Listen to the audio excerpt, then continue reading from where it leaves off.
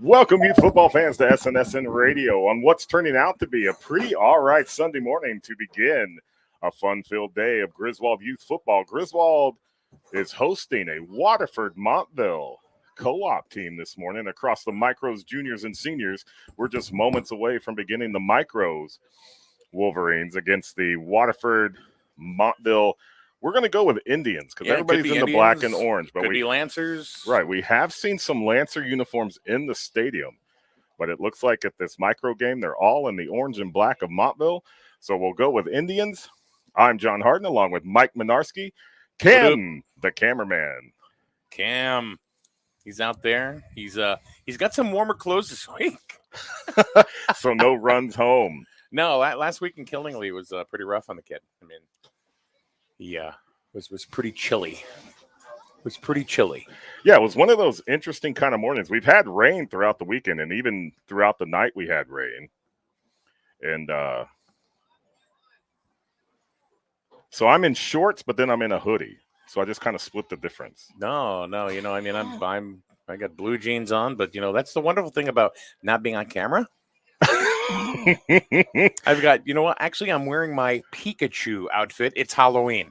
It is. Well, I didn't want to say anything, but I walked in, no judgment. I was like, okay. But if the little Pokemon balls start coming out and you start capturing things during the game, we may have an issue. But the captains are coming out to midfield for the coin toss. You will notice that number 2, Stephen DeRose, is in street clothes with just his jersey on. He did suffer a concussion last week, so he's under concussion protocol.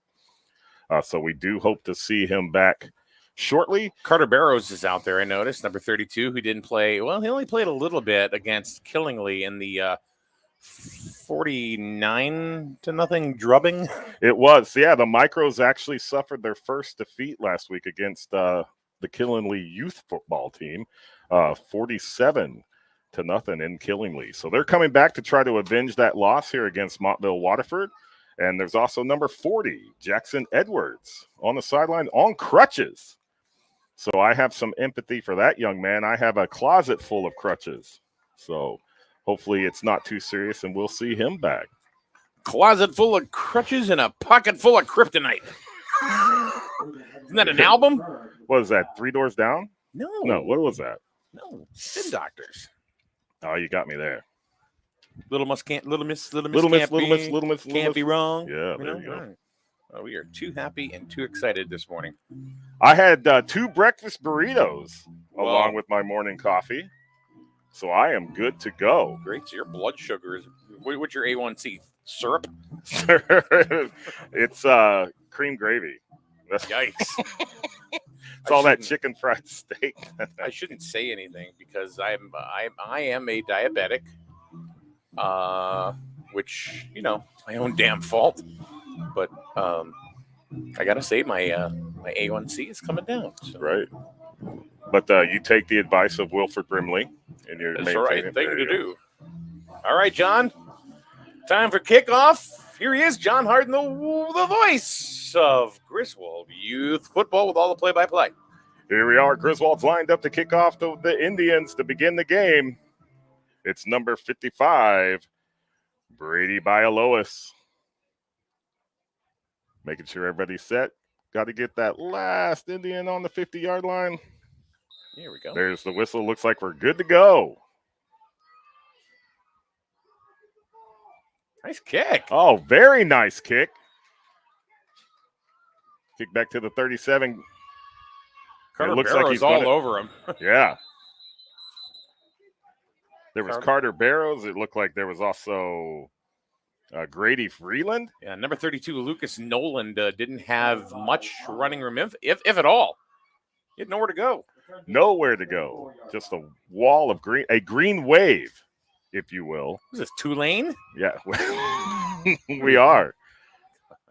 Or it could be Ponchatoula High School. That's where my cousin went. They were the Ponchatoula Green Wave near Slidell, Louisiana. You know where that is. That's puzzling. It's also kind of tiring to say and think about. It's just fun to say Ponchatoula. Ponchatoula. People are like, what? No more breakfast burritos for that guy. It's like it's 5 after 9, guys. Stop already. So here we are, the first play from scrimmage for the Indians. Number 4, Cameron Congdon under center. Montville kicking to the outside, crosses the 40, 45, 50, runs out of bounds. Looks like they're going to spot it on their own 48-yard line. Nice run by number 2, Jason Pelicia, or I think I'm saying Pelicia. How would you say that? Where's number 2? I got to find the roster for Montville is not in numerical order. No. So Pelicia? Is that correct? Yeah, we'll go with that. We'll go with that right now until corrected. But anyway, whatever it is, it's a first down. It's a first down, so it will be first down and 10 for Montville from their own 48-yard line. So one play from scrimmage, get to the outside, got a first down, get themselves a new set of downs. So really, it's going to be a test of this micro defense to see what they've instituted, what adjustments they've made since that Killingly game. As a whistle blowing the play dead already before it snapped. Oh. Yep, make sure they're not outside. Here we go. A little bit more instructional at this level. You know, it's not till, what was it, the juniors game where it was laundry day? Right. I think they were handing out flags at the gate for that game. Daniel DeFries tried to cut around the right, number 11.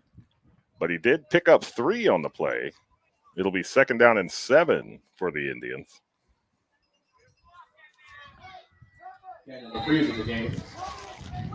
Look at that. Sun is out.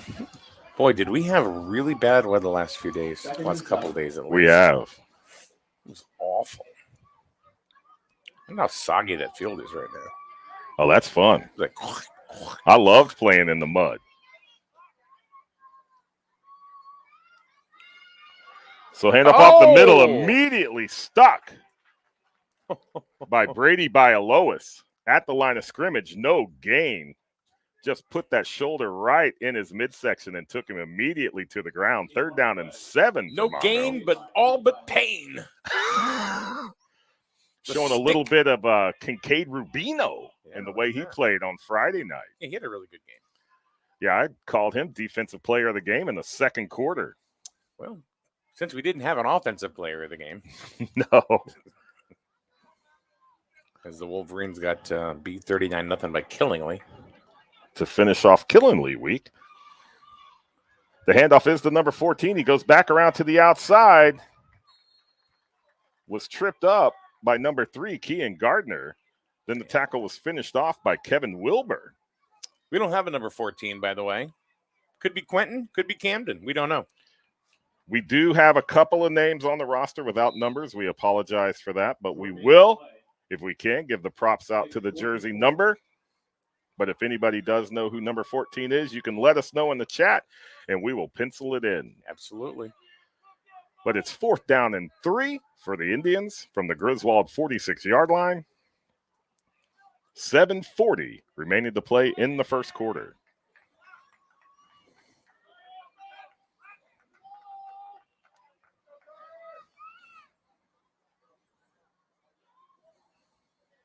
Handoff to number 2. Goes back around to that right side. Uh-oh. Another 1st down. And there's a flag. It might be a tackle out of bounds. I don't believe it's a horse collar. They were up by the shoulders, but I don't believe it was a horse collar tackle. We'll have to see what the penalty is. Oh, they're calling a horse collar. Really? Yeah.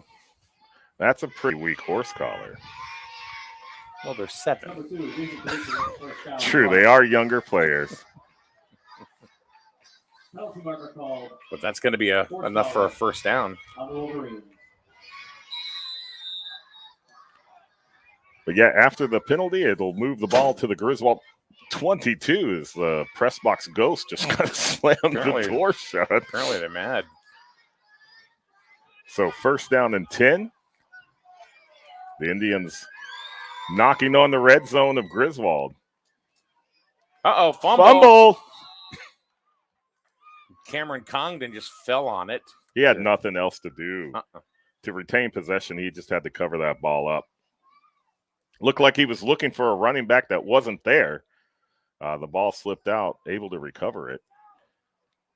But there is a loss of, what was that, 6?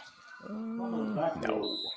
Loss of 5 on the play makes it 2nd and long. All right, PA. Ryan Palillo on the PA today says 5. We'll go with 5.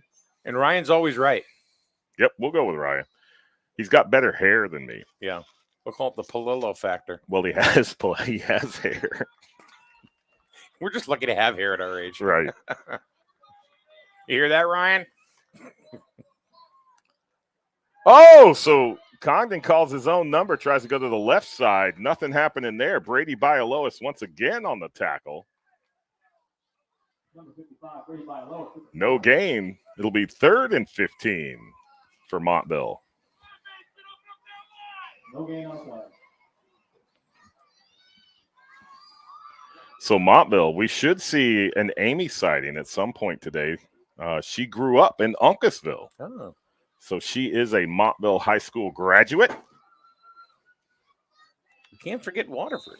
Can't forget Waterford. No, it's the orange and black. It's the Montville, Waterford, Montville, Lancer, Indians, Lancers. We don't know. Yeah. We'll try to get it all in, though.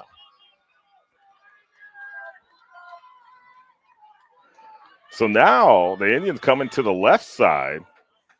So I'm going to grab a hold of the jersey, and it kept going. Hey, there you go.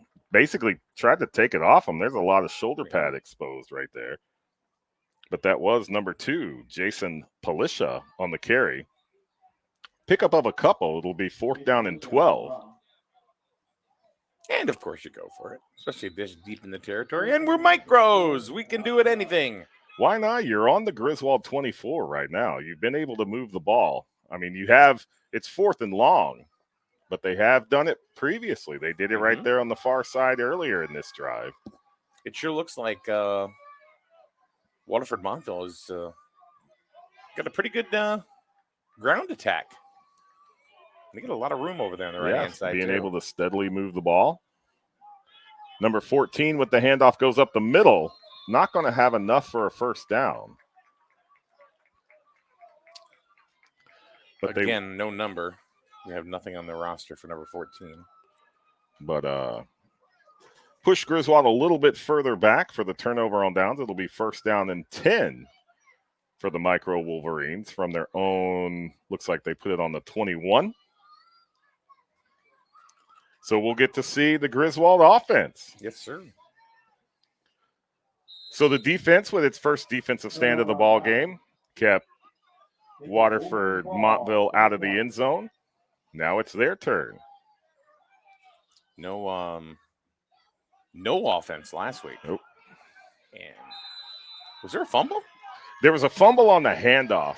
And looks like Waterford Montville has recovered it. So that's going to be a Waterford Montville first down deep inside of Wolverine territory. Yeah, that's unfortunate right there. Going from the shotgun, had a little bit of a delayed handoff to the back that was set up to the quarterback's right side. Mishandled on the snap. Turnover. Indians pick it up. It's now first down and 10 for Montville Waterford inside the Griswold 20-yard line. So they're beginning this drive in the red zone. Can the defense get another defensive stand?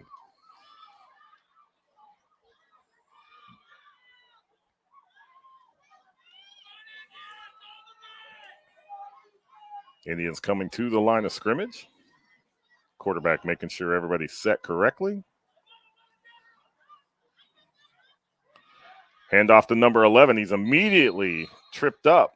Get a number 71. That is Alex Eldridge with the tackle. No gain, second down and 10. Montville Waterford. How's that coffee? It's okay. It's gas station coffee, so the price is right. And you buy 9 cups, your 10th cup's free. Wow. So that's the equivalent to 10% off. Very good. Yeah. I was good at the math. Yeah, it's anything over 99 cents, and then I have to use my toes. So keeping it on the ground again. Woo! What a stick. Bialoa said, no, sir.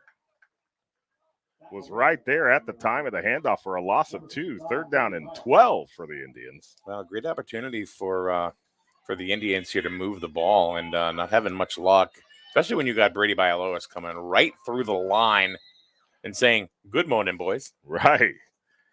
I think he's remembering last week, and he says that is not going to happen again. Yeah. So we do want to thank everybody for joining us early this morning. The games were supposed to be played last night, but the weather was not going to allow that to happen. They actually called the games a few days before and rescheduled them for today. So we do appreciate you joining us here at Wolverine Stadium for Griswold Youth Football. Third and long. Handoff to number 4. Trying to get to the outside. Nothing happening. Kean Gardner was all over that one.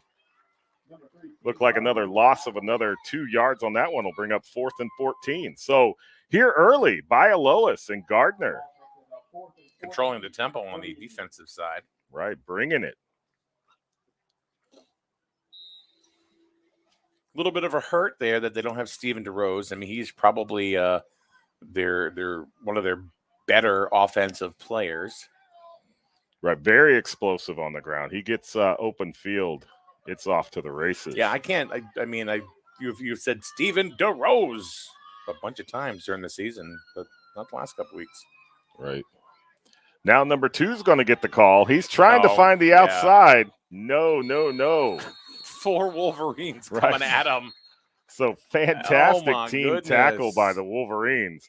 It's going to force another turnover on downs. So excellent stop by the Wolverine defense. The Indians have had a couple of opportunities down here deep in Griswold territory, but they've come up empty both times. Waterford Montville, they started the game with a couple of decent runs from line of scrimmage, a couple of rolls right, the first one, a couple for first downs, 10, 12-yard runs. But ever since then, the baby Wolverines have basically shut them out. But between Gardner and Bialois, woof, they're not going anywhere right now. No, Bialois right up there in the middle, Gardner to the outside, maintaining their assignments and their responsibilities and playing tough defense. So the Griswold offense with another opportunity, 1st and 10 from their own 25-yard line. From the shotgun, no less. Same formation. Oh! There they go. It's off to the races. That's Carter Barrows, is That it is not? Carter Barrows. He's running. trying to He's make past it. the 10. He's got the it. 5. Not a flag on the field. Touchdown, Griswold. Carter Barrows. 1:19 remaining in the first quarter. Griswold's on the board. 6-0. Well, that's the first touchdown they've scored in a couple weeks. And that's got to feel pretty good. That is. But Carter Barrows had a hole the size of a black hole in space and just took off through it. Like a black hole sun. And then he went hyperspace right on through. Kicking in the afterburners. 186,000 miles a second. It was almost like he was in a DeLorean. In the speed of light. So Griswold lining up. Turned on the flux capacitor. There you go. Too much? Maybe people are like, what are the 80s movies? So for the extra point conversion, the handoff coming to the right side. In, no problem. Is that Chittick? I think it's Gardner. Was that 3? Gardner? No. Or 6. Is it? Or no, you can't see. You're the one with the binoculars. 6. I didn't have it. There was 6. So Camden Friday. He's the littlest kid on the field. Yeah, and he was holding the football right in front of his jersey. We couldn't see the number. He's a little guy. You don't get to see him. It's like, no. Good job, Wolverines. So Griswold taking it 69 yards. Carter Barrows for a touchdown. They convert on the extra point. 1:19 remaining in the first quarter. Griswold's up 7 over the Waterford Montville Lancer Indians. We'll figure it out. I'm going to send a message right now and find out. See if we can get an answer on this.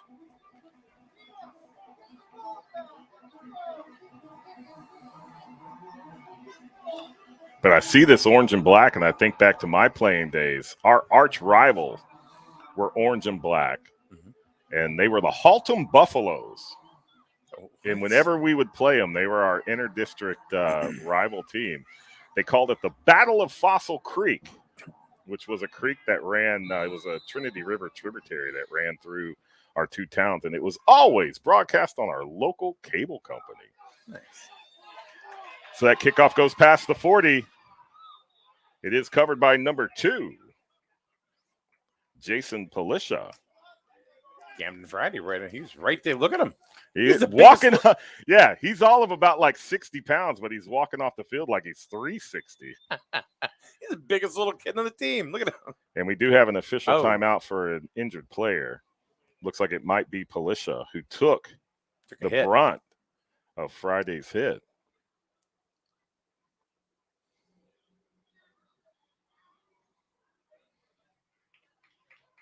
Coach kind of just scrapes him up and pulls him up. Gets him off the field. Walking off. Yeah. For the obligatory one play. He'll come back.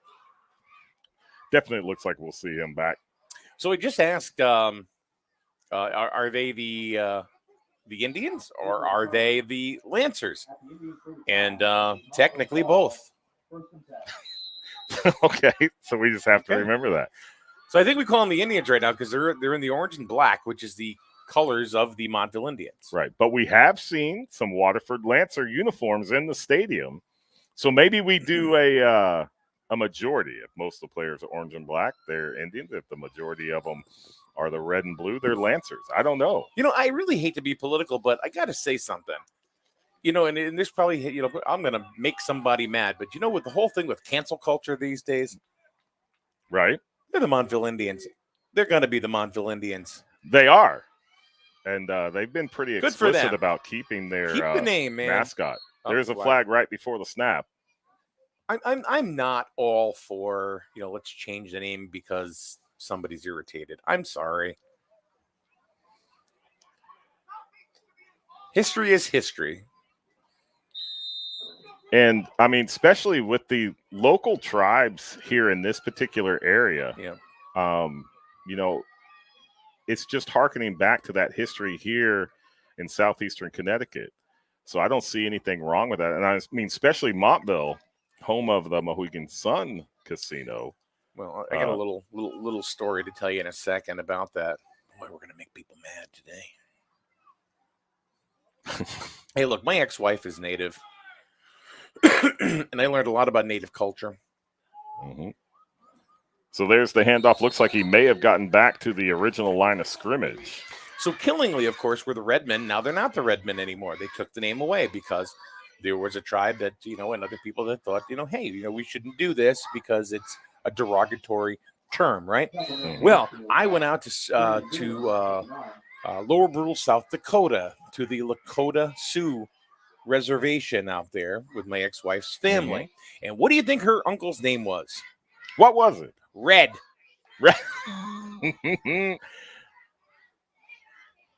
Good, great man. God bless him.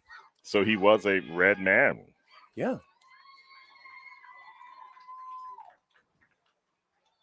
Christopher Rudger says, we're proud to be Redmen. God bless you, man. God bless you. So there's the handoff. Once again, Bio Lois is in on the tackle. Also looked like number 59. Grady Vreeland was in on that one. No gain. It's still 3rd down and 10. Yeah, it's interesting because, I mean, especially, now 2021, my grandfather's mother was Native American. Mm-hmm. So there's some Native American heritage in my family. And, growing up in Texas and then actually spending some time in Oklahoma, it was never an issue for us and my family. But that is the end of the first quarter. Your score, Griswold 7, Montville Waterford 0. All right, take a moment here just to go ahead and thank a lot of our sponsors that make it possible for us to broadcast games here at the Griswold High School Wolverine Stadium. It's a lot of fun to be here, and we are certainly grateful that we are able to do this. They're playing Randy Orton's theme song. You believe this? I do. God. All right, first and foremost, the Highway Campers, family owned and operated since 1967. Highway Campers, home is where you park it. That is for sure. The Jewett City Savings Bank, member FDIC equal housing lender with offices from Pawcatuck all the way up to Putnam, all the way up the East Coast to find out why they are your community bank. McGuire Plumbing and Heating in spacious Voluntown, Connecticut, and it is spacious out there. There's a lot of space out in Voluntown. Yeah. You could get lost. For quality plumbing and heating advice, Jeff will give you advice and not even charge you for it. I'm telling you. Free advice. I'm telling you, you want to talk about local. This guy's local, as all these other folks are. I mean, they have kids playing in these youth teams. So, right. So. And I do have to say, Tyler Blantz might be a Randy Orton fan. He was getting down on the sideline during the mid-quarter there. I was trying to look for JJ. He's a WWE fan. He was probably digging it. And, of course, Advanced Automotive, home of the Tire Queen. That's on Route 138 in Griswold. Give Bill a call. Tell him I said, hey. Hey. And Jessica, she's really So getting to the outside, Congdon trying to find somewhere to go. There's nothing happening. Advanced Automotive, Route 138 in Griswold. So we'll get to some more sponsors in a little bit, but thank you very much, folks. Now, these are community sponsors. These are people that are all about local. This is youth football. What is youth football? It's local. Keep it that way. We love it. Absolutely. So Kevin Wilbur, Kean Gardner in on that tackle. We got some mud on the jerseys. I was telling you, I love playing in the mud. Hey, sorry, Mom. There's going to be some dirty laundry tonight, but hey, this is where it's at. End of October, playing football, muddy field. Woo-hoo. So it will be 4th down and 10 for the Indians.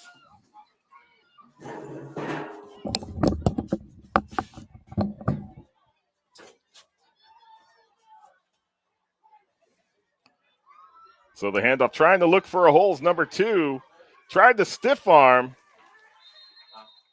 Not going to work. Not going to get out of the grasp of the Griswold defense. Looked like 4 Wolverines were in on that tackle. So once again, a defensive stand.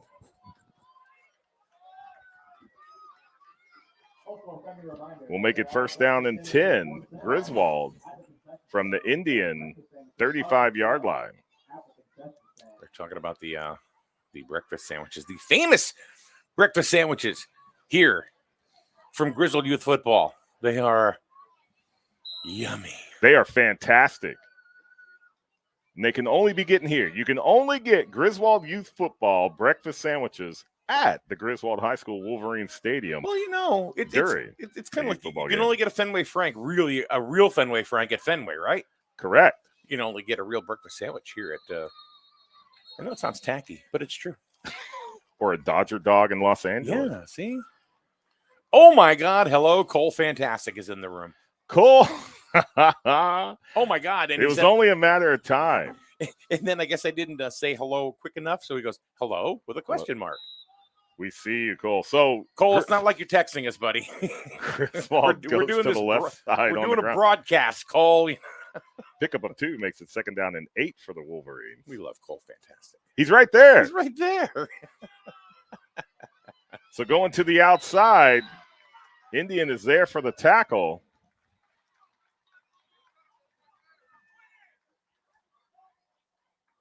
That's number 9. Oh, my phone went to sleep. Tackle made back to number 9, Bryson Taylor. Bryson Taylor on the tackle. Official timeout with an injured player. It's the second one today. I really hate to see that. That's a little Camden Friday. Camden Friday, yeah. The kid's got no fear. No.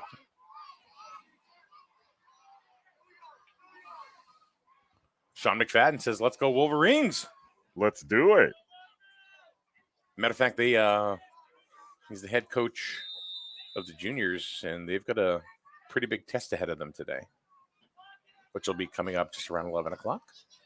Yes, they do. We've got Micros, Juniors, Seniors, Griswold Youth Football coming to you live, hosting the Montville Waterford Indian Lancers. Ooh.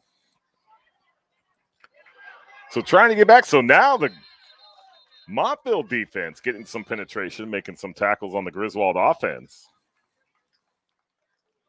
Was that 36 that was on the tackle? Possibly.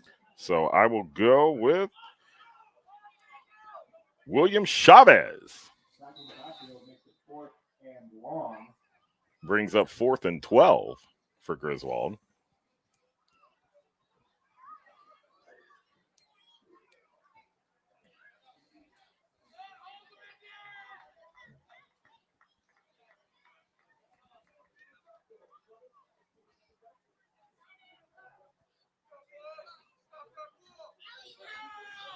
So handoff to Gardner. Gardner getting to the outside, gets past one defender, past the 35, past the 30. Oh, tripped up.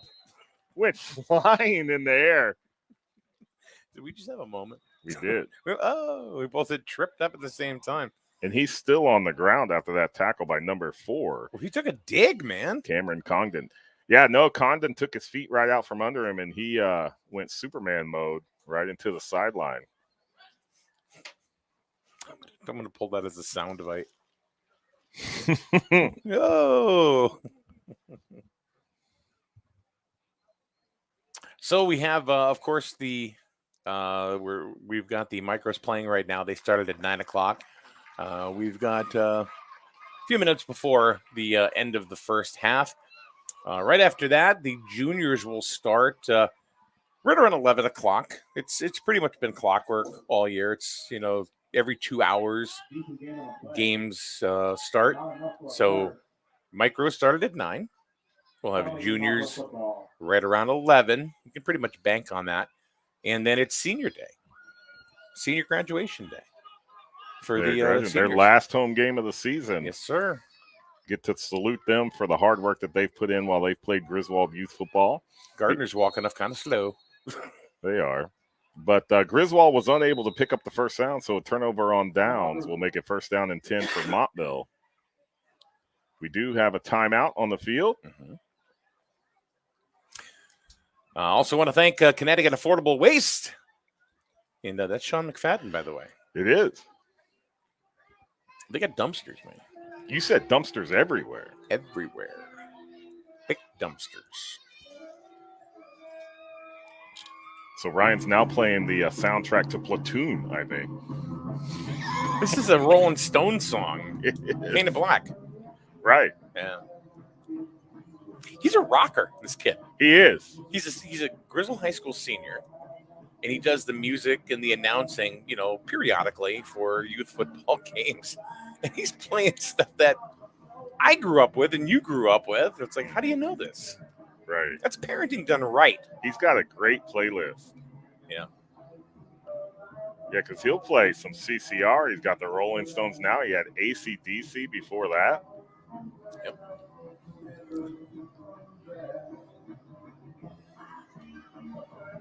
Connecticut Affordable Waste. There it is.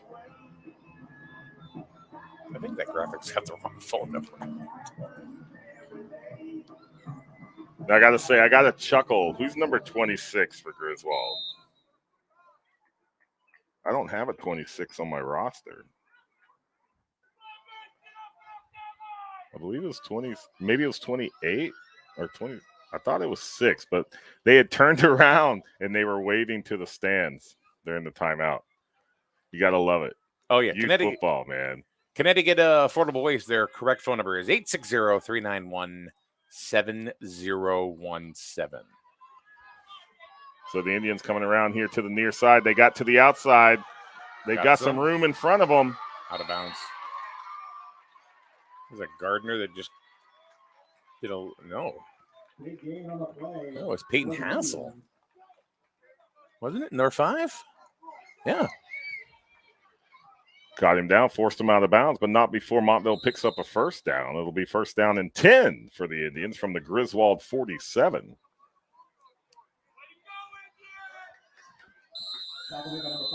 Well, so we just heard from the crowd. Way to go, Indians. So I think we got... Well, there we go. We will follow the crowd.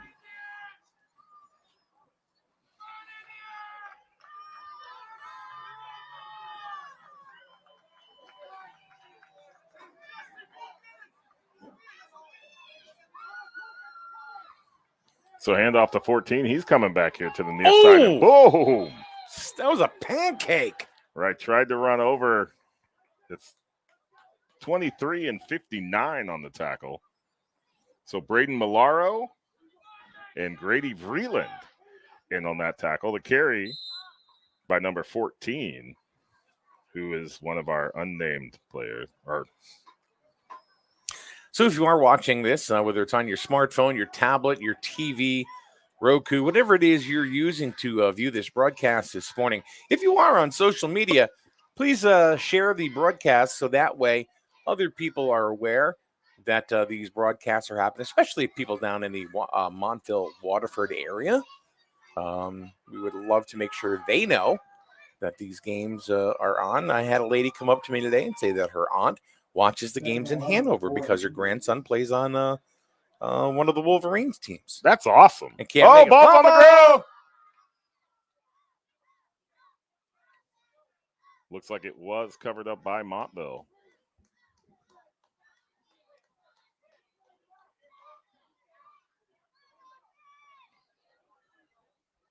But that will back up the Indians another couple of yards. Anyway, and we've heard that right through, doing, youth baseball, right up into football and, how people enjoy these broadcasts. They And did. We've had an I'm international audience. Yes, we have. Absolutely. And I'm certainly glad that they do. That's why we do it. Yeah, it's a blast, and we're able to, bring these games to people that may not be able to come here in person, but they're able to watch their players and their teams on SNSN radio. So, Yeah, nowhere. had nowhere to go, got turned around very quickly. They got pulled down right on the other side of that 50-yard line light tower. But it looked like Jarrell General was coming off the bottom of that tackle. Loss of 1 on the play. We'll make it 4th down and 16 for the Indians. That's a long way. That is a long way. Especially for these little guys. Yeah, you normally, like an adult can walk off a yard. It takes a couple of steps for these guys to go a yard. Remember, these guys are what? 3rd graders? 2nd graders? Youngins, as they say back home. I got a little video of them coming in going, "We got your back, Wolverines." So there's the toss to the time. far side. Trying to get to the outside. Carter Barrows with a handful of jersey. Makes the tackle. Turnover on downs. So once again, the Griswold defense able to stop the Montville Waterford offense. Turnover on downs makes it 1st down and 10 for the Wolverines from their own from the Indian 46-yard line. Well, it looks like Wolverines made some adjustments after the first set of downs, or even the second set of downs from offense from Waterford Montville. And ever since then, they haven't been able to get anywhere on the ground. Right. Well, that's an important part, like in-game adjustments. We've talked about it with the Junior League baseball team, on numerous occasions, and making those plate adjustments at the plate, in-game adjustments. That's something that we need to see more of, especially at the high school level with our team. Oh, yeah. I hear the high school baseball team at Griswold's looking for a coach. They are. They do have a job posting for a baseball coach. So there's the handoff. Oh, split of defenders, but it wasn't able to get through. Brought down around midfield. Jason Palisha was all over that one, as was 44. Looks like Daniel DeFries was in it, and Dylan Hyde, number 44. I'm glad you saw that. No, the 44, because the 44 is above the 11. I know. They're not north. Well, who thinks this is a good idea? And we get it a lot, do we not? We get it a lot. We get rosters, and they're not in numerical order. This one's not numerical or alphabetical. They're making us work. How is that a good idea? Ooh, stiff arm. Comes back across another the 50. One. Still fighting. It wouldn't go. Got down to the 43-yard line of Montville. Carter Barrows was stiff arm, followed by stiff arm, followed by stiff arm. Irina says, "I'm connected with your radio. Thank you. You are welcome. We will watch at 1 o'clock when my grandson is on schedule to play." Ooh, a senior. And then Pokemon Lover says, "These are 4th graders." See, they're mad at you now. Yeah, well, get over it. So the play is whistle dead. It's 3rd down and 6. Should see my comment in Griswold Now last night if we really want to tick someone off. Show you at halftime. All right. But I'm thinking with all these things you post, I may have to get Facebook just to see. Get a troll account, man. I'm telling you, get a troll account. Nobody will know you're there. No, because I'll have to open my mouth. There's Rowan Birmingham. Got a couple. So a pickup of 1 on the play. We'll make it 4th down and 5 for the Wolverines.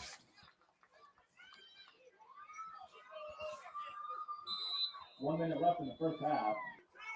Wow, this is that's very fast second half. Well, first half. We didn't play the second half before the second first quarter. Half, yeah. Timeout, Griswold. That's Griswold's second timeout. Oh, goodness. So, yeah, we're at 50 seconds remaining in the first half. Yeah.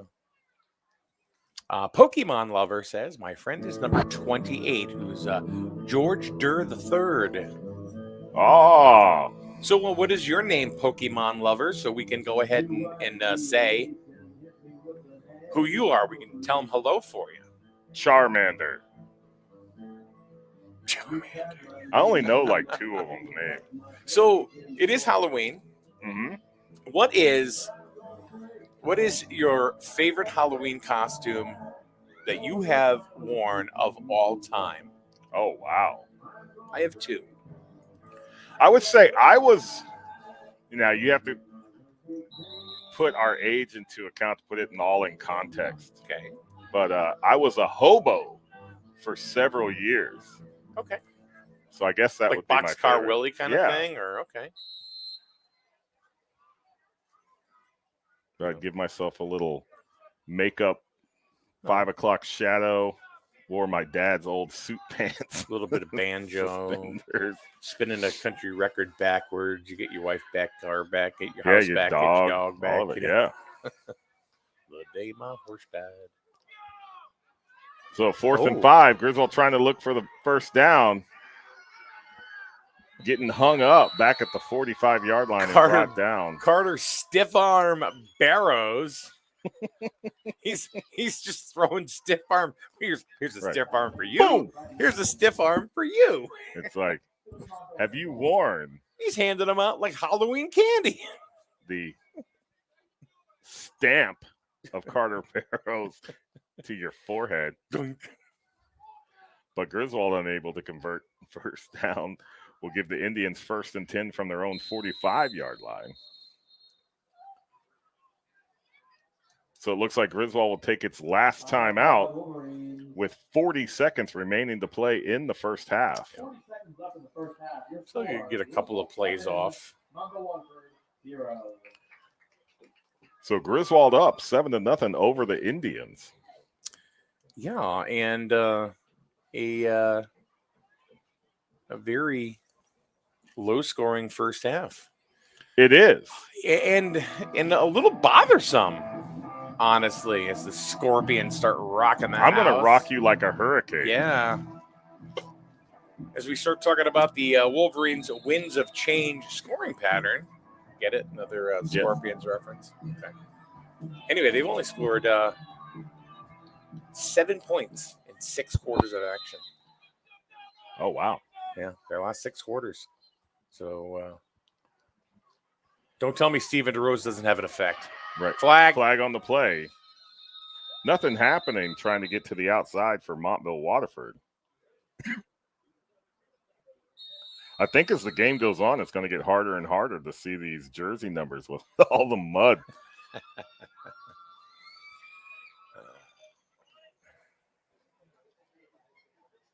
There's a hold against the Indians, so that'll back them up 10.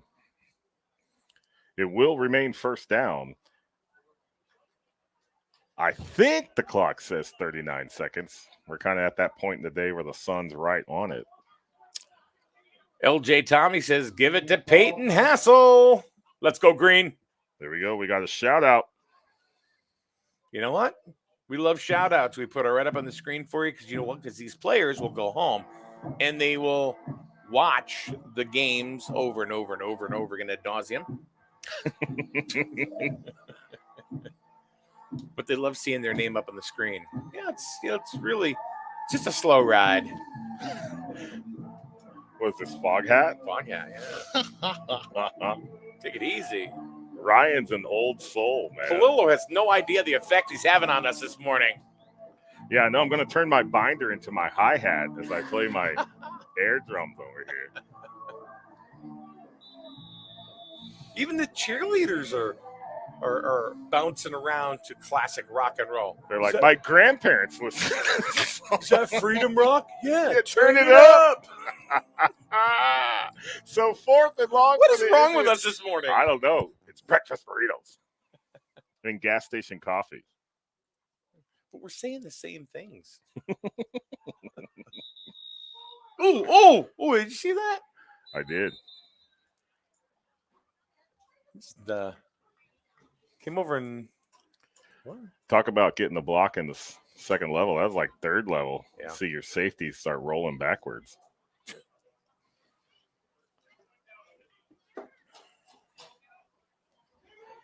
So the play was whistled dead before the snap. We're going to restart. Probably going to be the last play. Hand off to Of the number half. 2, trying to fight to the outside, and there's just Wolverines all over him. Jason Palisha with the carry. Pickup of about 1 on the play. I think they're going to get another playoff Timeout here. call by the Indians. Oh, well, timeout. So, yes. So timeout, Montville, Waterford. Now the Beastie Boys. He's messing with us now. I think he can hear My us. God. What are you doing, Palolo? There's no sleep till Brooklyn unless you're on the train out of New Haven, and then both boys, they're out.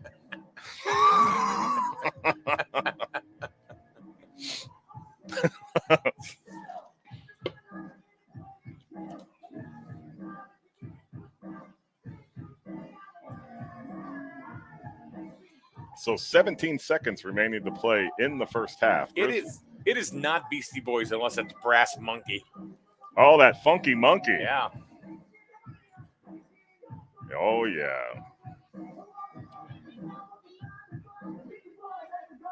Kicking it line. So second down and long for the It's Indians. not even 10. No. Full night's sleep. That's what happens.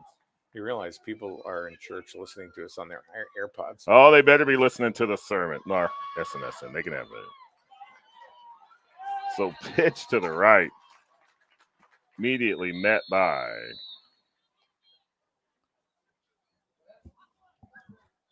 trying to see that second number. It's 13. Rowan Birmingham with initial contact. Montville takes its second timeout. 7 seconds remain on the clock. It's third down. Timeout call. It's So- a pretty even game, actually. I mean, It's we're kicking very around even. and stuff, but it's a very even ball game. No, it's going to be a good. Oh, my goodness.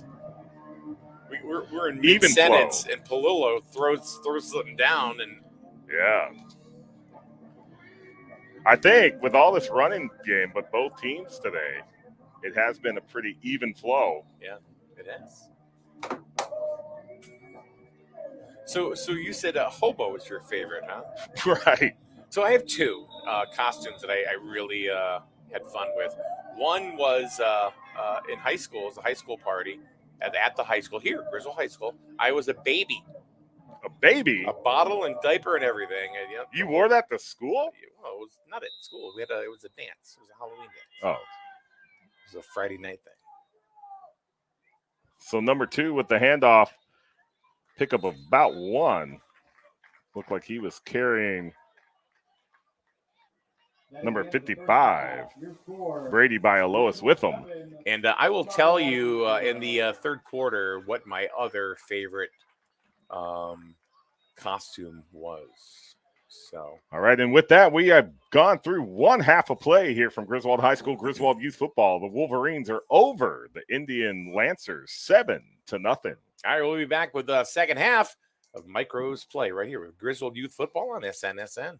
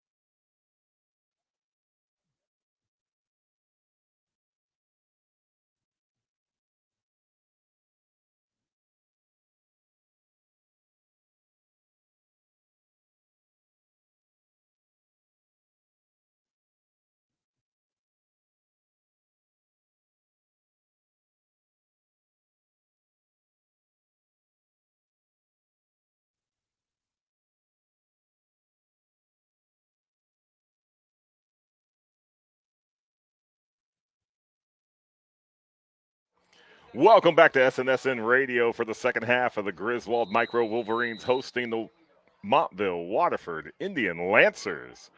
After the first half, Griswold still up 7-0. There is the kickoff.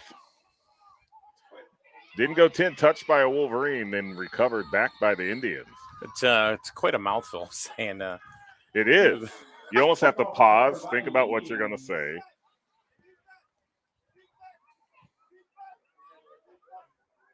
So the kickoff only went about 6 yards.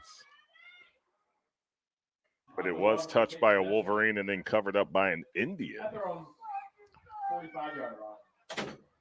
So it will be first down and 10 for Montville Waterford from their own 47-yard line. Now, this is anybody's ball game. It's been a fantastically even ball game in the first half. I mean, Griswold's only up 7-0 over Montville Waterford. Like we were saying, both teams with a pretty strong ground attack, but both defenses stepping up. You know, with the exception of the 69-yard run by Carter Barrows, that's the difference in the ball game. Yep. That's it. That is it. One play.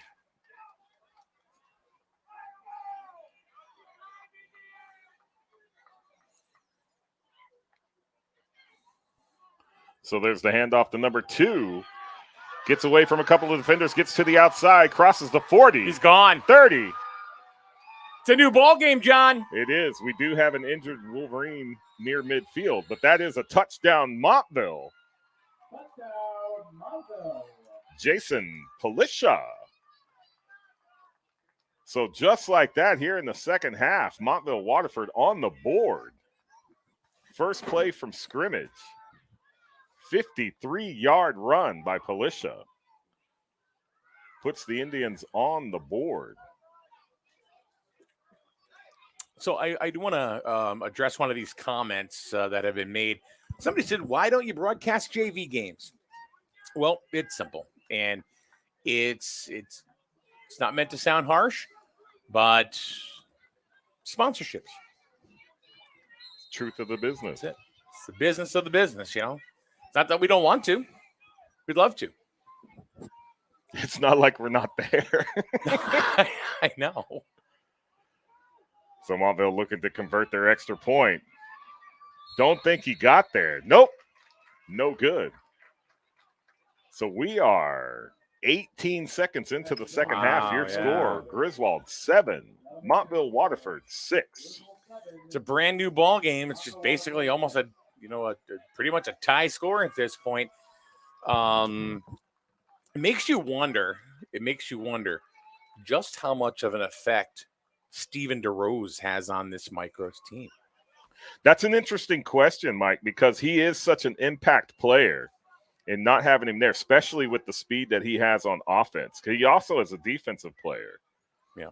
But I think it is a little bit missed here with the Griswold offense that they don't have that offensive weapon available to them. Well, you know, even let's even look at the Griswold High School squad. Okay. With Kyle Kessler. He came in for a couple of games. Definitely a game-changing athlete. Was up for ECC Player of the Week. Yeah. And, well, he didn't play this week. I guess the team hadn't seen him all week. No, basically a no-call, no-show. Mm-hmm. And you can definitely see the difference in the impact. Right. They didn't have, because definitely provided an impact on offense. And there's the Montville kick. Goes 5. Touched by an Indian. Quickly recovered by a teammate. But it will be Wolverine football from the Montville Waterford 47-yard line. Cole Fantastic says, can you ban people from the stream? Yes, we can. What is he challenging you? I don't know. I don't know. What's that question? I don't know. That's interesting. And Wally says, good morning, gentlemen. Morning, Wally. It's like we're talking on a CB radio. Springer and I have Wally Oconee. I got an Oconee. We got a Smokey Bear up there at the 17-mile marker showing his bubblegum machine. Go ahead, break. So, the Wolverines 1st and 10 from the Indian 45. There's a toss. looking for something to the outside, cut back to the inside. Nothing. M&M's. Look at this. Cole Fantastic is hooking us up. He is. Which one you want, John? You want orange or green? Or you want green or orange? Yellow. You want yellow? Yellow. I'll take yellow. You know what? That's cool. You know why? Why is that? I got a yellow one down here.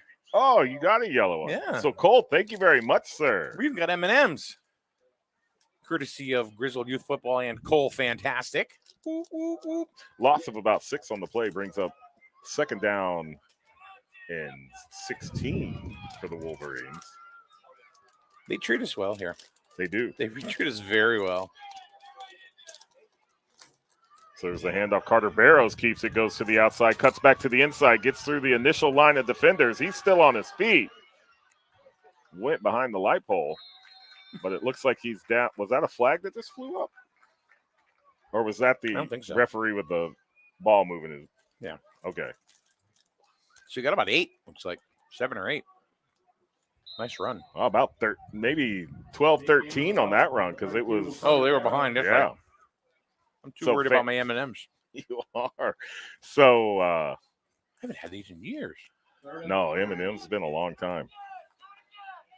So Griswold about 3 yards from a first down. They were in a 16-yard deficit. Now back to more manageable yardage.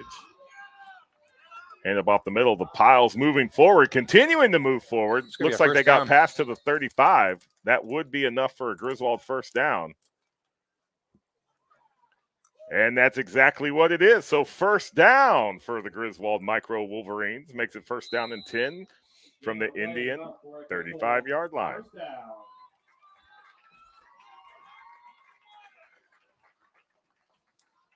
Let's see if Griswold can come back and score and answer quickly to that opening second half touchdown by Waterford Montville.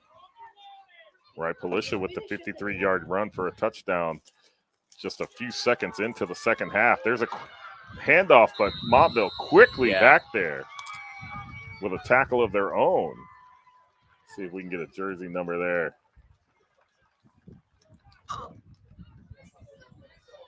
They disappeared into the mass of bodies.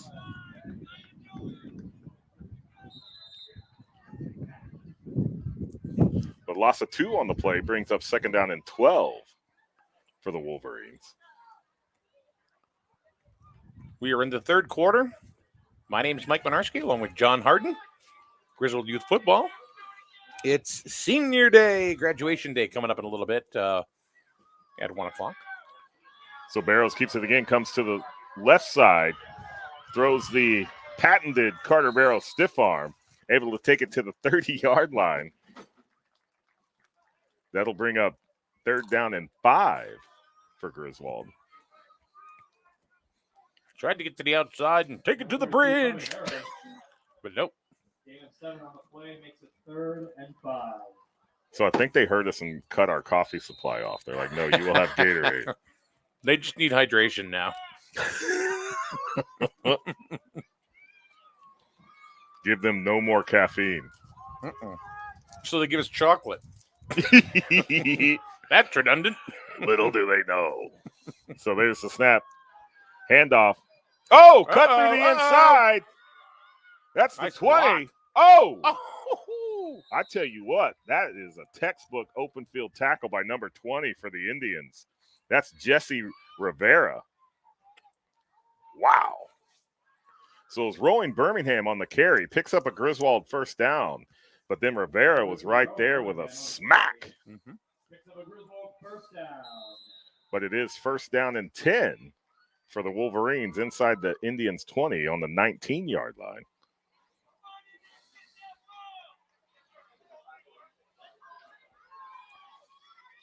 It's amazing what at this micro level, some of the plays that these players are able to execute. I think they're just fun to watch. Oh, little misdirection. Fooled me. That's not hard, but able to fight forward for about a yard. We'll make it second down and 9 for Griswold. So I was telling you my favorite Halloween costume Your baby. was a baby. I was a baby. My second one was Ozzy Osbourne. That's quite a difference. Oh, yeah. I was actually just trying to be a hippie, but everybody started calling me Ozzy, so. So you're on. Oh! Fistful of jerseys stops the forward progress. Number 12, Matthew Lodato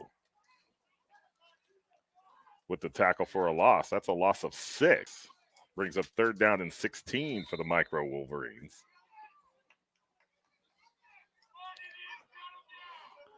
So you were on a crazy train and never wanted to stop. No, I was barking at the moon, man. Looking for Mr. Crowley. Did you walk up and down the hallways going, Sharon? Hello. No, I didn't. So Barrows just keeping that arm out. Fights back just inside the original line of scrimmage. Depending on the spot, it'll be about 4th down and 9, 4th down and 8. You imagine if Barrows keeps doing the stiff arm right through high school? Oh, yeah, with this. It's like, boop, boop.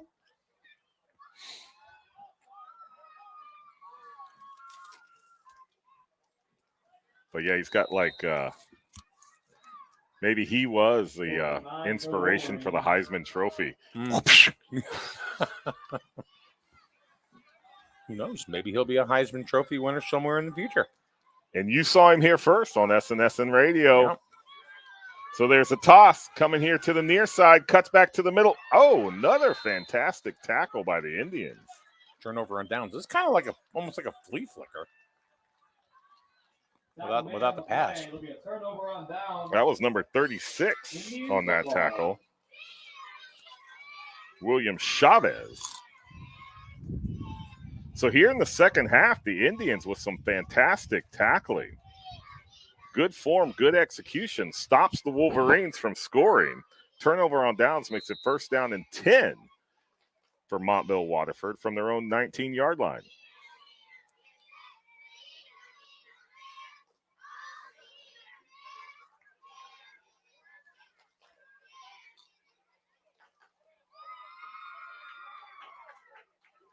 I'm really enjoying these M&Ms. You are, like, you've gotten quite, since they brought M&Ms, it's like, I've turned the microphone down so I can crunch. So we have timeout Griswold. Wolverines call timeout. So 3:25 remaining to play in the third quarter. Griswold takes its first time out of the second half. Your score, Griswold 7, Montville Waterford 6. You need tires for your truck? I do. I still have that slow leak in my right front, so I have to get that checked and corrected. I guess I'll have to see Jess, the tire queen, at Advanced Automotive. I'm telling you. My darling Melissa is bringing her car there tomorrow morning.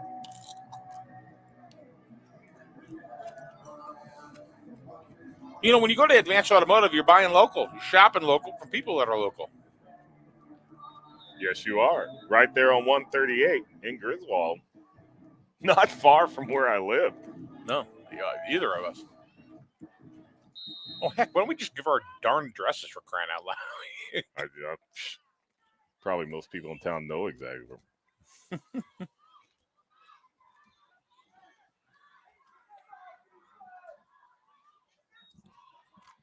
Handoff to number 11. Went to the right, cut back on a counter, back to the inside. You almost had some daylight there. Almost, but the Griswold defense able to collapse that gap that was put together by the Montville offensive line. Well, almost only counts in horseshoes and hand grenades. So that's what I've heard. But Daniel DeFries on the carry. You ever play hand grenades? I've never played hand grenades. I have played horseshoes. It's kind of dangerous. Yeah. 2nd and 6 for the Indians. Shrapnel, personal foul, 15 yards. But unfortunately, you have a very short career, I think. In that. And the last player was Lieutenant Dan. Lieutenant Dan. Oh, so a fumble on the handoff recovered by Montville. That's number 2, Jason Palisha, covering up the ball. But it will lose a couple of yards. It'll be 3rd down and 8 for the Indians. Did I ever tell you I met Lieutenant Dan? Did you really? I did. So I was in the Navy, and my boat had pulled into Jabal Ali in the United Arab Emirates. And I had first day duty, so I was at the ballast control panel loading potable water, pumping sands. And I could hear my cobb, chief of the boat's voice behind me. And he said, I'd like to introduce you to one of my chiefs. This is John Harden. He's in charge of our radio room. And I stood up and turned around, and Gary Sinise was standing in our control room next to our chief of the boat. And he put out his hand to shake his hand, and he goes, I'm Gary Sinise. And I was so taken aback that he was right there. I said, yes, you are. I would have looked at him and went, Lieutenant Dan. He probably hears that all the time. Yeah. But nothing happening on that run to the outside for Montville, so it's 4th down and 9 for the Indians. Well, pretty good with them legs, Lieutenant Dan. Well, that's because it was a movie, Forrest. There was a movie. But, yeah, that was my introduction to Gary Sinise. And he kind of looked at me kind of like with this weird look like, yeah.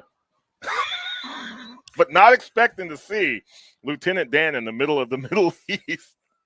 Yeah, I know. How's that happen, Yeah. Well, he's very active with the armed forces in the USO.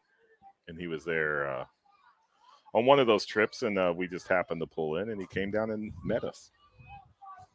45 seconds left in the 3rd quarter. This is a very fast-moving game. It is very few penalties. Keeping the clock running with this running game. We have yet to see a pass in this game. Looked like there was movement on the line. It's happened a few times, and, they don't really throw offsides on the defense. They don't really throw a lot of flags at this, in the micro divisions. But when it's blatant like that, right, they're going to toss it. You will. So the 5-yard penalty will give them 4th down and 4. No, and that's good. It's got to be instructional here. It's fun, watching actually, the refs, because they get a little tougher in the juniors game, and then they let it all hang out in the seniors. Oh yeah, no mercy on the seniors. So there's a handoff to number 2. He's getting to the left side. He has some daylight. He crosses the 30. 1st down. Tackled around the 45-yard line. But that will pick up an Indian 1st down. 1st down and 10 for Montville Waterford from their own 45-yard line. So we were curious, and are these the Indians? Are they the Lancers? One team that I've seen, and I don't know if it's the juniors or the seniors, I'm assuming it's going to be the juniors. They're actually in Lancer uniforms. So they'll be the Lancers. Right. Mixing it up.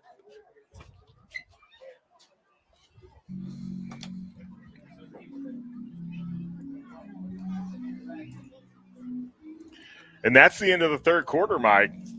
Very fast-moving game. Your score still Griswold 7, Montville Waterford 6. 10 minutes of football left to play. Ball 1st down and 10 from the 43 for Montville. I think this is the fastest-moving game we've seen all year. I would agree with that. Even we've seen games with running clocks that seem to go slower than this one. Yeah. I mean, essentially, we have had a running clock. True. Very few penalties. No incomplete passes. Total running attack by both teams. And we're 7-6 going into the 4th quarter.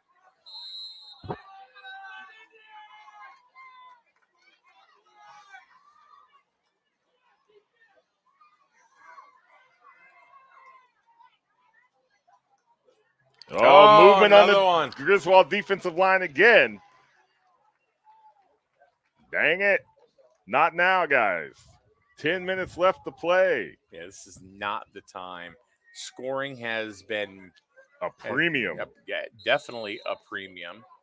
The Wolverines are holding on to the slimmest of leads. They just give the Indians a cheap 5 yards. I mean, both touchdowns in this game. One was a 69-yard run by Carter Barrows in the first half. And then to start off the second half here, you had a 53-yard run by Jason Palisha for Montville. And that's the scoring. And there's a JJ trying to get our attention. Probably wants money. So the handoff to number 2, trying to get to the outside First break down. for the first defender. He's into Griswold territory. And a first down. So here come the Indians. They are on the move. First down and 10 for the Indians at the Wolverines' 43-yard line. First down.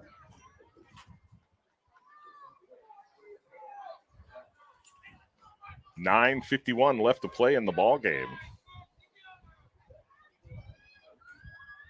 Montville Waterford with the ball.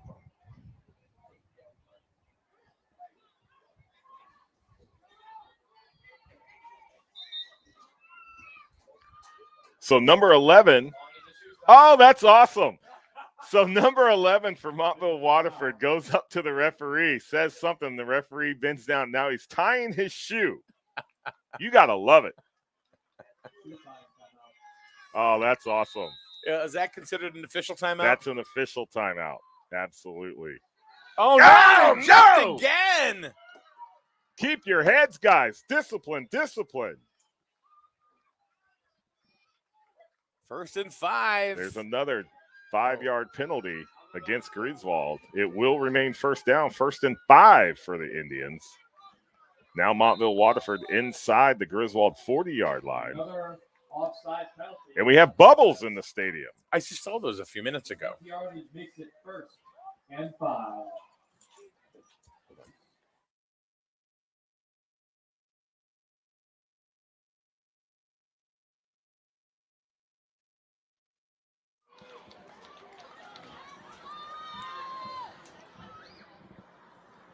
Another one. He did it again. You've got to be kidding me. I don't think they threw a flag, though. Oh, There we go. He figures, well, I might as well now because I think everybody in the stadium saw. Oh, false start. He was drawn off. Oh, my goodness gracious. So we'll just back that up again. It's now first down and 10. Penalty yardage makes it 1st and 10. Also, a friendly reminder. So still 9:51 on the clock. We haven't even started the clock. There hadn't been a snap, but we've had 2 penalties, Mike.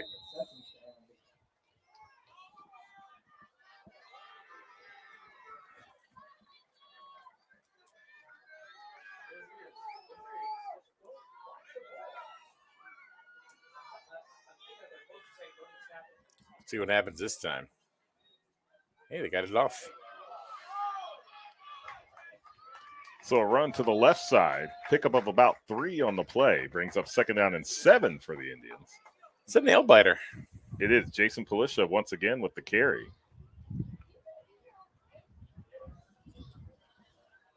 But we were able to actually get a play off from the line of scrimmage and start the clock again. Griswold has to stop the Indians here. They cannot afford. So I have to address Pokemon Lover.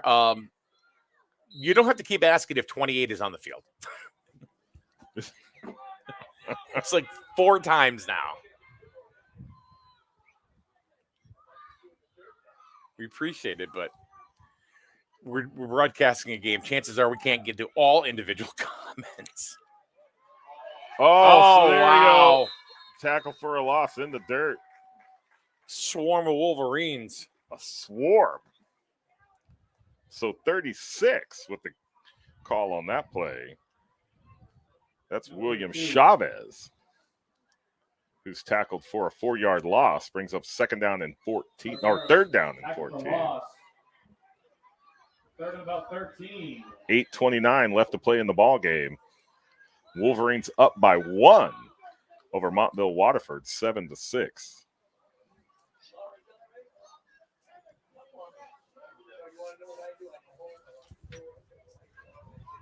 I now have iced coffee. Right? When the wind picks up, it's pretty chilly. Yeah. When it dies down, it's absolutely gorgeous out I'm here. glad I got my jacket. So the handoff to number 2. He's looking to the outside. He's got Tried to Barrows cut on back. his back. He tried to cut back, there was nothing there, and I think that's where he lost all his momentum. He did. Was tackled at the 45-yard line. He was wearing a Barrows backpack. Wow. This terminology break brought to you by John Harden. It's the Gatorade. And this isn't the light kind. This is like fully sugared, right? Yeah. Oh, Cole, fantastic. We like our Cole Fantastic. We do. 4th down and 12 for the Indians. For those of you who don't know, it's Cole Birmingham. It is. And he helps us every single week when we're here and brings us beverages, sandwiches, all this stuff. He will make somebody a fantastic husband someday.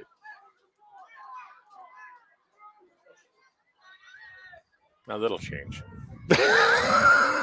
So there's the handoff to number 2 coming He's here trying to to the get near side. off There's a flag on the play. Oh, still on his feet. Oh, Cuts to wow. the middle. 15, 10, 5. Maybe a Montville Waterford touchdown. I think it's coming back. But I believe it's coming back as well. There's a flag sitting at the 45-yard line. It's going to be holding on Montville Waterford.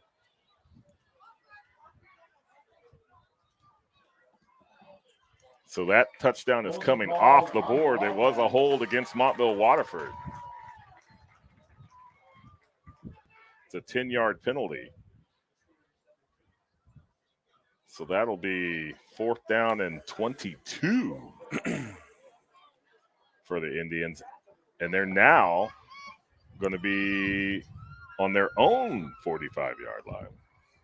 So Peyton Hansel tried to push him out of bounds, but it didn't happen. And then he just kind of cut back towards midfield and kept going. He did. So great play by Felicia. yeah, that was an awesome run, but too bad it had to come back. Fortunate for Griswold. 6:42 on the clock. Very fortunate for Griswold. Now it's 4th in California. You like that? I use it a lot. You do say that. What? It was another Ryan Palillo game where he said something like 4th down and forever or Something like that, yeah. Palillo, he's the announcer of the future, man. Felicia with the call again, trying to get to the right side. Nothing happening there. Turnover on downs.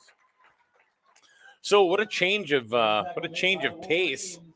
You know, all of a sudden, it looked like the Wolverines were going to be down a TD, but it gets called back. And now Waterford, Montville, turns it over on downs. On the tackle by Silas Velasquez. That's not a name we've said There a lot. you go. Good job, Silas.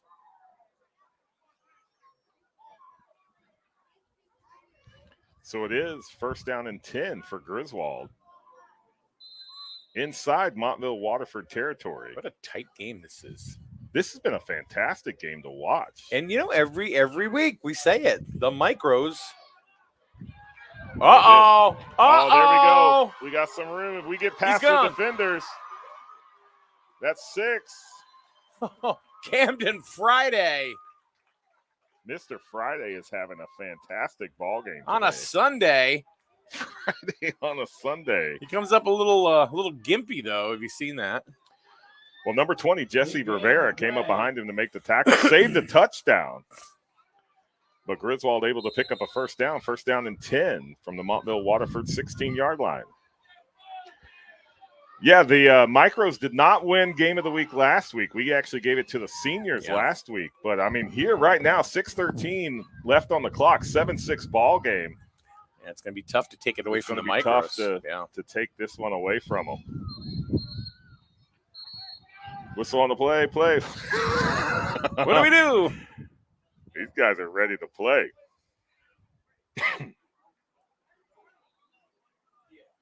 They're discussing it out on the field. There's something. Too many men on the field? Uh-oh. Nope. Oh, a substitution? That's interesting. Okay. Well, we don't really know what happened there. We had a personnel substitution, no flags. There's a snap on the ground picked up by Barrows. Uh-oh. Gets away from a couple of defenders. He's still trying to fight his way. He's still on his feet. He's Let him down to the go. 15. Still gonna get about maybe a yard too. Oh, my goodness. Fantastic run by Mr. Barrows. Was initially met in the backfield by number 58, which I do not see on my roster. Just call him Jonathan. Number Or John. 50 for Bassick. Jonathan. I will to the day I don't do this anymore. I will never forget the way we got a roster for Bassick High School on a hanging folder, in Handwritten. crayon. Yeah. So handoff once again coming to the right side. It looks like Kean Gardner trying to cut through two Montville defenders. Not going to happen. They brought him down to the turf. Third down. Number 32 and number 12. Looks like number 12 is still on the down, ground. yeah. Number 12 is Matthew Lodato. 32 is Lucas Nowland. So we do have an official timeout for an injured player. 4:55 remaining in the ball game. You got tomahawked. So have you been watching the World Series, Mike? Not at all. No Not at interest. all? No interest. That's baloney. No interest. Could care less about the Astros. Could care less about Atlanta. Sorry. It's the Fall Classic. Yeah, I know. Because, I'm sure they're doing big numbers on Fox right now. Not. I'm telling you what, I think it is. People would rather watch The Masked Singer. What is it, season 6 of The Masked Singer, right? But I think it's serendipitous for Atlanta that they're in the World Series and that they have some games there in Atlanta with the All-Star game being taken out and moved to Colorado. They're trying to win it for Hammer and Hank. Hank Aaron. I know who that is. Well, sometimes when you say Hammer and Hank, they think Hank Greenberg. I think it depends on what generation you are. I saw Hank Aaron hit his 714th against. You know who he hit it Timeout, against? Montville. Do you know who he hit it against? The pitcher? Yeah. It was a No. Dodger. Okay. Number 44. Sutton? No. Who was it? No, Sutton's on his cell phone. What was it? Al Downing. Al Downing. Wow. I like that for trivia. There you go. You get a little pie in your Trivial Pursuit Yeah. circle thing. I'm dangerous at Trivial Pursuit, man. I'm dangerous. Now, I tell you what. So is Melissa. Oh, We're yeah? unbeatable as a team. Now, you get me in a spades game or a euchre game, you got a battle on your I'll hands. play spades. Yeah? Yeah, we'll take you out. You're going down. Does Amy play? No. You need it. What about hearts? I'll play hearts. Yeah. Hey, hearts, spades, euchre, dominoes. I'm there. Dominoes. See, those are games. It's like, what are you playing today? Dominoes. What are you playing? Minecraft. I mean, Right. come on. These games, you have to think. You do? You have to,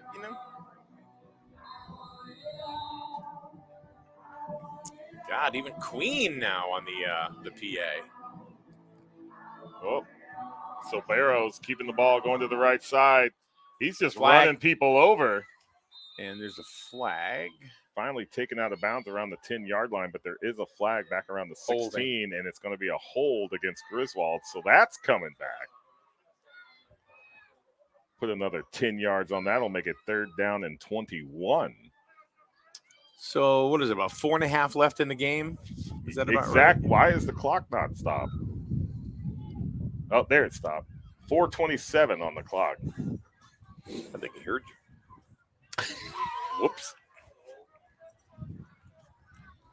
4:27 to go. So There we go. a little bit of clock management now for the Wolverines in their 1-point lead. Starting about 18. I think they really, to get some comfort here, they need to convert this first down. Yeah. Even better would be to score, Exactly. make it a 2-possession ball game. So there's the toss to the right Uh-oh. side. Little high, brought back down. Oh, No. So so fourth Peyton down. No, Camden Friday once again. It was Friday. They're using Friday a lot from the backfield now. If you notice, so with Stephen DeRose being out, Right. Well, it does open up opportunities for other players when you do have a player down. Not that you want to see a player go down, but it does open those opportunities. And on the tackle was number 35, Thomas Missouri. So the juniors are getting ready. They're lining up in the end zone, ready to play their game here in just a couple of minutes. there's a Taz sighting down there. Fourth and long for the Wolverines. Is that Max? That is Max. That is Max. Oh, look at this. Carter Barrow. Oh, he almost had it. He was going to go. Oh, tackle made way behind the line of scrimmage. Well, it doesn't matter. It's going to be a turnover on downs, but I'll tell you, if he turned the corner, he could have been split into the promised land, but nope. But Bryson Taylor said not going to happen. Not on my watch. So turnover on downs will make it first down and 10 for Montville Waterford from their own 29-yard line. 3:17. Montville Waterford and Griswold, I mean, they're playing a tight game. The flags have been coming out a little bit more. Here in the second half, And, correct. Oh, if you take a look, by the way, outside the broadcast booth, see, they're in Lancer uniforms. They are. They're lining up on the track around the 20-yard line on the opposite side of the field. So we'll have the Montville Waterford Lancers for the junior game. So here, the Montville Waterford Indians under center. Hand off to number 2, trying to get to the outside. And, the ball's on the ground. Who's got it? They got to break the pile apart. Griswold, cover the ball!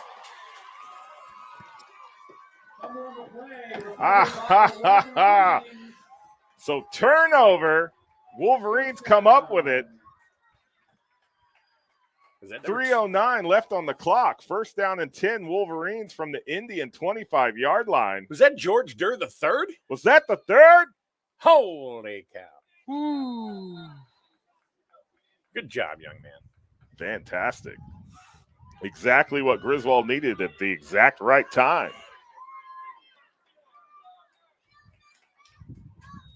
High snap. Don't give it back. Yeah, just fall on it. That's exactly what they did. Camden Friday saving a turnover there. So under 3 minutes to go, I think really to put a seal on this game, they need one first down. Yes, they got to get to the 15 because they're ahead 7-6. So I mean, if they can just bring the clock down, they don't have to score. It would be beneficial. I think they would like to score, but it's not. But burn some clock, get some positive yardage. Going back to the outside, cutting back to the inside. Bouncy, bouncy, bouncy. Not quite back to the original line of scrimmage. Looks like it'll be a loss of 2 on the play. So the next snap is they're going to be below 2 minutes in the ball game. And looks like there's going to be official timeout, injured player. Timeout, yeah. You can't lose those, man. Looks like there's 2 players down for Montville. Oh.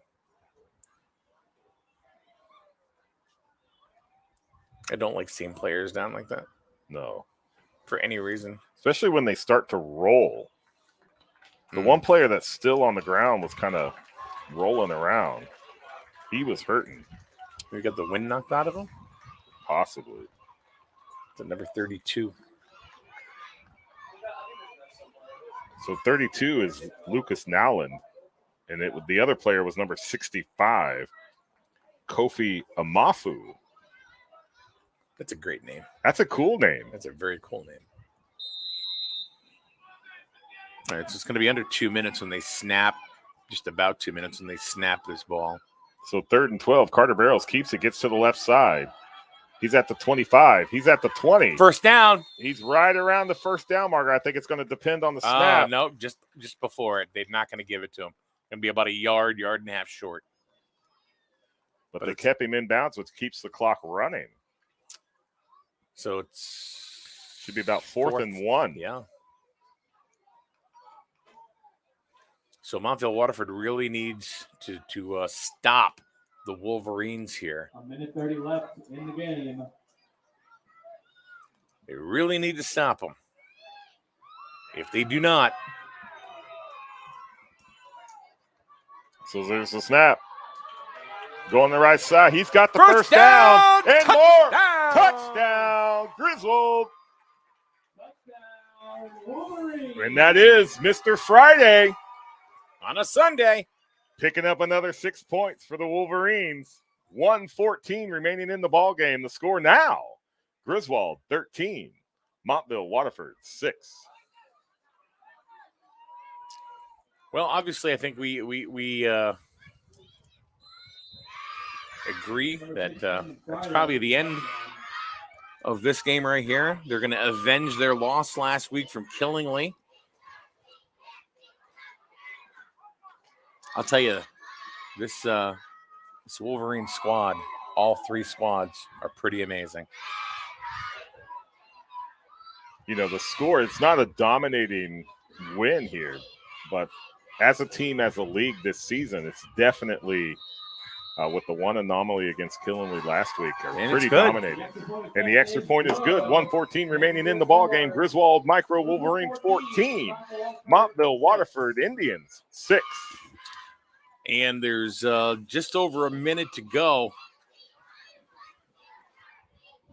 Now, the only way really the Indians can do anything here really is get a quick touchdown and then kick a field goal. Which they can do, and they have done. The one touchdown they have is on a 53-yard run by Mr. Palisha. So for the point after at this level, right, it's if you're running in, it's 1 point. If you kick it, it's 2. Because it's harder to kick it at this level than it is just to run it in. But we have seen that at the micro level. Yes, we have. Last week, Killingly did. Killingly. Kid got a boot. He kicked a 40-yard field goal. So they must develop some kickers up there in Killingly, because even in the high school game, their quarterback also did their kicking duties. And with the exception of the one block, there was another miss to the left. He was booting it through the uprights like he'd done it before. So the ball is picked up by Montville, number 2. That's Jason Palisha fighting across midfield. 45, 40, 35, 30. One man to beat. He's gone! gone! Oh, no, he stepped out of bounds. Oh, no. Out of bounds at the 14-yard line. But, Mike, Montville doing exactly what you said they needed to do, was to get a quick touchdown. Jason Palisha gets into the end zone, but not before he stepped out of bounds at the 14. Oh. But that'll be first down and 10 for the Indians from the Wolverine 14. 59 seconds on the clock. They have two timeouts left. And Montville Waterford does have 2 timeouts left. Oh, my goodness gracious. Oh, boy. Yep, I don't care. This has already been already wins game of the day, all right? We've had one game. It's not even over. We're calling it game of the day. So where are they gonna spot it? Around the 15? The 14 is where the down and distance markers are. We just kind of did a loop around the field to place it. I don't know. Maybe he's got to get his steps in. The referee got a smartwatch on. Which way did he go? All right, now this is interesting. Very interesting. Plenty of time on the clock from this position on the field. I wonder if the Indians have any kickers. Oof.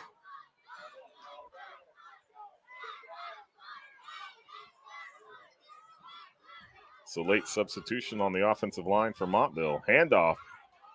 Oh, immediately met in the backfield.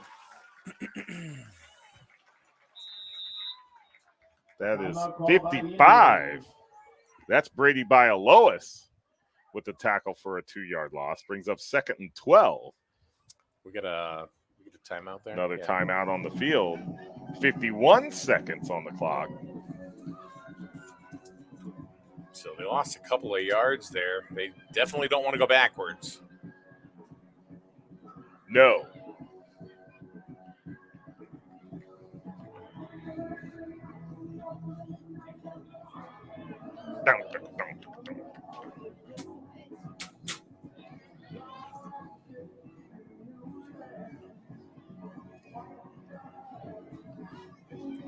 TikTok account. It's on my phone. The app's on my phone. It came with like the phone. Mm-hmm. It is so easy to go down that TikTok rabbit hole. So there's a handoff trying to go back up the middle. And once again, met in the backfield. Good stop again by the By Baby Alois. Wolverines. And Montville will take its last time out of the ball game. 39 seconds on the clock. Griswold's not going to give it to him. No. They are not going to give it to him. And it looks like Brady Bialois has made it his personal mission to keep it from getting in there. They were very lucky that the young man stepped out of bounds. Oh, like, you know, he was running. Then I saw the side judge stop. Mm-hmm. So I thought maybe there was a step. And then when he put his hands up at the 14, it was like, wow, okay.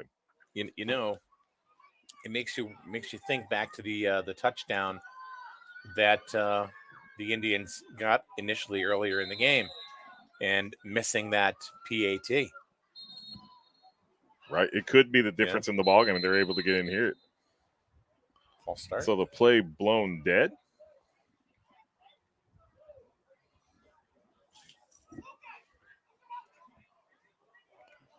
Looked like there was initial indication of too many men on the field. No flag? No flag. Right, so they didn't move the ball. Just going to replay it. So, no, we just have a substitute. So, another, like, Griswold had a weird, like, play call stop substitution thing, and now Montville Waterford with their own stop the clock player substitution. So, Palisha with the ball again. Oh! Meat! Oh! That was Carter Barrows just leveling. And they better hurry up because the Indian running back. They can't stop the clock. And it is fourth down. So it's fourth. It's fourth and goal for Montville. For Montville, it's essentially fourth and goal. And it's 8-7. Handoff to Palisha to the right side, cuts back in. Not happening. Brought down around the 15-yard line. That's going to be a turnover on downs. It's going to end the ball game. That's going to. And that'll be your ball. And that is the ball game, Mike. Your final score: Griswold Micro Wolverines 14, the Montville Waterford Indians 6. What a great ball game! Fantastic ball game. I'll tell you, it is hard to beat these micros. These micros are just. First of all, they're adorable. You know, that's first and foremost, right? Right. They play very well. And until you really, with their helmets on, they look like little professional football players. Then they take their helmet off and they look like it's, you know, they're just little. They look like fourth graders. They're just little boys. That's it.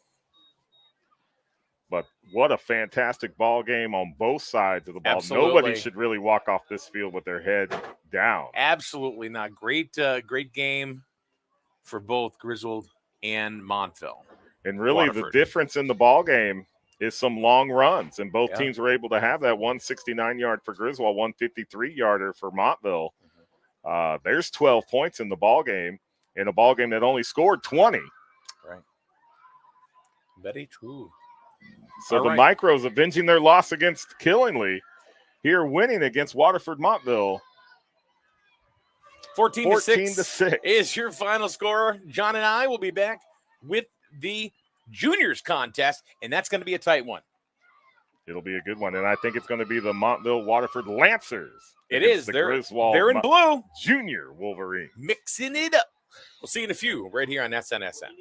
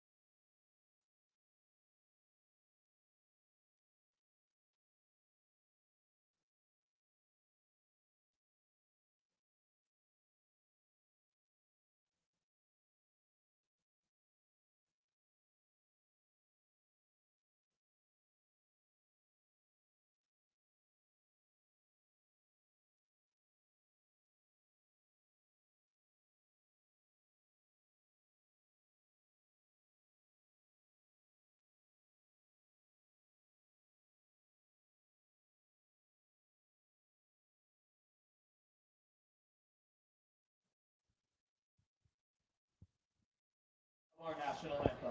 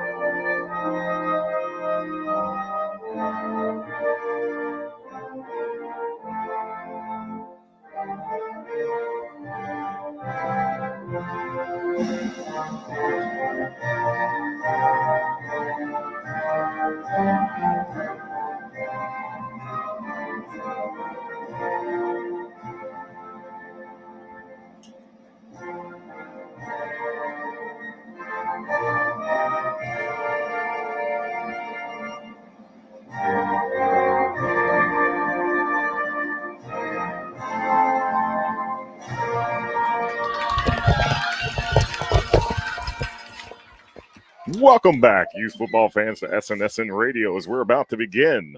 The Griswold Junior Wolverines hosting the Montville Waterford Lancers in this game. Wearing the blue, white, and red of Waterford here in the junior game.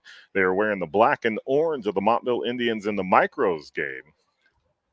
And the Micro Wolverines able to defeat the Micro Indians 14-6 in a fantastic ball game on both sides. Really, the difference in that ball game were two long runs by both teams, a 69-yarder for Griswold by Carter Barrows and a 53-yard touchdown run by number 2, Palisha, for Montville. So we've got the captains for both teams lining up at midfield for the coin toss. So we'll be able to begin the junior edition of this Griswold Youth football game. This is game 2 of 3 right here on SNSN Radio. Mike, what are we going to see this game? You said it's going to be a tough one. Are we going to see a score similar to what we saw in the Micros game? I don't know, to be honest with you. But this is going to be a very, very tough test for the juniors. Spoke to Sean McFadden a couple times. This is going to be a tough one. The battle of the undefeateds. It is. So undefeated ball games, playing it tough. We saw a tough one at the micro level. We still have yet to see the seniors. That's going to be, the third game of 3 this morning. Right. I will say we do not have a roster for the Montville Waterford Lancers here in the junior division, but we will give out the jersey numbers on plays that those individuals make.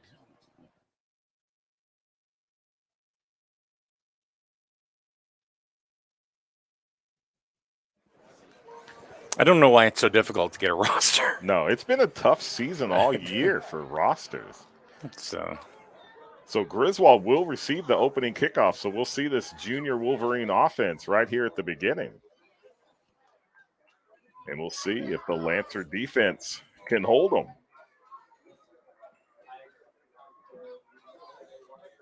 I'm pumped after that micro game. I'm ready to see another battle here at the junior game.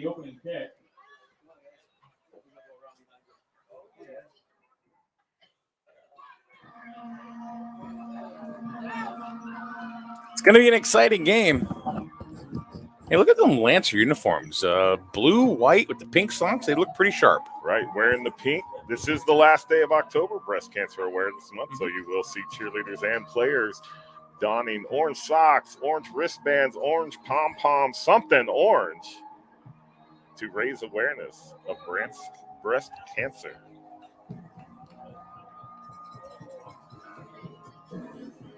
So both teams lining up for the opening kickoff.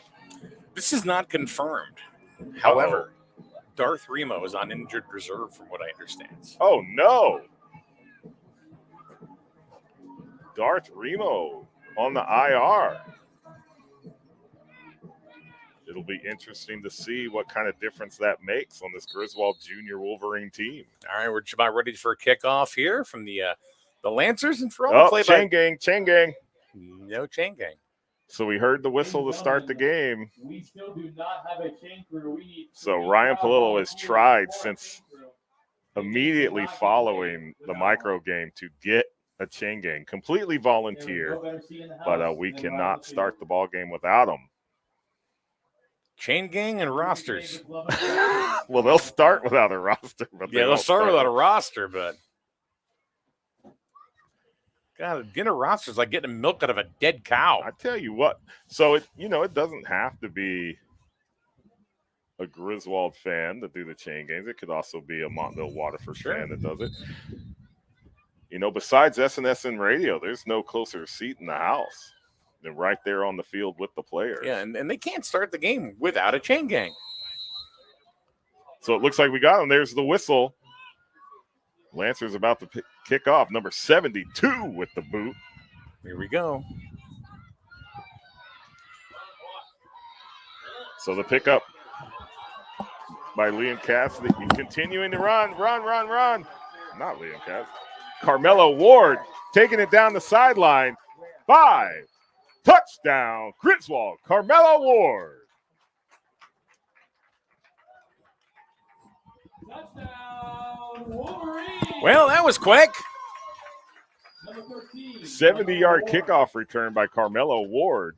Put 6 points on the board for the Wolverines with 9:43 left to play in the first quarter. Talking about striking early and striking hot. So we're going to give a shout out to the Smelzer crew. Oh, now I'm watching this on YouTube. Good afternoon.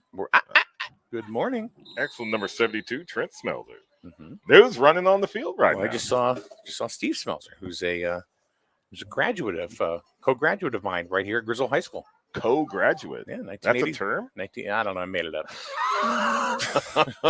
1984. Woot, woot. Go Wolverines. So Griswold lining up for the extra point. Able to score a touchdown on the opening kickoff with a 70-yard run by Carmelo Ward. And the extra point is good. So 17 seconds into the ball game, your score, Griswold 7. Montville, Waterford, 0. Yeah, that didn't take long, did it? Did not. And like I said, this is the battle of the undefeateds. I'm gonna watch the sidelines. I want to see how much of wear and tear that the sidelines get as McFadden goes back and forth and back and forth. Especially with the wet field, it's going to be exaggerated today. But this will give them a little bit of leeway, with that's got to be a huge mental thing for any team, including kids this age, giving up a touchdown with 17 seconds into the game. It's like they walked onto the field, boom, down 7-0. Just like that. Yeah. And I mean, Griswold did a fantastic job setting up a wall, clearing out that lane to the sideline for Ward to cut right in there, and then puts it in for a touchdown. And we've talked about it before. Football is a game of momentum, and right now it's advantage Griswold. Not only that, but we had a touchdown, and then Palillo just plays the greatest classic rock and roll song of all time, Carry On, My Wayward Son by Kansas. God, what a day. What a day. That's all you need is it. Kickoff returns in Kansas. That's it. All he's going to do now is play like Europe, the final countdown. And So teams lining up to receive the kickoff from Griswold. There's the boot. Nice nice kick. Heading towards the sideline, but then dies at the 17-yard line. And number 22 picks it up. And Mills decks him. No, sir. I want to put you back at the 16. So tough field position to start out. Boy, the Lancers, they're having a rough time. Griswold is here saying, this is my house. Came ready to play today. Fantastic kickoff by Mason Mills. Then Mason Mills making the tackle. Puts the Lancers first down and 10 on their own 17-yard line. Josie McGuire says, go get him, Griswold. There we go. Number 12, Liam Cassidy. So the Lancers coming to the line of scrimmage.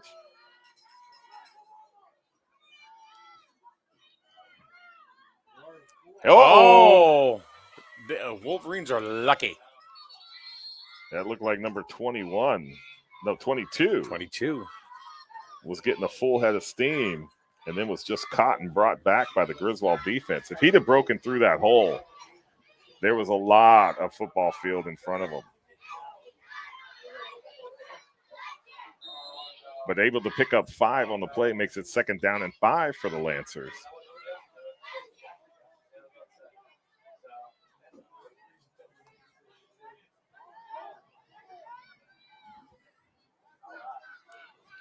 End of gun. Looks like the exact same play. Ball goes back to 22, goes off tackle. He's tackled by Mason Mills at the 30-yard line, and that will pick up a 1st down for Montville Waterford.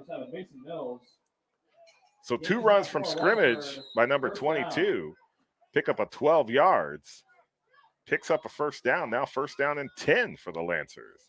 The Lancers came to play.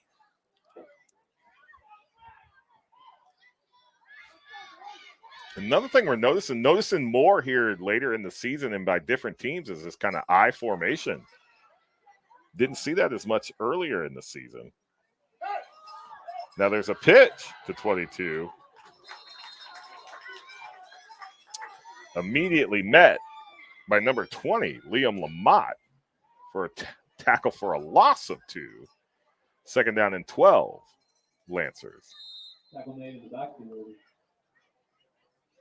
Makes it 2nd and long.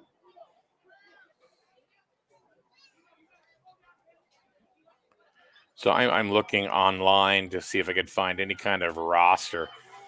They have a website, but that would be too easy, right, to put it on. So going back to the right side, finds a hole, making a run. Finally brought down. A flag does come out. Tackle was made by number 11. That's Darth Remo on the tackle. Oh, look at that. Somebody see? Now that's what I mean. Not confirmed. Not confirmed. But the ball is placed on the 46-yard line. That'll give the Lancers another 1st down. 1st down and 10. Hey, one of the things I love about YouTube is you can be anybody you want to be, right? So here's a user, Wooback Hippo Patel. Says, let's go defense. We don't know what defense he's looking for, but is that Darsh Patel? I don't know. Could be Darsh Patel. So direct snap. Another flag. Another flag comes Multiple in. flags. I think it's still on the player's helmet. Face mask. Watch those eyeballs. Personal foul. Yeah, face mask against Griswold. Mike called it. Thank you. That's a 15-yard penalty.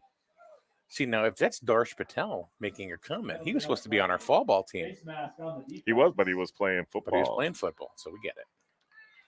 He was doing something, you know. He wasn't sitting home eating bonbons and playing video games. So, no, absolutely. No, he's out there doing his thing. So with the 15-yard personal foul face mask penalty, that'll make it 1st down and 10 for the Lancers from the Griswold 37-yard line.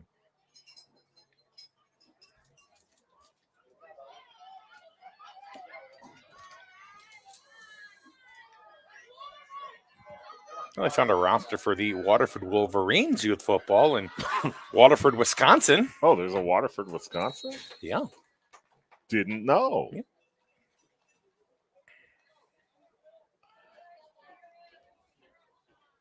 So number 5 on the carry, able to pick up about 1, makes it 2nd down and 9 for the Lancers. I don't know why that distance marker keeps moving every time the down marker moves. I don't know. Stop moving. You got the easiest job on the field. You just stand there.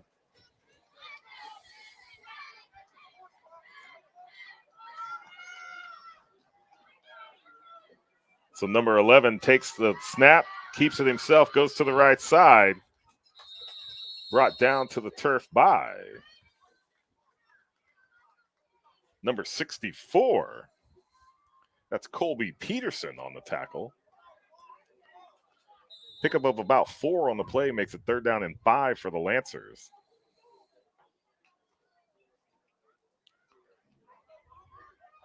So Montville Waterford able to pick up yards on the running game, helped by a couple of Griswold penalties. Once again, number 11 calling his own number, going to the outside. Spin move, comes back to the middle. That'll be close to a first down. Trent Smelser on the tackle.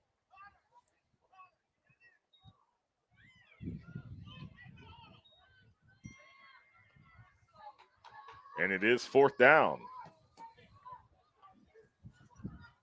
So Waterford, the Waterford Lancers are certainly able and capable of moving the football. Number 22, boy, I really wish we had a roster for this team because this kid's a power back. He is. He is in the backfield on the right side. Handoffs back to number 5. He's First across. down He's, and more. And more. He's off. That's going to be a Montville Waterford touchdown. Yeah. Number 5 for the Lancers. Touchdown, So they answer back with a Waterford. touchdown of their own. Number 5 carries in. So a 32-yard run for Montville Waterford.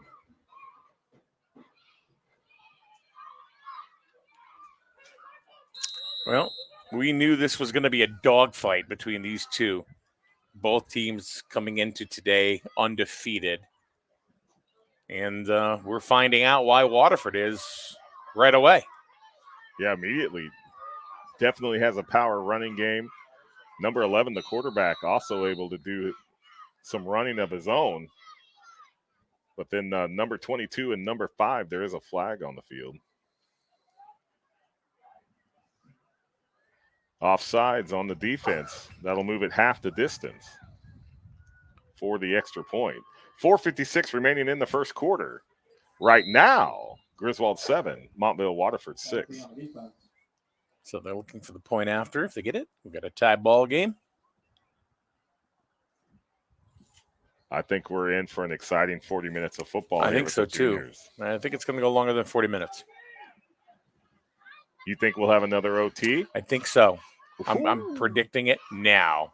All right. You've been pretty good on your predictions. He's in. So snap to number 11, immediately handed off to number 5, and he is in for the extra point, and we're knotted up 7-7 here in the first quarter. Yeah, didn't take long. Your score. Even Darsh said it's going to be a tight game. 7. Well, there you go, Darth. Darsh, not Darth. I said Darsh. You did? Yeah. That you're talking Darth Remo. No, Darth Remo's on the field. All right.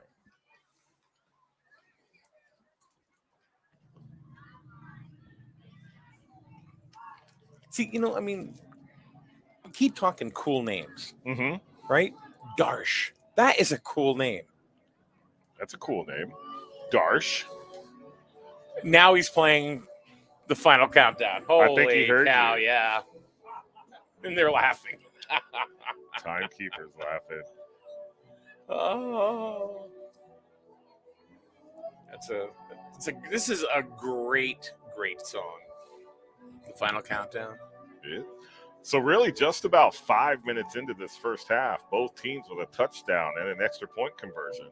4:56 remains in the first quarter. We're knotted up 7-7.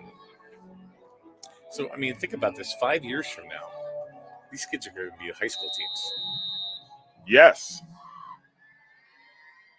5-6 years. That's why you watch this youth football. You're watching the future of high school football. Mills picks it up. Runs around looking for He a hole. slipped. Slipped a little bit in the mud, but he's got There a he hole. goes. Cuts back to the inside, back to the outside. If he gets free, That's he's it. gone. 30, 20, 10, 5. Touchdown, Griswold. Number 7, Mason Mills. Flag came in after the touchdown at the 45 from the near side judge.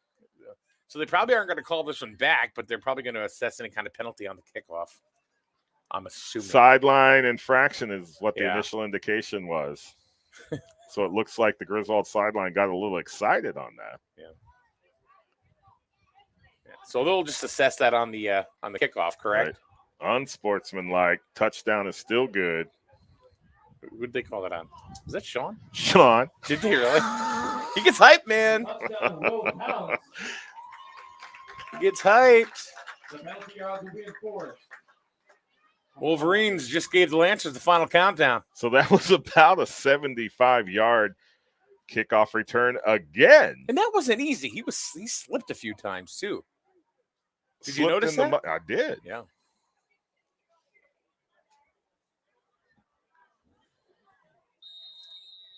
Yeah, that was battling through some defenders. Had to get away from some potential tacklers to get that touchdown. But 4:43 remains in the first quarter. Griswold scores again, lining up for the extra point.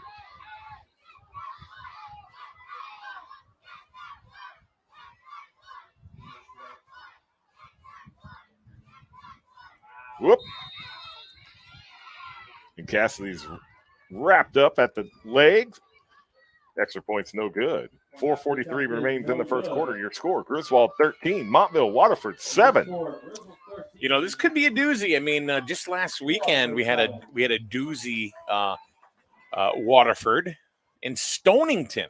Oh. And you want to talk about not a very big-time defensive game, but 55-54. Oh. Waterford defeated Stonington in overtime. That's more like a basketball game. Yeah.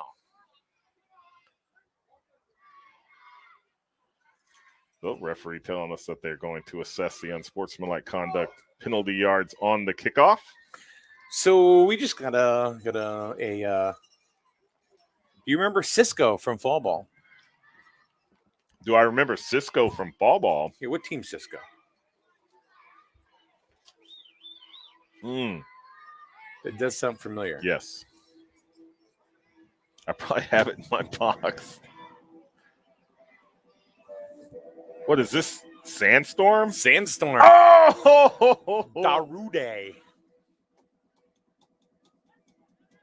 Yeah, bring it on, techno.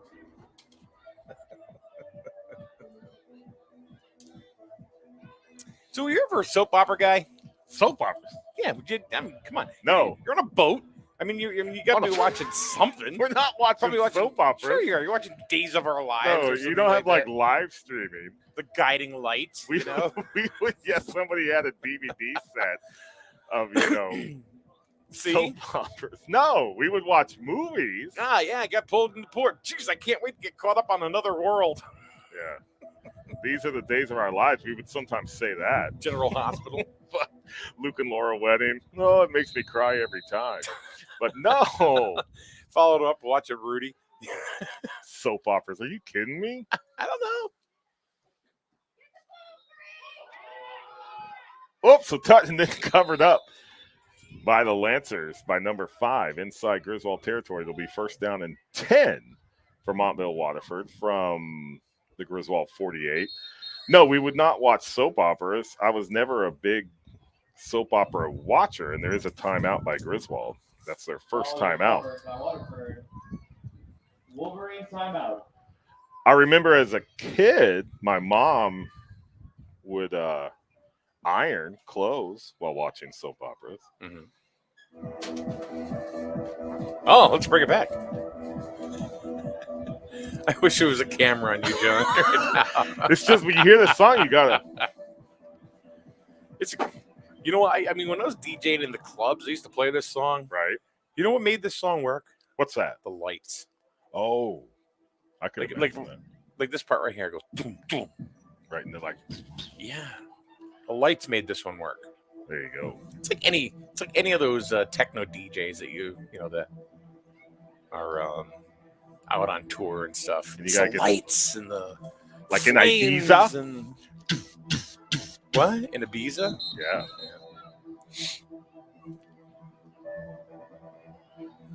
I mean, is this called dubstep? Is that what that is? I don't even know.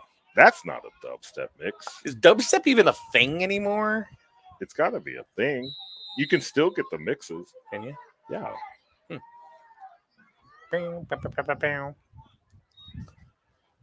So number 11 keeps it, comes around here to the left side, trying to find a hole. Gets away from one defender. Oh, ball's on the ground. Fumble.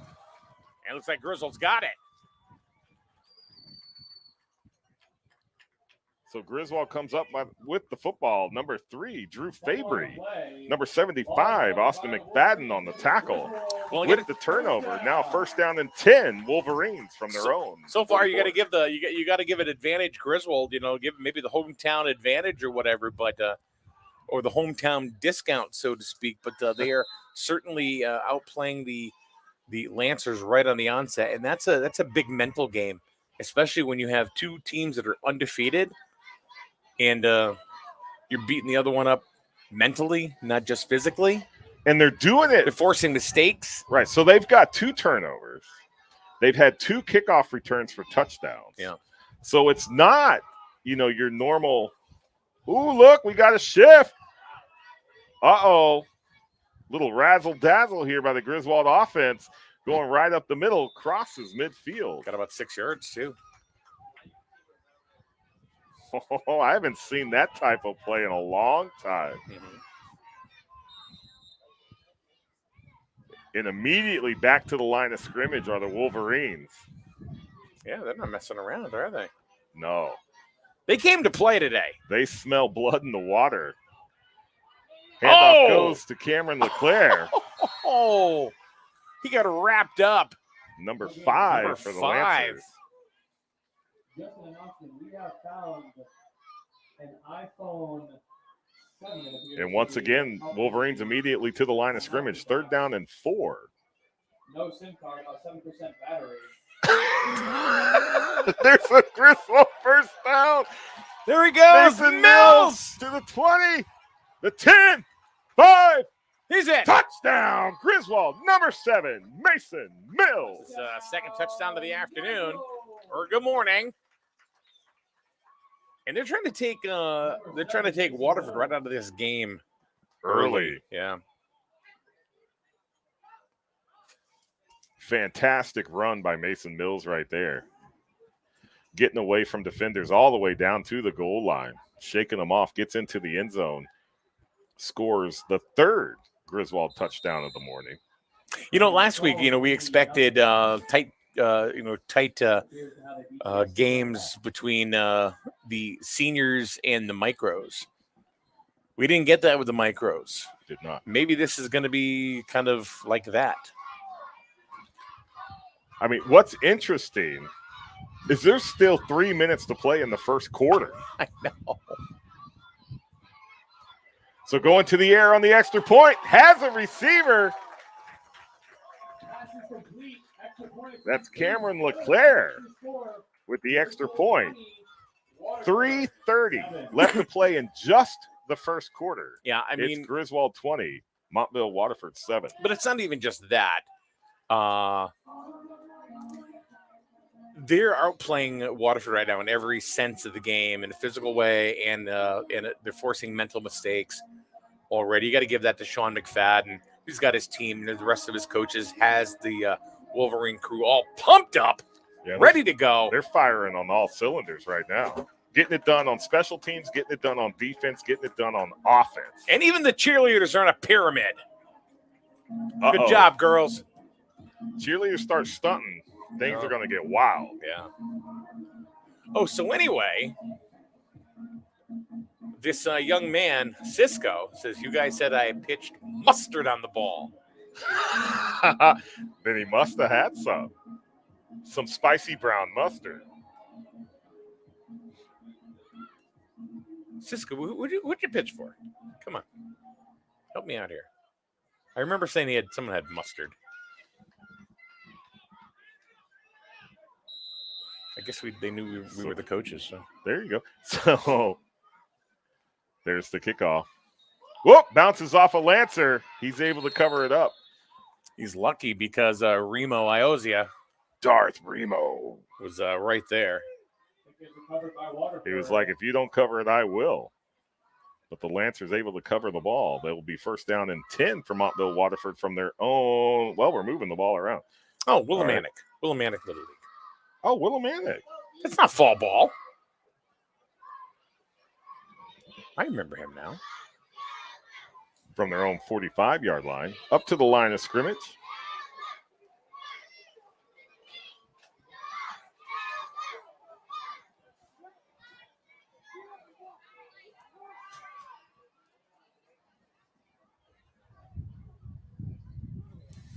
right, there's a little pop. Oh, we're waiting for number 50 to come on out. Strap on his helmet. Find his spot on the line. He's to the left side. No, he's on the right side. Oh, now we got everybody. There's the handoff to number 5. He comes off tackle. He's got some room. They're tough. They got a heck of a running game. Brings it all the way down to the Griswold 46-yard line. So that's a pickup of 9 on the play. So going back to the comments in the chat room, Cisco goes, "Oh yeah, my bad. It was number 3.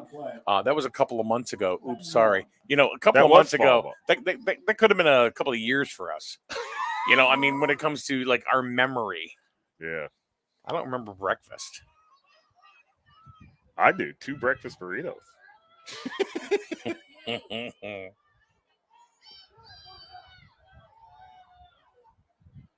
So there's a hand up. Pitch out to number 22. He's trying to find some room to the outside.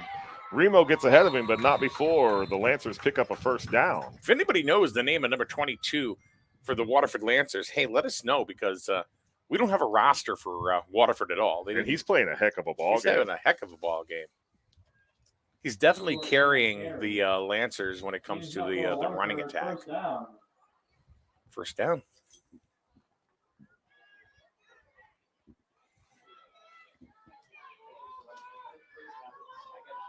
So both teams very quick to the line of scrimmage to get their plays off. That's good to see. They're set. Number 11 going to his right, puts the ball in the air. Looks like he found the receiver. And that is a reception on the far side. That's number 5. Another player here for this Lancer ball club that's really getting things done. So pick up a 7 on the pass. Makes it 2nd down and 3 for Montville Waterford. Of course, that pass had to go through our infamous 50-yard light pole. So there's about 3 yards of no coverage as the ball goes through that light pole. Number 5 gets the ball and immediately met by Ryder Gilman. No gain on the play. Actually looks like a loss of 1. 3rd down and 4 for the Lancers.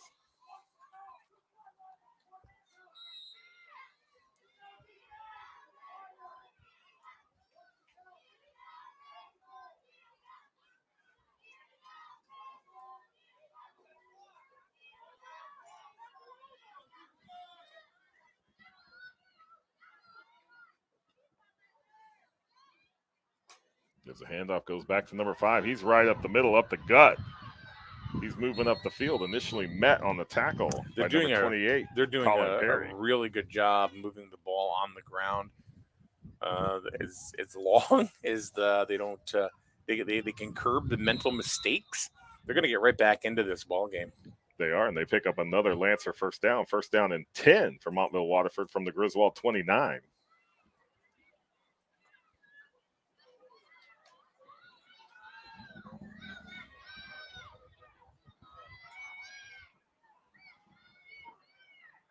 Ooh, high snap, but number 11 able to bring it down. He's going to take it to the far side. Then he's immediately met by number 71. I don't have a 71. Was it 71? Or was it 72? I have a 72. That's Trent Smelzer. Yeah. Austin McFadden's coming off the field. Loss of 1 on the play makes it 2nd down and 11 for the Lancers. Gives his dad a clap. Says, hey, young man. Hey, did you see me? Yeah. Did you see that, Dad? The end of the first quarter. And that is the end of the first quarter. So, man, what a first quarter it was. The Griswold Junior Wolverines over the Montville Waterford Lancers 20-7.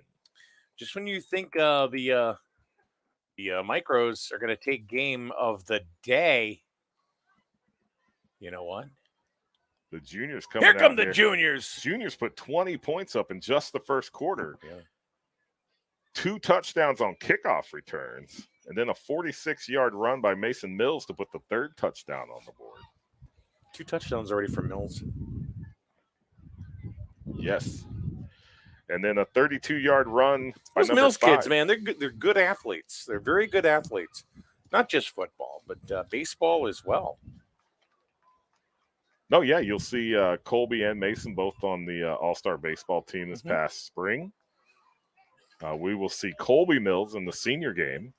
Mason Mills here playing in the junior game. And then don't forget, Blake coming up. I think he's still in flag at this point, but he's coming up. Yeah.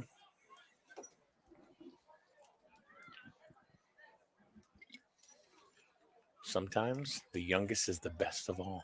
He's a trip. I don't know if you're familiar with the Sims boys. Steven and Mikey and now Daniel. Danny. Daniel's like 6'12", 350 pounds. He's a moose. He's a big boy. He's a brooder. I mean, you're talking about beef on that line. Mikey Sims just got defensive player of the week up at Cameron. Yeah. Cameron College. So 2nd down and 11 for the Lancers to start off the second quarter. He's not playing at Curry? Oh, is it Curry? Yeah, he's playing with Curry Okay. with Kozio. Oh!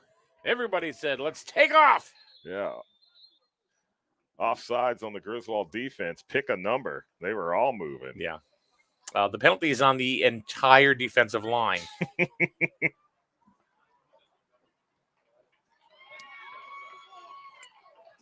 Actually, I think it was Smelzer that jumped off first. And there's the distance marker moving with the down marker again. Yeah. But that's the other side. That's a different guy. They're both doing it. Number 11, cutting through the line, gets up to the 20-yard line. Almost first down. I don't know if they're About gonna 1 give it to yard him. short of the first down.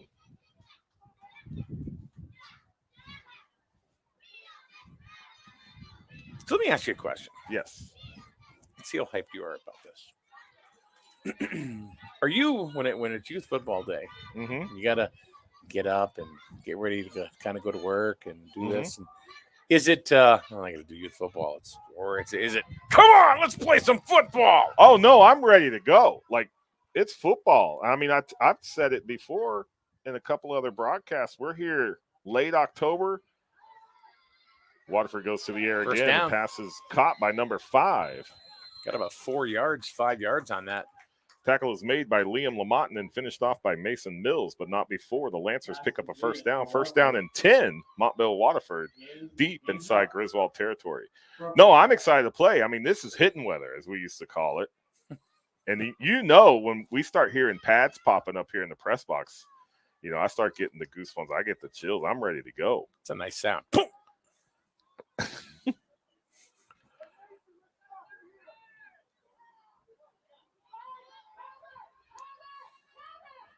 So number 11 gets it off again, finds another receiver there to the right side.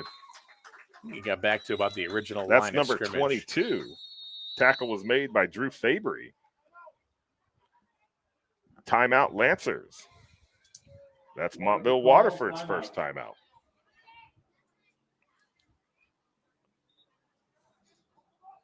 So after the timeout, it will be 2nd down and 9 for Montville Waterford from the Griswold 15-yard line. 8:39 left to play in the first half. Griswold up by a couple of touchdowns, 20-7, but the Lancers on the charge.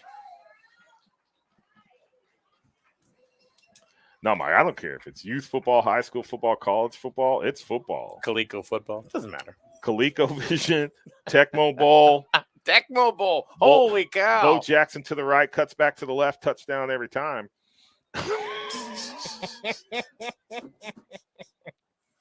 I'll tell you, that's one thing that I'm sure these boys, you know, that are working with us today, Cameron and Palolo, they don't know Coleco football. No.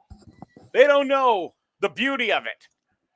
They're like, oh, I got that Madden with that hit stick. I don't even let the boys use the hit stick when I play them. I'm like, that's cheating.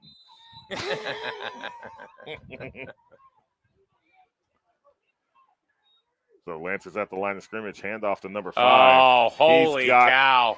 I tell you what, give credit to the offensive line of the Lancers right there. They opened up a hole that probably anybody could run through, and number 5 took it all the way into the house for another Lancer touchdown. I could have run through that. It was a big hole. It was a really big hole.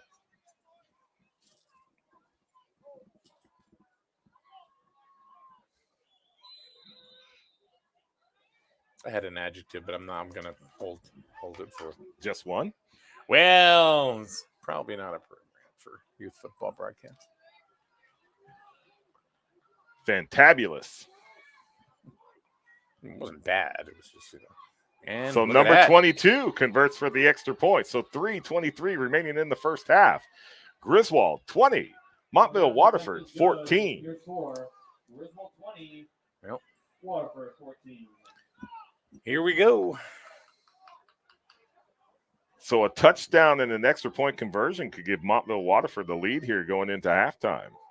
So number 22, whatever the young man's name is definitely a playmaker and a game changer for the Lancers.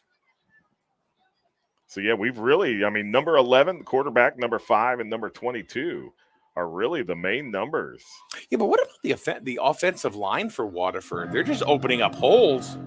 Well, that's what I said on that 15-yard touchdown run right there by number 5. I said give credit to the offensive line because they opened up a hole, and there was a lane that number 5 just had to hit and took it all the way into the end zone. So I'm giving a helmet sticker to the offensive line on that one. Where's Cole Fantastic when you need him? He's being fantastic. He travels the globe solving crimes. Yeah. And gives us Gatorade. Yeah. And M&M's. Where'd my M&M's go? They're in front there. of you. Rage Against the Machine. Wow. Uh-oh. These kids out there, they have no idea. No. But the parents are head banging. Wow, fantastic kick by the Lancers right there. Goes all the way back to the Griswold 22. It is picked up by Carmelo Ward trying to find a hole. He got hit hard. And he is brought down with authority. 54. Number 54 and number 72. And number 8. 72 is a big boy. Yeah. Oh, and he gets to stay. He looked like he was excited about that. They're like, no, stay out there. He's like, all right. Hit him again. But it'll be first down and 10 for the Wolverines from their own 25-yard line. Only one touchdown separates the two teams. You know what's funny? We actually get more people watching the micros than the juniors. Really? Mm-hmm. Maybe they agree with your assessment. That's just a blast to watch. But I tell you what, right now, tune in. We've still got 8 minutes left in the second quarter, and we're at 20-14. Hand off to Mason Mills. Looking for the outside. Finds the outside. Splits back. A couple of defenders. First down. Brought down by number 5. There's a flag. Came in after the tackle.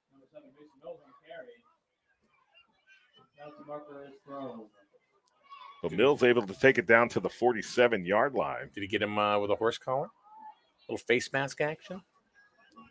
Sideline infraction against the Lancer. Ah, all right. Oh, all right. So these the men in stripes are not playing today.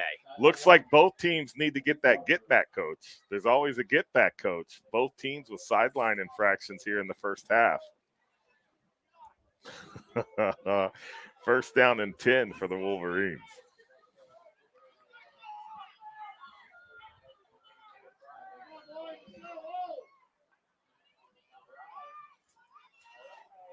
Looks like number 7's lined up in the neutral zone. Oh! Oh! Where did he come from? So Darth Remo out of nowhere coming up with about a 25-yard run on that play. I didn't even see him coming. It was like he kind of ran through a porthole. And he said, whoop. It's like, boom, there he was. Picks up a Wolverine first down. It will be first down and 10 for Griswold from the Montville Waterford 29-yard line. Yeah, Remo just hit that hole and took off.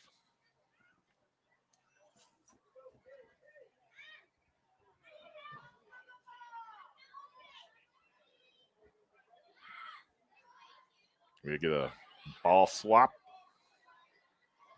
He'll take that one, clean it off a little bit.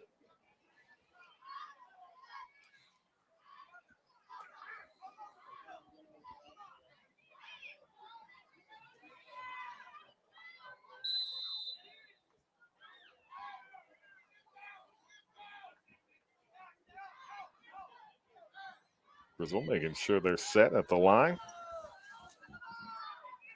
Liam Cassidy under center takes the snap. Yeah, Hands they it to were Mason Mills, immediately met by number 50, taken down for a loss. Tackle made in the backfield. Number 50 with the big hit.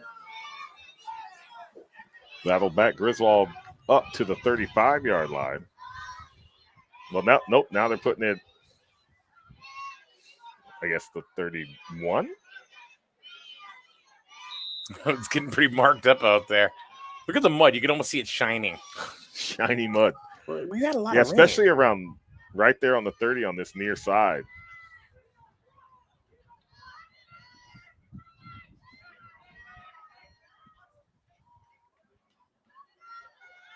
So going back to pass, rolling to his right, gets away from one defender, couldn't get away from the next. That's big 72 coming in there with the tackle, and number 59 finishing him off. Number 54 also in on the tackle. And that tackle for a loss will bring Griswold back to the 35-yard line.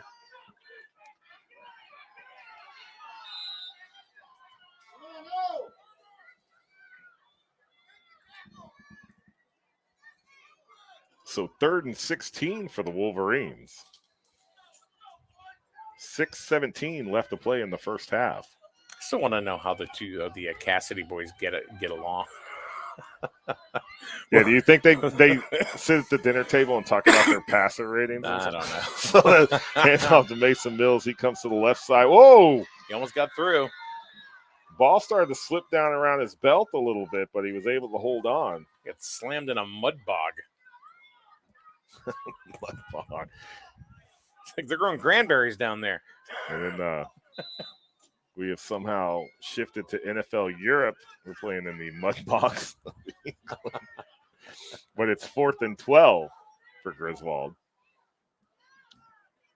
Happy Halloween, John. Happy Halloween, Mike. It is Halloween. It is. Like Halloween proper. So Cassidy keeps it, goes to the air, has a receiver. That's got Mills. And Mills tripped up at the 21. Not enough for a first down. And somebody down. An injured player. It's like Official timeout. Waterford. Looks like a Lancer. But even with the pass completion, not enough for a Griswold first down. It will be a turnover on downs. It will be 1st down and 10 for the Lancers from their own 23.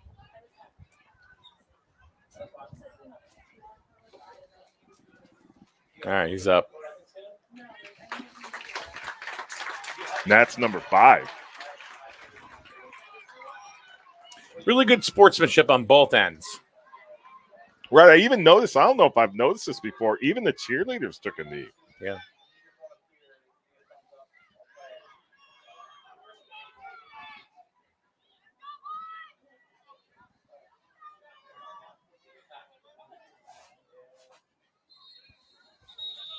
Big rich history. Timeout, Griswold. That's Griswold's second timeout.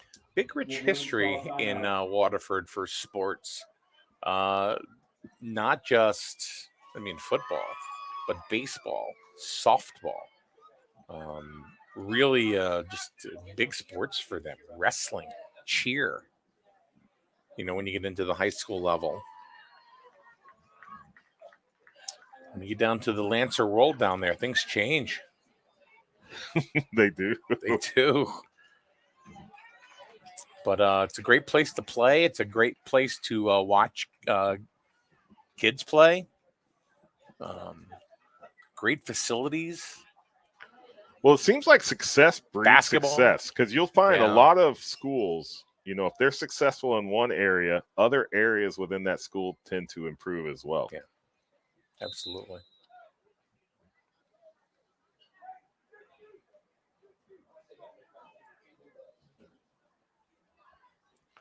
So 5:17 left to play.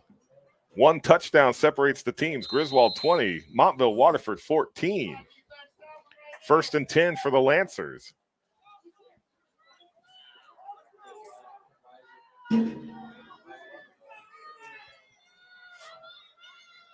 There's the handoff. Goes to number, I believe that was 22. It was 22. Tackle is made by number 52, Ryder Gilman. I think will give an assist to the Mud.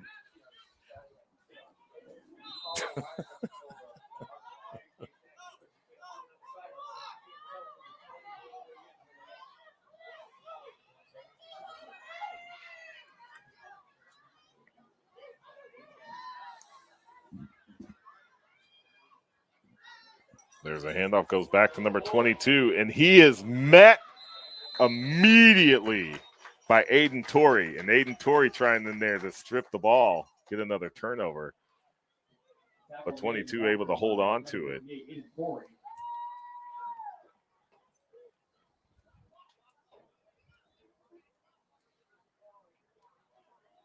So it looks like there's no gain on the play. 3rd and 8 for the Lancers. So, Mike, here on Senior Day, we've got white, green, and black balloons on the bleachers. 4 minutes remain. Some festivities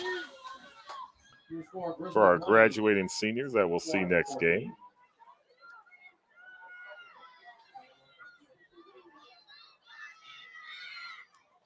There's the handoff. Nothing happening there. And there's a late flag. So Colby Peterson initially stopped the run. Then the cavalry was there to make the tackle. And we have an unsportsmanlike call on both sides of the ball. Those are going to offset.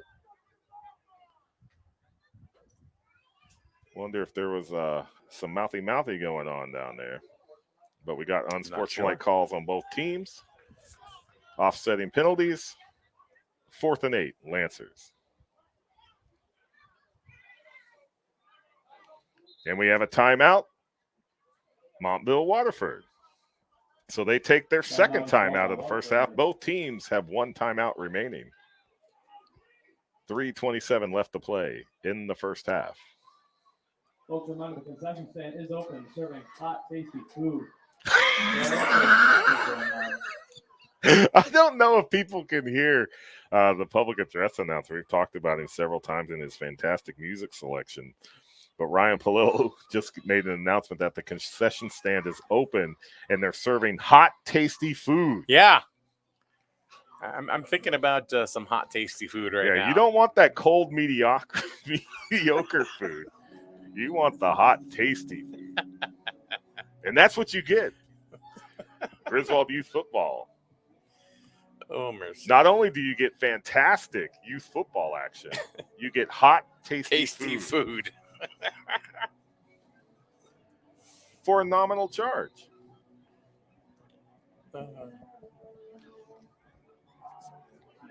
Oh, that's for Senior Day. Speaking of, you want burgers and dogs? Yeah. All right. So 4th down and 8 for the Lancers after the timeout. There's the handoff. Going reverse to number 22, going back to the far side, trying to look for something to the outside, gets away from a defender. Mills is the last. There we go. Okay. But it looked like Iazia was able to push him out of bounds before he was probably going to get his clock cleaned by Mason Mills.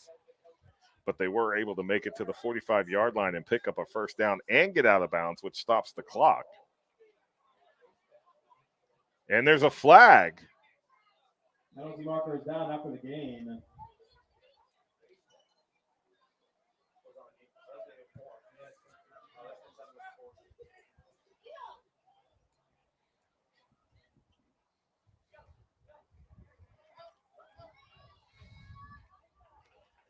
So they're moving the chains. What was the penalty?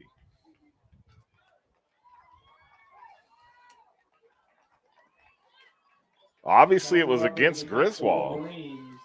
Walking off 15 yards. Oh boy. Personal foul face mask against Griswold. So not only a fantastic pickup for the Lancers on that run, picking up the first down, they get an additional 15 on the unsportsmanlike face mask against Griswold. Will give them first down and 10. That's going to hurt a little bit, especially the way the Lancers are moving the ball on the ground. That's an understatement right there.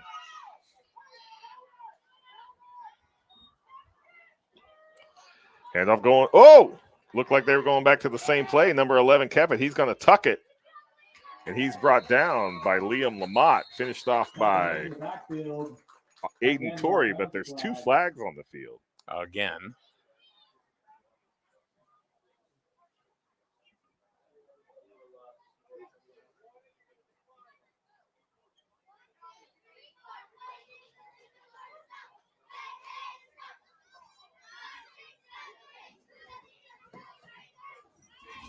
That's against Waterford.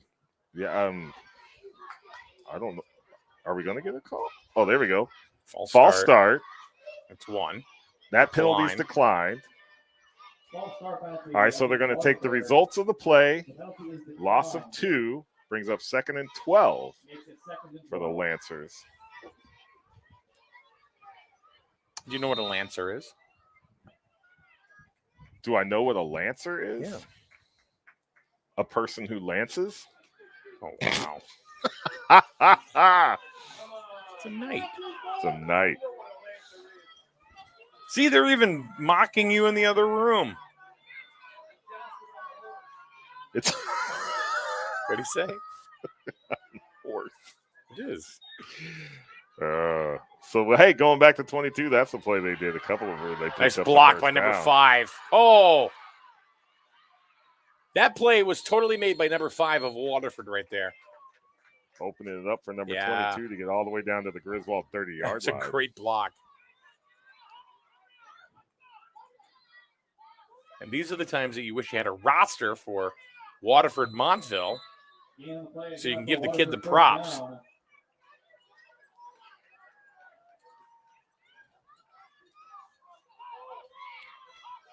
You didn't like my one who lances?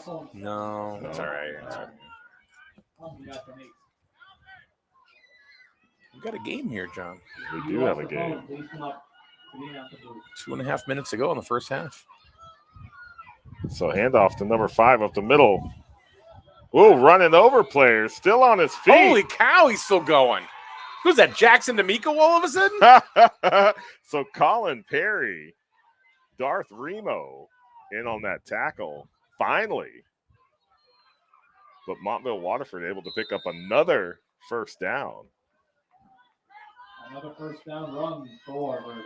Clock is running. 2:13 remains here in the first half. We haven't seen much Keegan Leanna yet in this game. We have not. He is suited up. Mm-hmm. So the Lancers finding something that's working for them right now. There's number 22 up the middle. A couple of yards short of the first down. And he's taken down by number 75, Austin McFadden. But not before he picks up 6. Second down and 4. Lancers.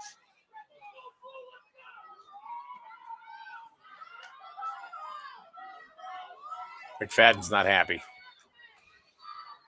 He's digging a trench.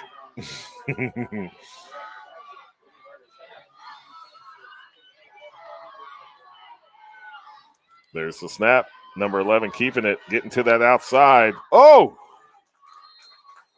He rolled right off that tackle and got a couple extra. But then Trent Smelser with the tackle. But it looked like Colin Perry was getting down to just level him, but he was able to skip away.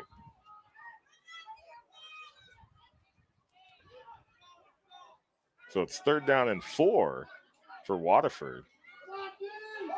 Griswold 11-yard line. 52 seconds remaining to play in the first half. There's the handoff. Goes to number 5. Whoop. Flag. Oh, no. It's a marker. Or did he call a flag? Flag on the play. Holding. Tackle was made by Drew Favory, but there was a hold on the play, so that's going to back him up 10. Well, while they are backing that ball up 10 yards on the Lancers, let's tell you about some of our supporters here on SNSN, like, of course, Advanced Automotive. The lovely, lovely folks there. You know what they did? Jess. Mm-hmm. Love her to death. She's a sweetheart. So she's, I have a habit that I'm trying to kick. It's been difficult. So she knows of these candies that I like. She put them on my car, my mirror, one day, and I didn't even know it. So that's what local people do. You know what I mean? Nice set. Just friendship right there. Yeah, it's Advanced Automotive, man. Those are great guys. So looking to go to the air. Had the receiver. It's intercepted.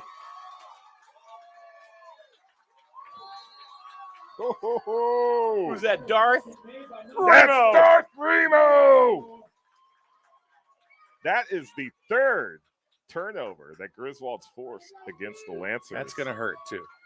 And with 9 seconds remaining to play in the first half, with Montville Waterford knocking on the door of getting this either tied or taking the lead going into halftime, that is huge. Highway Campers, established in 1967, family-owned and operated. Give them a call, 564-0141. Highway Campers, home is where you park it. And, of course, the Jewett City Savings Bank, member FDIC, equal housing lender from Pawcatuck to Putnam. All sorts of branches. Find out why they are your hometown community bank. The Burns Agency in Davie and in Norwich. You'll buy better at Burns. Find them on the web at burnsagency.com. McGuire Plumbing and Heating in Voluntown. Let them clean out your pipes. All right. They'll do a great job. You know, they did that at our house. If you don't have habanero salsa, call No. McGuire Plumbing. No, just call McGuire Plumbing, man. He's he's done everything at our house already. And you know what? I mean, he's very mellow about him. He's fixed our tub. He's fixed our sump pump. I mean, he does everything. He does everything. That's from Jeff. Oh. Okay. Well, man. Way to go, Jeff. Who else we got here? Well, let's get back in a second. Get back to the ball game. So 1st and 10 for Griswold from the 18-yard line. Hoodies. Ding, ding, ding. Oh, look at the pass. Nobody was open.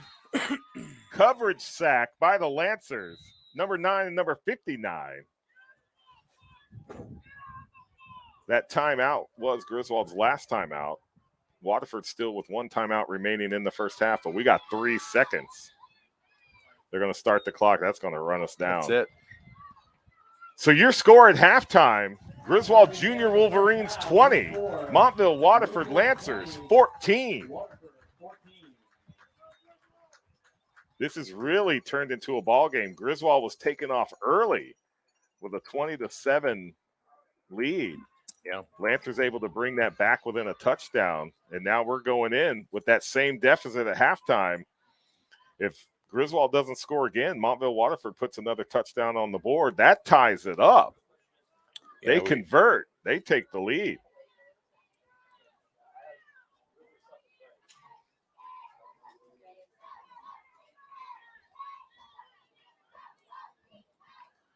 So after this halftime break, we will be back with the second half of junior Griswold youth football. It's another good one. Hey, the Micros 14-6, that was a ball game. And here the juniors at halftime, 20-14. It's turned into another battle that you called before we even had the opening kickoff. Well, it's always exciting. Youth football, you really, you can hear the scuttlebutt on what you think is going to happen or what people think are going to happen, and it never happens. It always seems to be the exact opposite.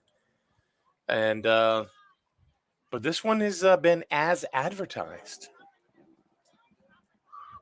Oh, yeah, absolutely. Tight game. It's going to be that way right till the bitter end, folks. So 20 more minutes of junior youth football to come after this halftime intermission. I'm John Harden along with Mike Minarski. We'll see you in a bit.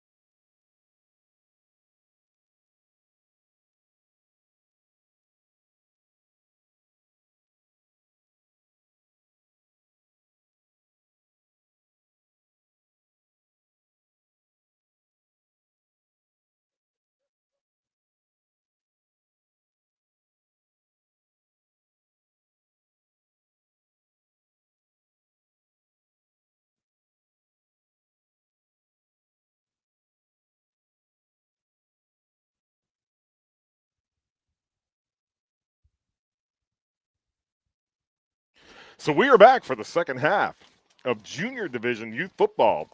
Griswold Wolverines hosting the Montville Waterford Lancers. Griswold with a 1-touchdown advantage right now, 20-14. Getting lined up to kick it off for the Lancers to get the second half started.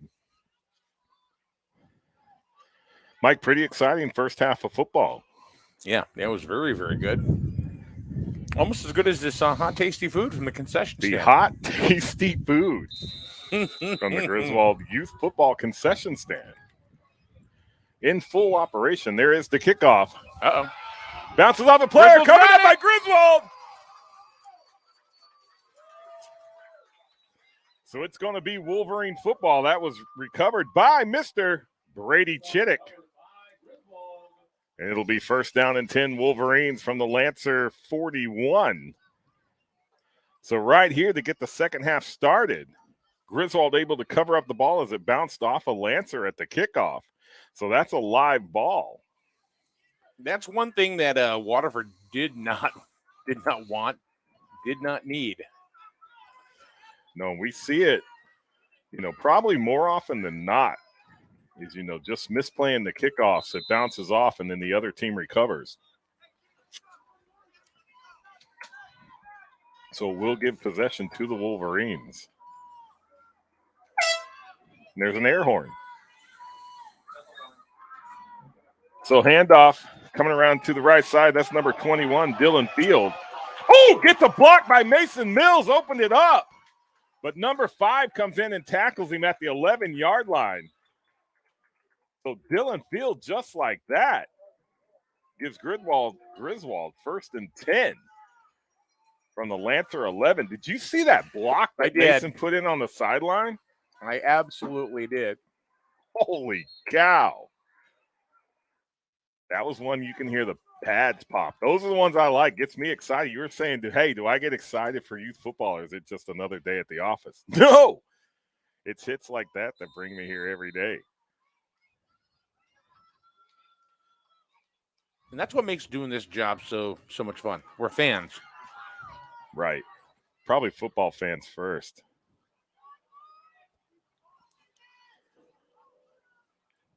So there we go. Another handoff coming to the right side. That's Darth Remo. Remo taking it to the Montville Waterford 4-yard line.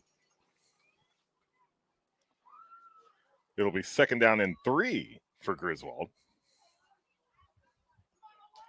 So Griswold can get a first down without scoring. Well, let's see. The game started 17 seconds into the game with a Griswold touchdown. Second half, kind of starting the same way. Right. We just passed the 1-minute mark. And Griswold's already on the Waterford 4.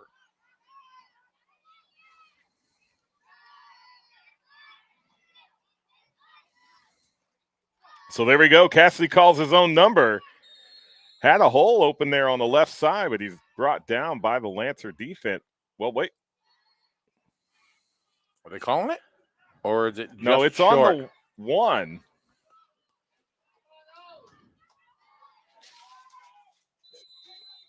So it does look like we had a first down call. It's first and goal for Griswold. So we had the side judge here on the near side standing at the 1 with his hand up. The referee initially did touchdown, then brought those back down. But then we got it all straightened out, and it's first and goal Griswold from the 1.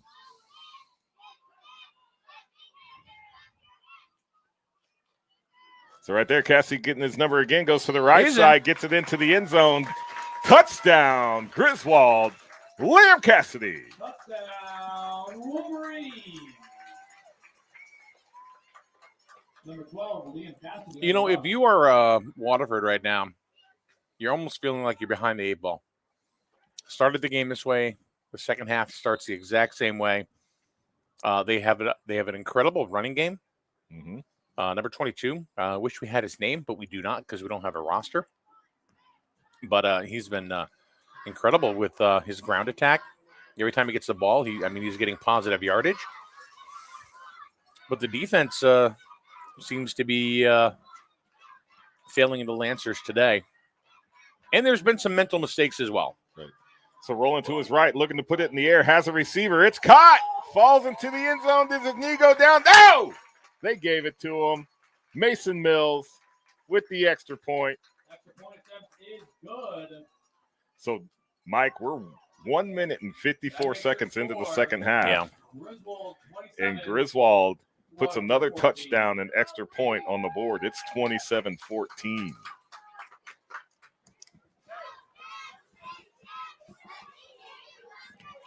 I mean, just the mental game alone.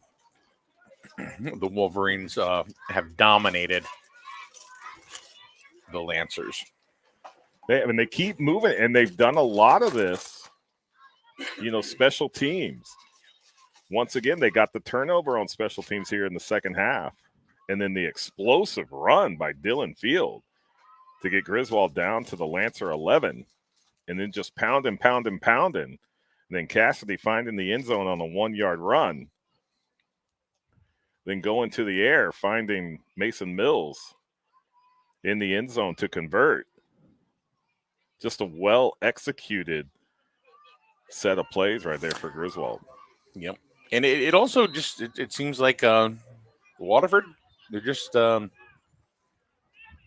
defense is not in the ball game. They are. There's the kickoff. Hits. Ooh, bobbled but fielded by number 8. And then Mason Mills comes around. Did he strip it? Do we He have has the Wolverine football ball in his again? hand.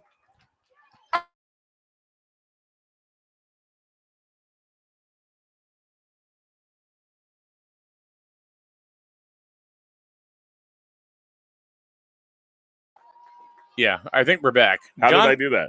You slammed the desk. All right. Don't slam the desk. So second kickoff, second turnover. Mason Mills stripping the ball. Gives the Wolverines 1st and 10 on the Lancer 43. Note to self, don't give John coffee before football. Trying to take the edge off with some of this hot, tasty food. But yeah, you were talking about fans first. Woo-hoo. Get excited. Making plays. Handoff Griswold going up the middle there. Looked like Dylan Field again on the carry. And it was. Pickup of 2 on the play. We'll make it 2nd down and 8 for Griswold.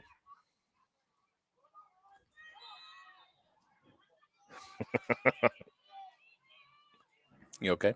I'm fine. How's all the equipment? I won't bang the desk anymore. Oh my God. No, hey, I mean, whatever goes, but But yeah, Mason came off the ground. He had the ball in his hands. You're like, did he strip it? And then all of a sudden, then you see the indication. That was just pure raw emotion. is that right? So there's a handoff to Mason Mills getting to the right side. He's got a couple of Couple stiff stiff arms of arms. himself. Oh, ball comes loose. But he got it back. Bounced right back into his hands. But he's down at the 30-yard line of Waterford. But that will be enough for a Griswold 1st down. 1st and 10 Wolverines from the Lancer 30.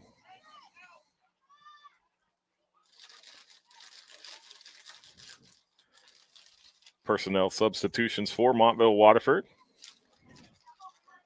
Trying to find some kind of matchup that's going to work to stop this Griswold offense.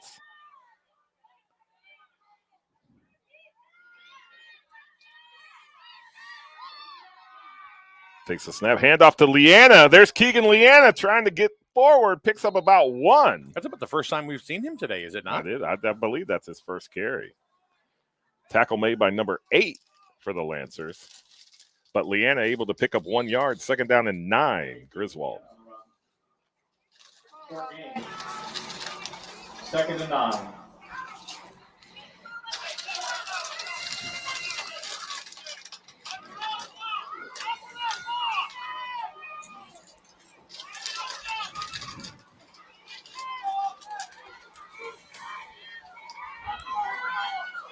Griswold coming to the line of scrimmage. Cassidy surveying the offense, make sure they're set. Puts Mason in motion. Handoff goes back to the other side. There's Remo. That's Darth Remo with the carry. Looks like he may have picked up another yard. So it'll be 3rd down and 8 for Griswold. So Griswold really slowing the tempo down here in the second half. And I mean that just with this offensive possession here with the run the plays. You know, not saying they weren't quick off the kickoff return and turnovers and getting it in the end zone, but now you can see that this is very deliberate on the Griswold offensive side right now. Why not? They're up by a couple of touchdowns. Let's run the clock and go home. So Castley rolling to his left, looking to put it in the air. Had a receiver, overthrew him. Pass falls incomplete. That'll stop the clock and bring up 4th down. 4th down and 8 for the Wolverines. Lancer slow to get off the ground. Some say that this is the preview of the Junior Super Bowl. Oh, getting a sneak peek here. Mm-hmm. Said Battle of the Undefeateds. So Griswold, Montville, Waterford, coming to your regular season here from Griswold High School. But you're saying maybe a matchup we're going to see here in the Super Bowl and down in Stonington. Yeah, it looks like that, for the playoffs, looks like Griswold's going to have the home field advantage for both juniors and seniors. Right. So there's a toss to the left. That's Mason Mills. He had a hole. He's still on his feet. He's running. He's in the end zone again. Not a flag on the field. Touchdown, Griswold. Mason Mills. Yeah. Touchdown, Wolverine. I hate to say it, because Waterford's a great ball club. Like I said, a lot of history with Waterford sports and everything. But today, the Wolverines are certainly outclassing the Lancers, and you hate to say that because they are undefeated. Yeah, so, they're a fantastic ball club, Yeah. and they've really proven it here today. The score is kind of a little bit deceiving because Waterford Montville is not or has not played as poorly as the score may suggest. No. So 33 points on the board for Griswold to see if they get the point after attempt. It's pitched to Mills, and they got a pass. Going back to Cassidy. Oh, just out of his overthrew reach. him, yeah. Falls incomplete, so the extra point's no good. 4:49 remaining to play in the third quarter. Your score, Griswold, 33. Montville, Waterford, 14. So, the Wolverines have a commanding lead with about 4.5 or so to go in the third quarter, up by 19. I really think this is a bunch of mental mistakes by Waterford because they moved the ball.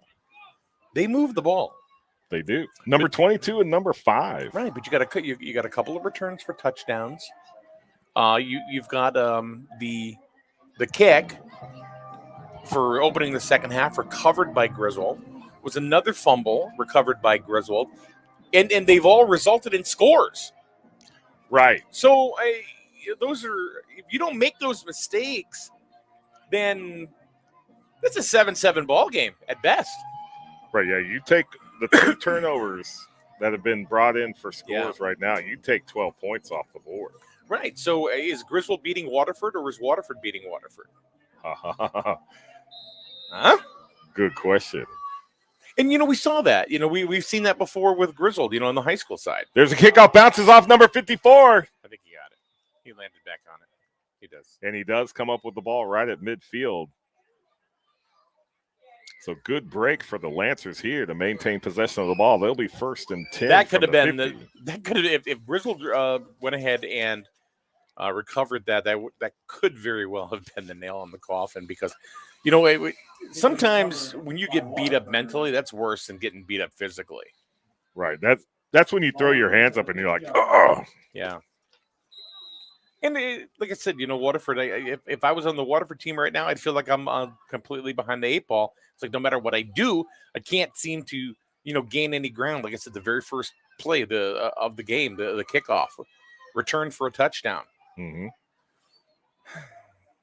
Same thing. They get a touchdown first possession in the second half. So there's Talk There about was a lick wrapped right there. up. When somebody immediately goes in the opposite direction, there's a flag on the play after the play was made. But Ryder Gilman, He said, let me give you a hug. you always know it's a good lick when somebody immediately stops and goes in the opposite direction. Let me have a hug. So we Oh, got he's against defensive Griswold. holding.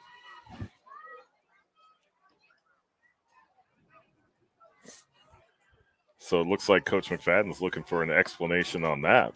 Penalty called against the Wolverines. Defensive holding. He can't believe it. That's a 10-yarder.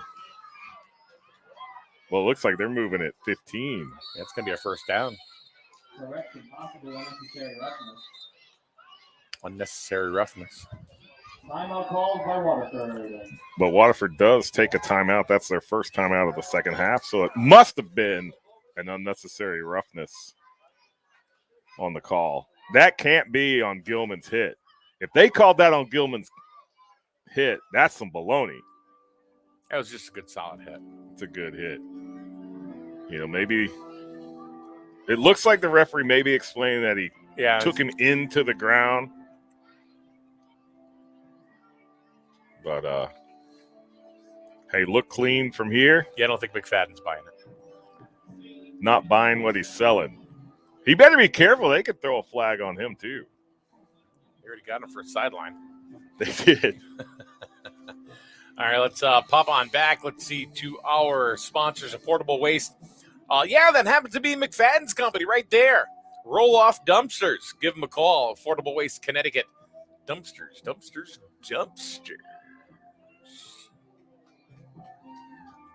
Grillikers. V-Town Liquors. They just had a big raffle. Yes, you were talking about that. Raising money for the Raised a bunch of money league. for youth football. So. In Griswold and in Voluntown. Voluntown, of course, V-Town Liquors and Grillikers. How do you think they got the name? Spencer Grillo? Grillikers? Coincidence? I think not. That's so funny. No. So 1st and 10 for the Lancers from the Griswold 35. Oh, ball's on the ground. Tried to hand it off to the running back. He lost his feet. The ball went to the ground, covered up by number 72, Trent Smelzer. Smells is all over the place today. That is the 4th forced turnover by the Wolverines in this ball game. And that's been the story right there. And Griswold's been able to capitalize on these turnovers. If they have not, or if they weren't able to capitalize, or if they didn't force these turnovers, because these are forced turnovers. They're getting hit hard. Like I said, it's a totally different ballgame at that point. I mean, Waterford could be in the lead. They could. They were there. Be, yeah. Before the end of the first half, they could have certainly taken the lead. Mm-hmm. But it's tough. When you have multiple turnovers, it's tough to overcome that because that's basically taking the football out of your hands. And one thing I saw there, I was watching some of the Waterford players, and they were just kind of throwing their hands up like, what the heck? What are we going to do? A little bit of frustration started to come out right after that one. Well, that looks like a missed snap. Yep. Did Waterford get it back? Okay. Nope. I thought there was a signal. Looks like Griswold will keep possession of that. We'll back them up a yard, maybe even 2. 2nd down and 12 for Griswold. So maybe a little bit of the turf conditions, the ball's getting wet and muddy,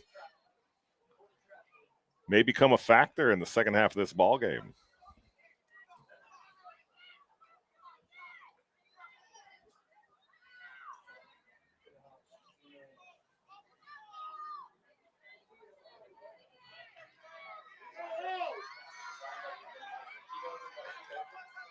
Griswold comes set. Mills in motion. Mills gets the handoff. Comes here to the near side. He's cutting to the middle. Needs to beat 1. Beat 2. Number 11's holding on. Here comes the rest of the team. Slowed him down just enough for the rest of the team to catch up, and it took 5 Lancers to bring him down. Mason would score. So close. Yeah. So Mason Mills able to take it down to the Lancer 25-yard line. Mike, how many Lancers does it take to bring down a Mills? 5. 5. Big gain on the play.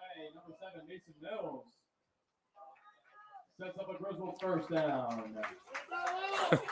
And the Lancers almost ate another touchdown. Number 11 right there.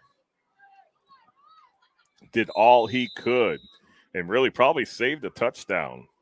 Slowed Mills up just enough for the rest of the defenders to catch up and bring Mills down at the 25-yard line. But it is first down and 10 for the Wolverines.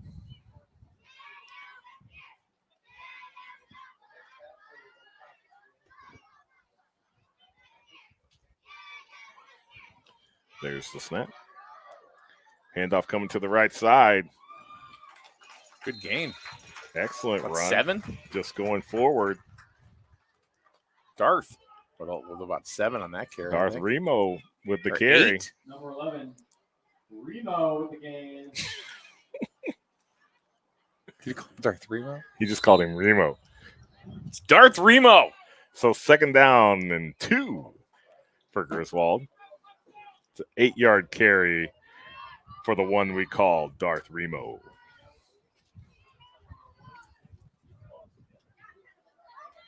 Got to give it to the hip parents, man. Giving the kids cool names. Give them cool names. Yeah. Not like Mike or John. Right. Well, Cassidy. Cassidy trying to roll to the left. You almost see bobbled it. He almost lost it himself. But But he's able to move it forward. I think he had enough for the first down. Number 54 and number 7 in on that tackle. They giving it to him? Yes, they are. First down, Griswold. First down, Griswold. First and 10 for the Wolverines from the Lancer 15-yard line. 1:31 left to play in the third quarter. Griswold in complete command. Total control at this point right now.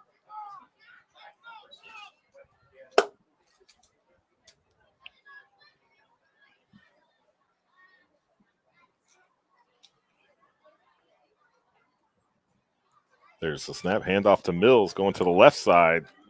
That guy, he just finds holes. I don't even think he needs that.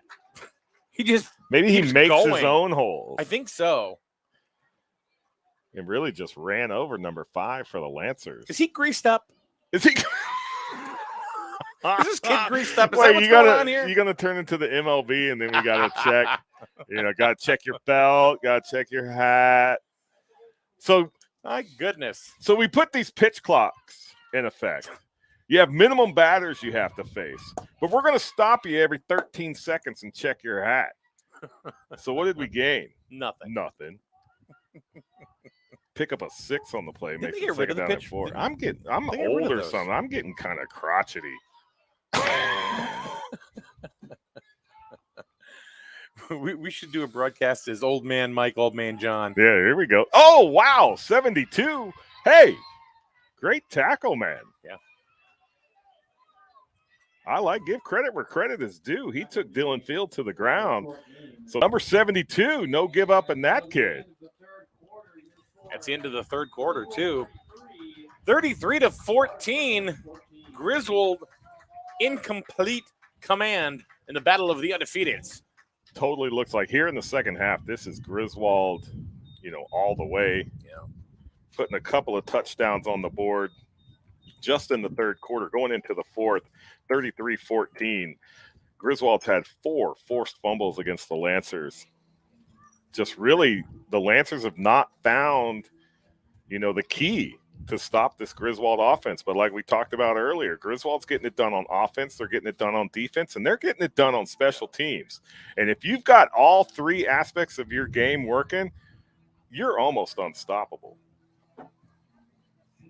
Now we got Metallica. Hey, Cameron, what you doing? What you doing? Get off your phone. We're looking at green pastures, and he's playing on his phone. I was just about to give props to our cameraman, and now he's got like.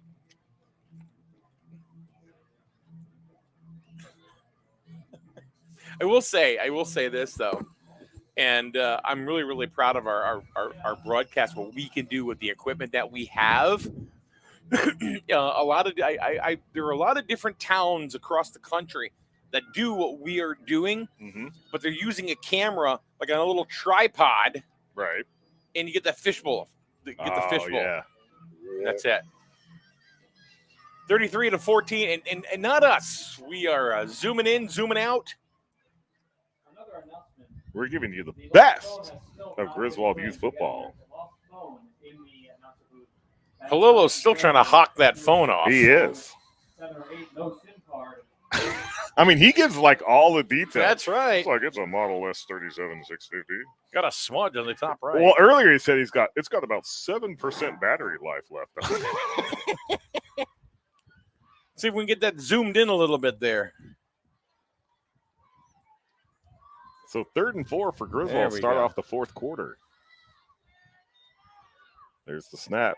Cassidy looking to go to the air again. Oh! Caught! That went behind the windowsill. I can't see it. Mills just before the goal line. So pass completed, number 7, Mason Mills. Looks like they stopped him at the 2. I can't see this corner, Mike, so I'm going to have to look over here. Catch is made by number 7. But that'll be Mason 1st Mills. and goal for Griswold. I think Mills is going to take a seat. Take a breather.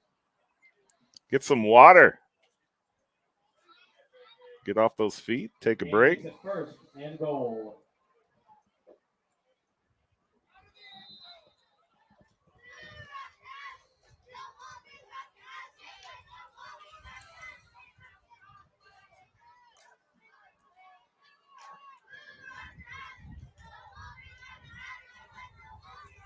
So Griswold getting it done on the ground early, now going to the air here later in the ball game and continuing to find success.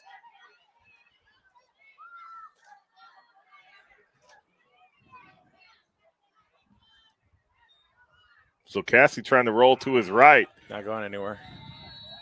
Number 42 was immediately on that.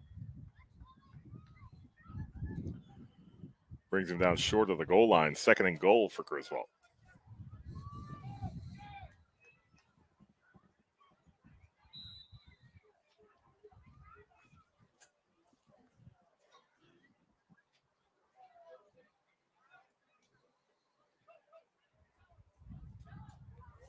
We talk about great hair. You know, some of the kids that have great hair. No, really, Right. I know I'm random, but I was like, what? you know, you get Stephen DeRose, right? He's Okay. got great hair for a young man, right? Oh, yeah, he does. All right. You got Palolo, great hair. Cameron, he's got great hair now. He does. He's got great hair. And, like, I can't see any split ends. I mean, he must use a conditioner. I don't know what he does. I don't know. So toss to the right. Oh, Still up. But, Water- wow, what a loss on that one. so Carmelo Ward trying to get to the outside. Had Lancers with him the whole way. Tackled for a loss. Yeah, slow to get up there too.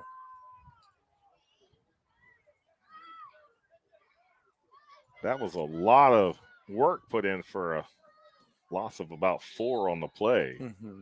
Will be 3rd and goal for Griswold. Tackle made in the backfield. 3rd and goal from back to the next. Hold on.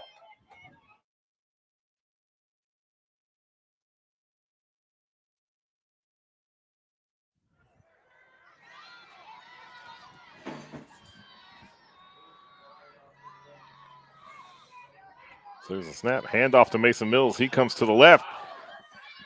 Hops Flag. over a defender. He's Still still on up. his feet. Cuts back to the right.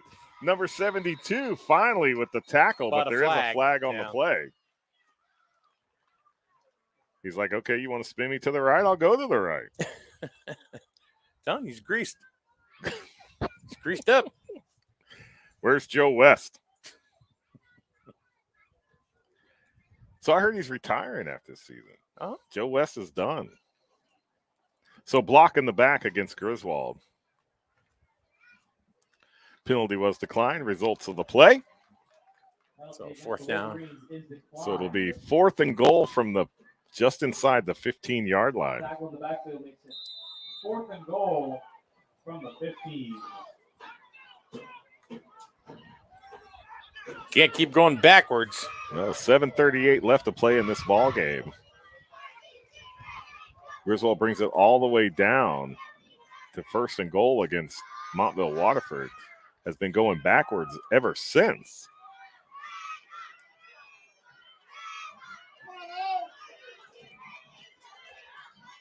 See if they can put it in the end zone here. Cassidy looking to pass, slipped in the mud. He had Mills, too. He did. And then brought down by big number 56 for the Lancers. No, 59 for the Lancers.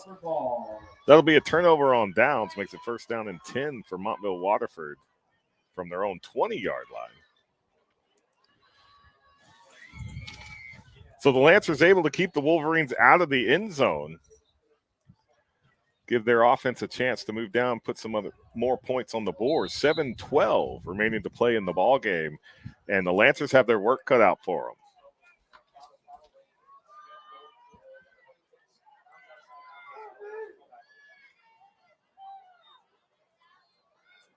So the ball goes to number 5, completely trucked.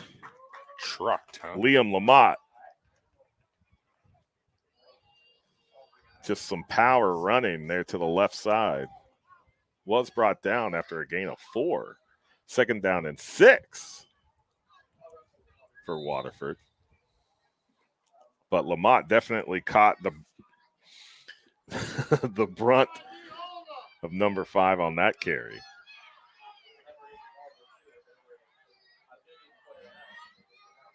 Anyway, I think our camera angles, are for the one camera that we have, are second to none. Toss to the right. That is number 22. He's looking for open space. Whoa! That was a suplex. Liam Cassidy. Welcome to Suplex City. That was a Bailey to Bailey. All right, he's still down on the ground. We have an official timeout, injured player. Well, you would be too if you took that. Talk about a bump. But nothing will beat Mills' sumo tackle last week. That was brutal. That was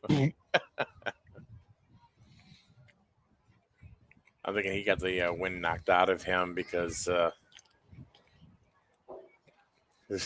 he was thrown.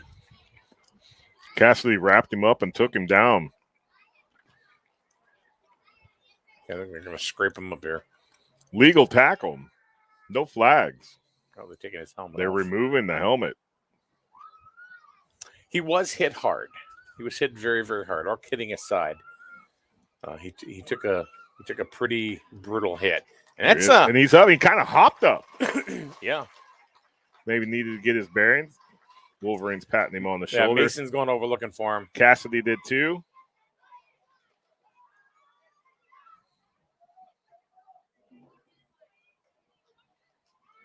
You got to give that Mills kid some kudos. I noticed that every time somebody gets hurt or somebody whatever, he goes over to the opposing teamer of the team and pats him on the helmet. Right. Yeah. He does do that. So 3rd down and 5 for the Lancers.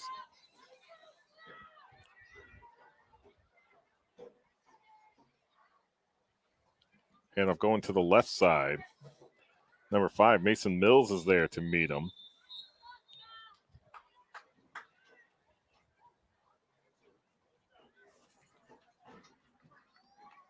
Number 28 was also in on the tackle. That's Colin Perry. He's been in on several tackles today. But the Lancers able to pick up a 1st down and 10. It's going to be interesting with the seniors game. With all that mud. Slip sliding away. Between the 15 to the 30-yard line or the 25 to the 40. Right. Especially down on this end of the field. Yeah. Whoa! All right, so I'm thinking the penalties against the Lancers on that. Number 50 was already all the way back on Mills. And it is against the Lancers. And the ref there was spinning his hands a little extra. Like to make the clock run faster. No, more like And Waterford will take a timeout. more like doing the locomotion. You know? Kylie Minogue? Yeah. Or Wow. Waterford takes its second timeout. Where They did have you one. pull that one out of? You said locomotion. I did. But geez. So you know what was on the radio when JJ and I drove to the stadium this morning? I have the What? satellite radio in my truck. And first, it was Run DMC. And then Run DMC, Which song? that Jam Master J. Okay, yeah. And then it was Fat Boys immediately after that. Was it the twist? It was not the twist. It was like something like Return of the Fat Boys, I think is what it was called. And I was like, oh my goodness gracious, I haven't heard these songs in like 35 years. That's every time I walk into my house. Old school beatboxing Yeah. with the Oh. Can you beatbox? No. I can't beatbox. See, I find it kind of weird that, you pulled out Kylie Minogue, start talking about the Fat Boys, Right. Big old country boy like you. Yeah. But hey, I listen to all kinds of stuff. Hi, snap 11 able to bring it down. Was looking for a receiver, didn't find one. Tucked it, gets away from the first defender. Then the tackle's made by Liam Lamont and finished off by Mason Mills. Pickup of about 1 on the play, but it'll still be 2nd down and 14 for the Lancers. No, I don't know. Maybe it was when we were growing up. That was the music that was on the radio. Yeah. And then the Fat Boys had like a movie. What was it? Disorderlies was a movie they I had. think so. People are like, what are they talking about? Well, it's new and interesting conversation every single youth football Saturday or Sunday. You have no idea what's going to come out. Nope. Locomotion leads us to Kylie Minogue, which leads us to Run DMC, which leads us to the Fat Boys. Which leads us to a Mason Mills tackle. Yeah. So there's that reverse number 22. This is the play that they exploded on earlier in the ball game. It's hard to explode through that mud. Right. And Darth Remo in on the tackle. They're very tentative. You notice how they're very tentative with their steps. They are. Well, they have to keep their footing. Yeah. I mean, you were saying, the mud was Exactly. looking shiny. Under 4 to play. 3rd and 5 for the Lancers. I think that the Griswold Wolverines can. I think we can predict a Wolverine victory. Now you sound like an election desk. Oh, no. With 98% of the precincts reporting, we're going to call it for. Oh, wow. Good call. So number 11 puts it in the air, finds a receiver, number 5. Oh, my goodness gracious. I'm going to pop you right in the mouth. Mason Mills on the tackle said, yeah, you picked up the first down, but hey, here's my shoulder. He did that. Then he went over and patted him and goes, Yeah, Patty, hey. Hey, How you doing? it's all in the game, man. How many fingers am I holding up? 20? Wow. Oh, goodness. That was a heck of a hit.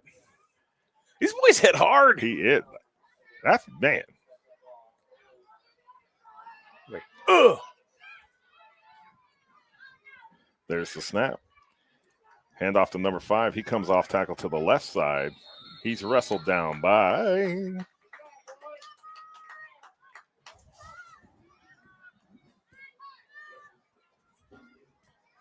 Colin Perry. Liam Cassidy also in on the tackle. Pickup of 6 by the Lancers. 2nd and 4 from the Griswold 49. 2:38 left to play.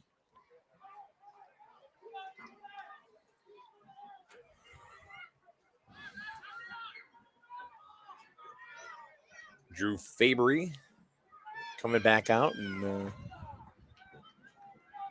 Gilman hustling off. running, so they didn't get a So there's too the many. snap. Number 11 goes to the Oh, air. One wide receiver. open. Number 15, wide open, takes it in for There was Lancer nobody. touchdown. The closest defender was in Baltic. Waterford. That's a 50. What was that? A lot. That was like a 50-yard touchdown pass. That's a great play by Waterford. Totally confused the Wolverines. They didn't see it coming. Nope. Slipped in behind the secondary, was all alone. All he had to do was catch it and took it right into the end zone. Gives the Lancers 20 points, 2:03 left on the clock. Montville Waterford lining up for the extra point. And the Lancers still with one timeout.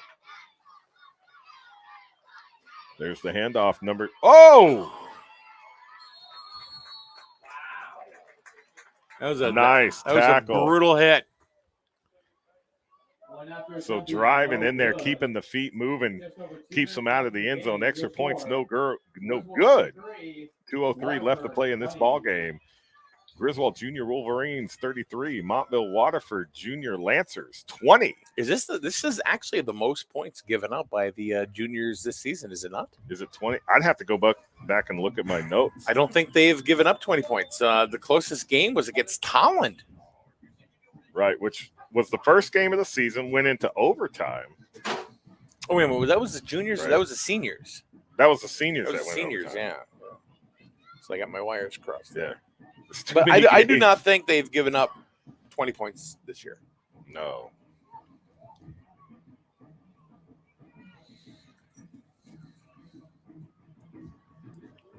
So we got bodies. 2 minutes to go in the juniors matchup, Griswold against Waterford. Both teams undefeated until, unless something happens. Someone's going to take a big fat L for the first time this year. And it's either going to be Griswold or Waterford. And right now the score's 33-20. Expect the onside kick. So, yeah, 2-possession ball game. Waterford lined up to kick it back to Griswold. I would not be surprised to see an onside kick. They've got 2 minutes and 3 seconds to score 2 touchdowns.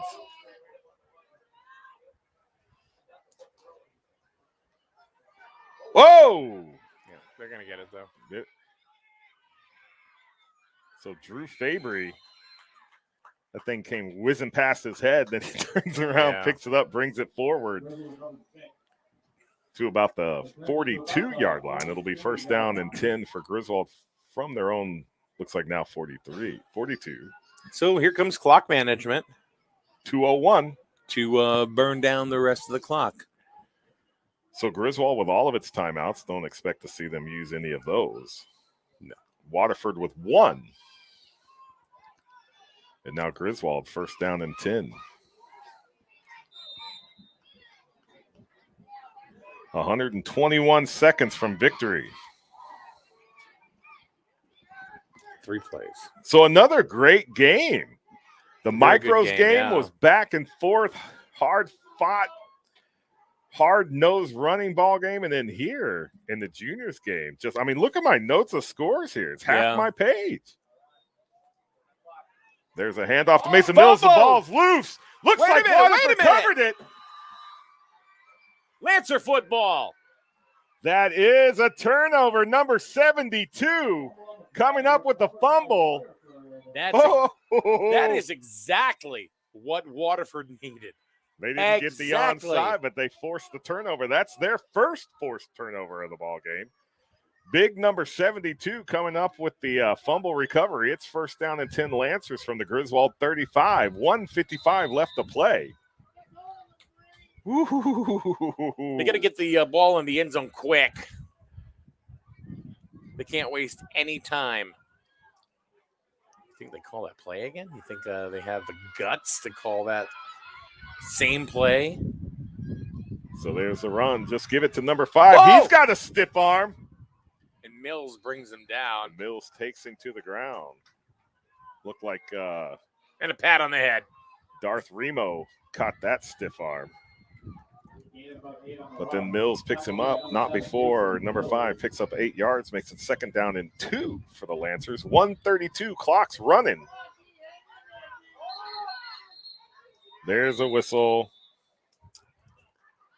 Timeout, Griswold. Huh. Interesting. Timeout by the Wolverines. I think that's a momentum breaker. Probably. I think that's a momentum breaker right there. That's nothing more than that. It's like, hey guys, take a breather. We got a minute and a half to go. You know, just there's a little bit of energy, a little bit of momentum starting to go Shot Waterford's way a little bit. The chakras were starting to align. Get them in their group, so take them out of that group. Get a touchdown, recover a fumble. They're starting to move the ball. Yes, it's really late in the game, but McFadden says, no, not today. We're going to snap that momentum you got going on right now.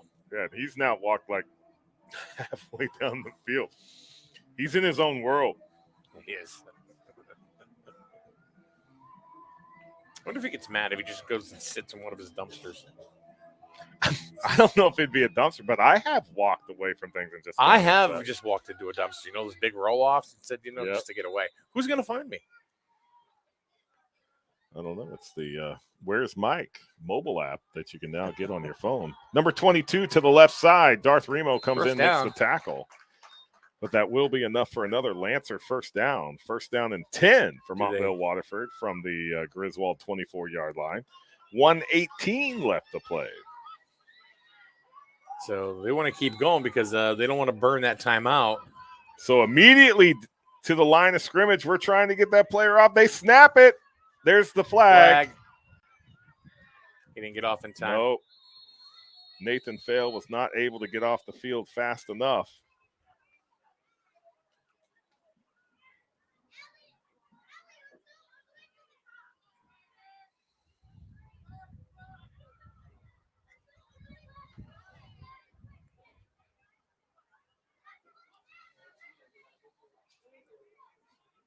And it stopped the clock, too. So, Well, just while they discuss. right, but Yeah. the clock's not running. Right. So there you go. Yep. Exactly what we thought it was against Griswold. Smart by Waterford to snap that play. Get it Exactly what they're trying. They were quick up to the line. Griswold's defense was not set. They were sleepy. And they had a personnel substitution. And they will take their last time out. So that clock is not going to restart at the snap. Timeout called by Waterford. That is Waterford's last That's timeout. their final Waterford's one. Out of timeouts, and it's first down and goal for the Lancers. 1:12 left to play. Score is Griswold 33, Montville Waterford 20. It's not over yet. They're getting there. We still have one more rock'em sock'em robot smash mouth No, game don't of do football. that. It takes the computer offline. Oh, that's right. Don't do that. Yeah. I wasn't hitting the. I could hit the walls. That'd be Hit all the right. wall. I don't know if I want to hit these walls either. No. I don't think I've ever had a broadcaster with me start breaking furniture. It never happened. I didn't break furniture. Yeah, it's pretty close. It's pretty close. Let's see if we can put it in the end zone here. So there's the snap. Oh! Nope. Number 22 on the carry. Brought down pretty quickly. Looked like 1 minute left to go in the ballgame. They're going to snap it, and they're going to get another penalty. Watch. Timeout. Call a timeout. Yep. Yep. Griswold timeout. Smart. Call the timeout. Burn the timeout. Don't get the penalty. It's going to be second and goal for the Lancers. Smart play. Yep, because they were going to get another 12 men on the extra man on the field penalty again. 51 seconds left to play.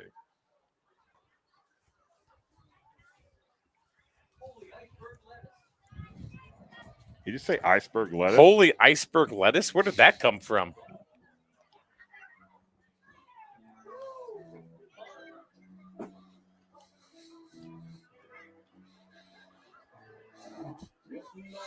Going down in the deep.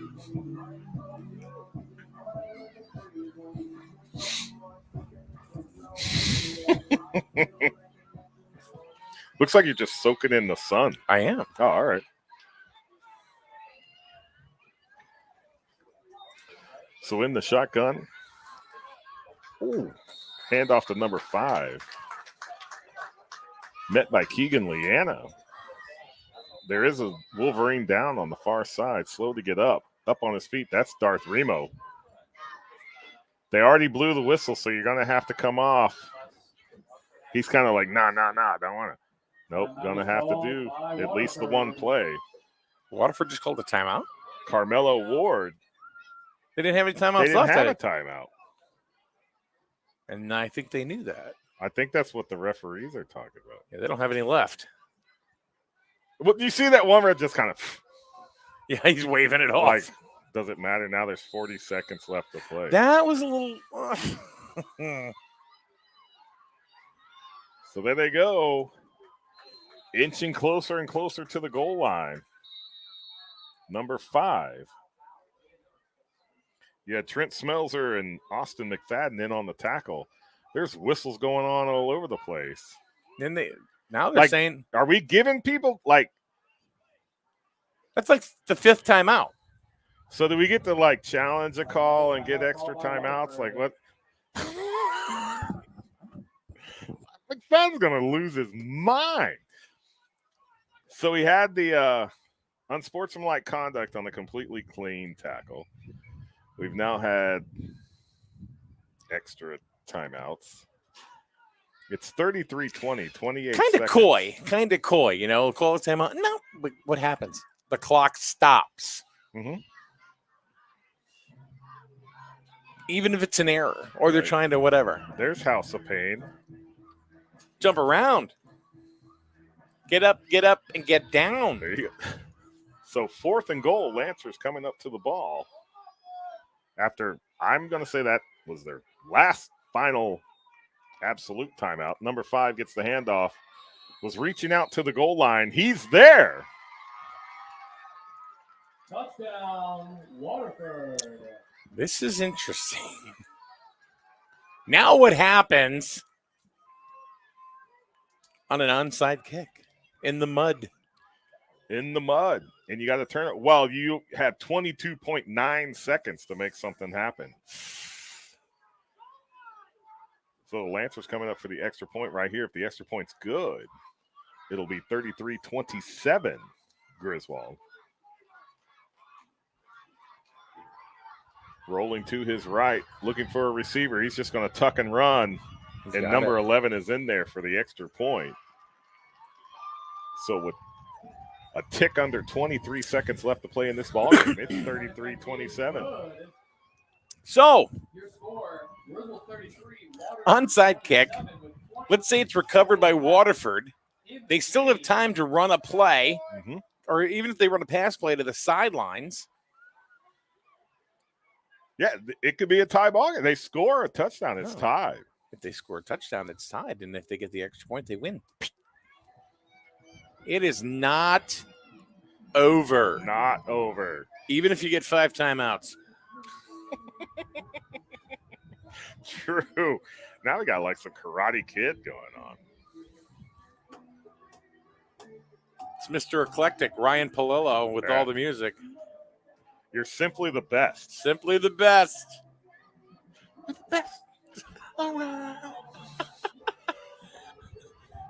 It's always fun to be broadcast with a guy that's going to geek out. Yeah. Sweep the leg. Sweep the leg. Sweep the leg. The crane to your face.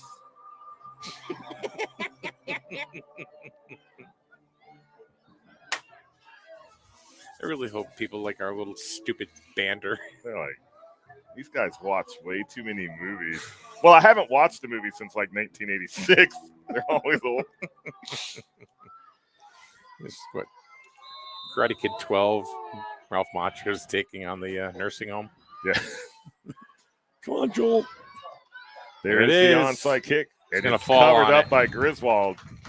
Yeah. All they need to do to ice this. Yeah, Waterford didn't need to kick it to the one guy. The one guy that they On shouldn't the have field. kicked it to, Mason Mills. Right. You know, that should have been something that the coach talked about on the sideline. Yeah. All right, onside kick. We need to recover this. Stay away from 7. And the kicker heard 7. That's where he went. So, victory formation. Victory formation for the Wolverines. One snap done. It is first down and 10 from their own 45. And there they go with the knee.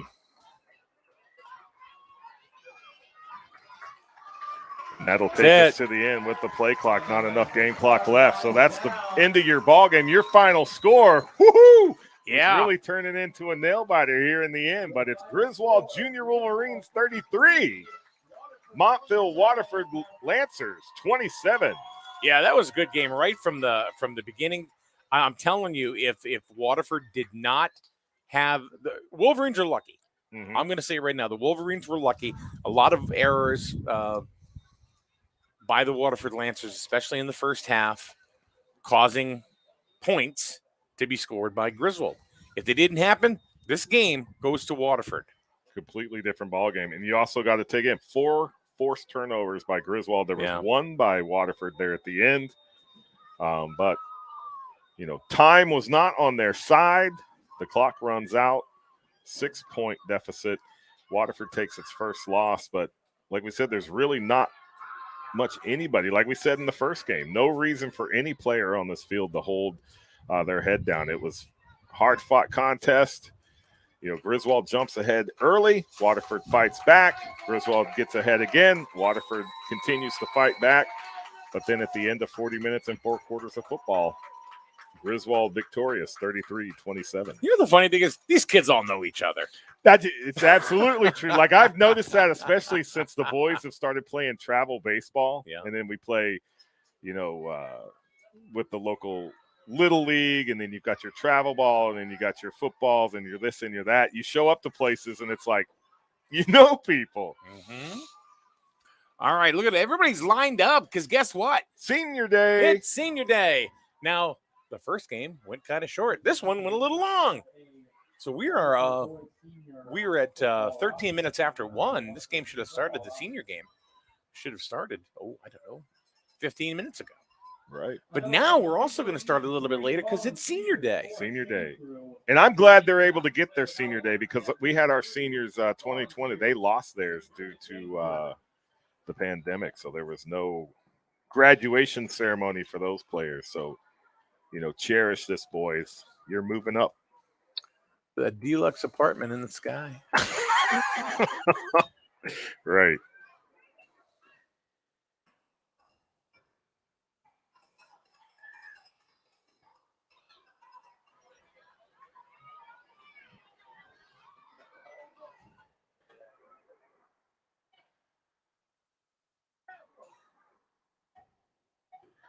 I'm not sure who's going to take game of the day today. I don't know. Micros, you know, we were giving them a little edge than the juniors. So I don't know. Even Stevens for me right now.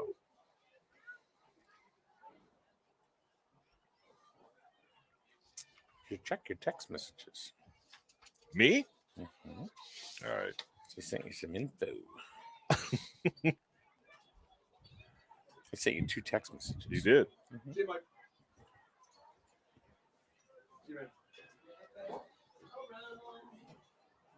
Oh, wow. We got 2 cheerleaders as well that are going to be moving up. Should I do them first? So Che- get them out of the way first?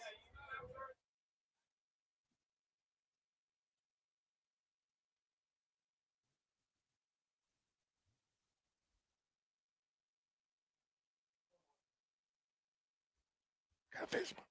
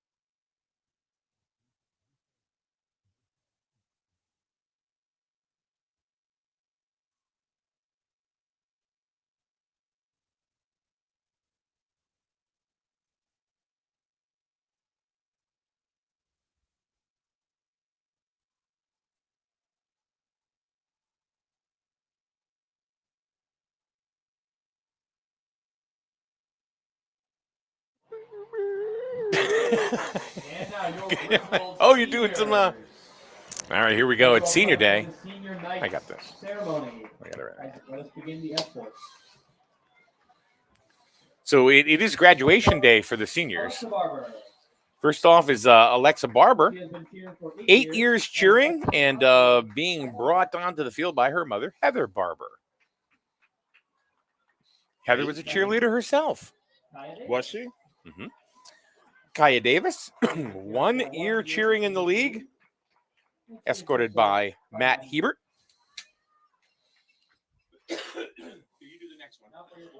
So I will do the next one? Yeah. So Stephen McCleary, 5 years with Griswold Youth Football, being brought onto the field by Mom, Robin McCleary, Dad, David McCleary, and then Molly, Katie, and Chloe, his 3 sisters, and then Trent, his brother. Family affair. Yeah. Next is number 82. It's going to be coming out. That's Ryan Webster, 9 years with Griswold Youth Football. And his dad has been coaching GYF for 13 years. This is his last year. Now that's Dan Webster. Right, hanging it up. That's right. Dan is also bringing him out with his wife, Shannon. Walking Both. through the mud. They're walking through the mud. Yeah. And that's a couple of gamers for you. And both Dan and Shannon, they serve on boards in the town of Griswold. Yes, they do. So number 77, Devon Natalio. 1 year, Griswold Youth Football, being escorted onto the field by Leo Mercado and Debbie Nadiello. Number 73, Gavin Mancini. This is his first year with Griswold Youth Football. Bringing on the field by Joelle Yost, his mom, and his dad, Dave Mancini. It's number 73. And here's number 66, Carson Hunt. 5 years, Griswold Youth Football, being escorted onto the field by his mom, Alicia Hunt, and dad, Brian. Number 64, Luke Valor. 1 year in the league. He's being escorted by Sean Valor, his father. So a lot of rookies graduating this year. So here's number 63, Braden Johnson. Started his youth football career in Plainfield at age 5. And he's been with Griswold Youth Football for 1 year, being escorted onto the field by his dad, Robert Johnson, and grandpa, Wayne Beauregard. There we go. Number 59, Shane Inglesby. Sugar Shane. 5 years. Being escorted by Jackie Gray, Mike Gray, Ashley, Charles, and Tony. And a few neighbors, I'm sure. Neighbors, and the guy we saw at the mall. Number 57, Antonio Garcia. 2 years, Griswold Youth Football, being escorted onto the field by Katie Loomis and Alex Garcia. Number 44, W.J. Oconee. 6 years in GYF. And, of course, being escorted by Rachel Schmidt and Coach Walter Oconee. Wally! Next is number 42, Xavier Bamba Hool. 2 years, Griswold Youth Football, escorted onto the field by Ken Boomba. Say that name again, man. Boomba. Say it again. No. Oh, which the whole name. The whole name? Xavier Boomba Hool. What a great name. Next up, number 36, Derek Barber. Number 36, Derek Barber, 2 years in GYF, being escorted by Adam and Karen Barber. No, and was capitalized. And.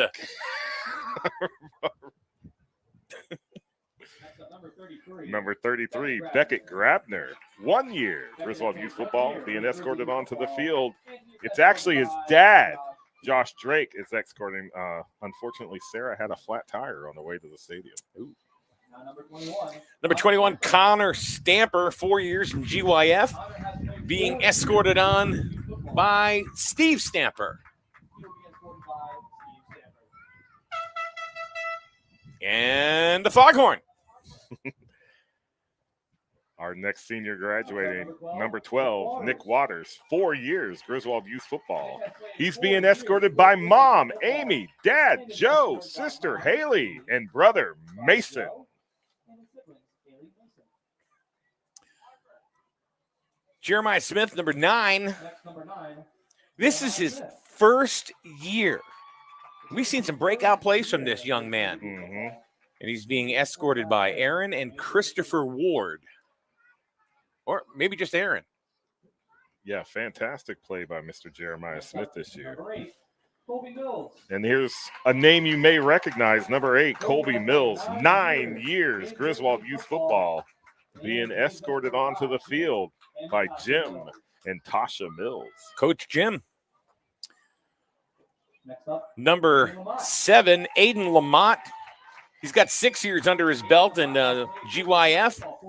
He's being escorted by his dad, Joe Lamont, his mom, Stephanie Lamont, and brother, Liam Lamont. Yeah, I don't know who Liam is. It's young, You come like on, that? and finally, And then finally, number 1, Aiden Cutter, 8 years, Griswold Youth Football, being escorted onto the field by his mom, Amy Cutter. he is escorted by his mother, Amy.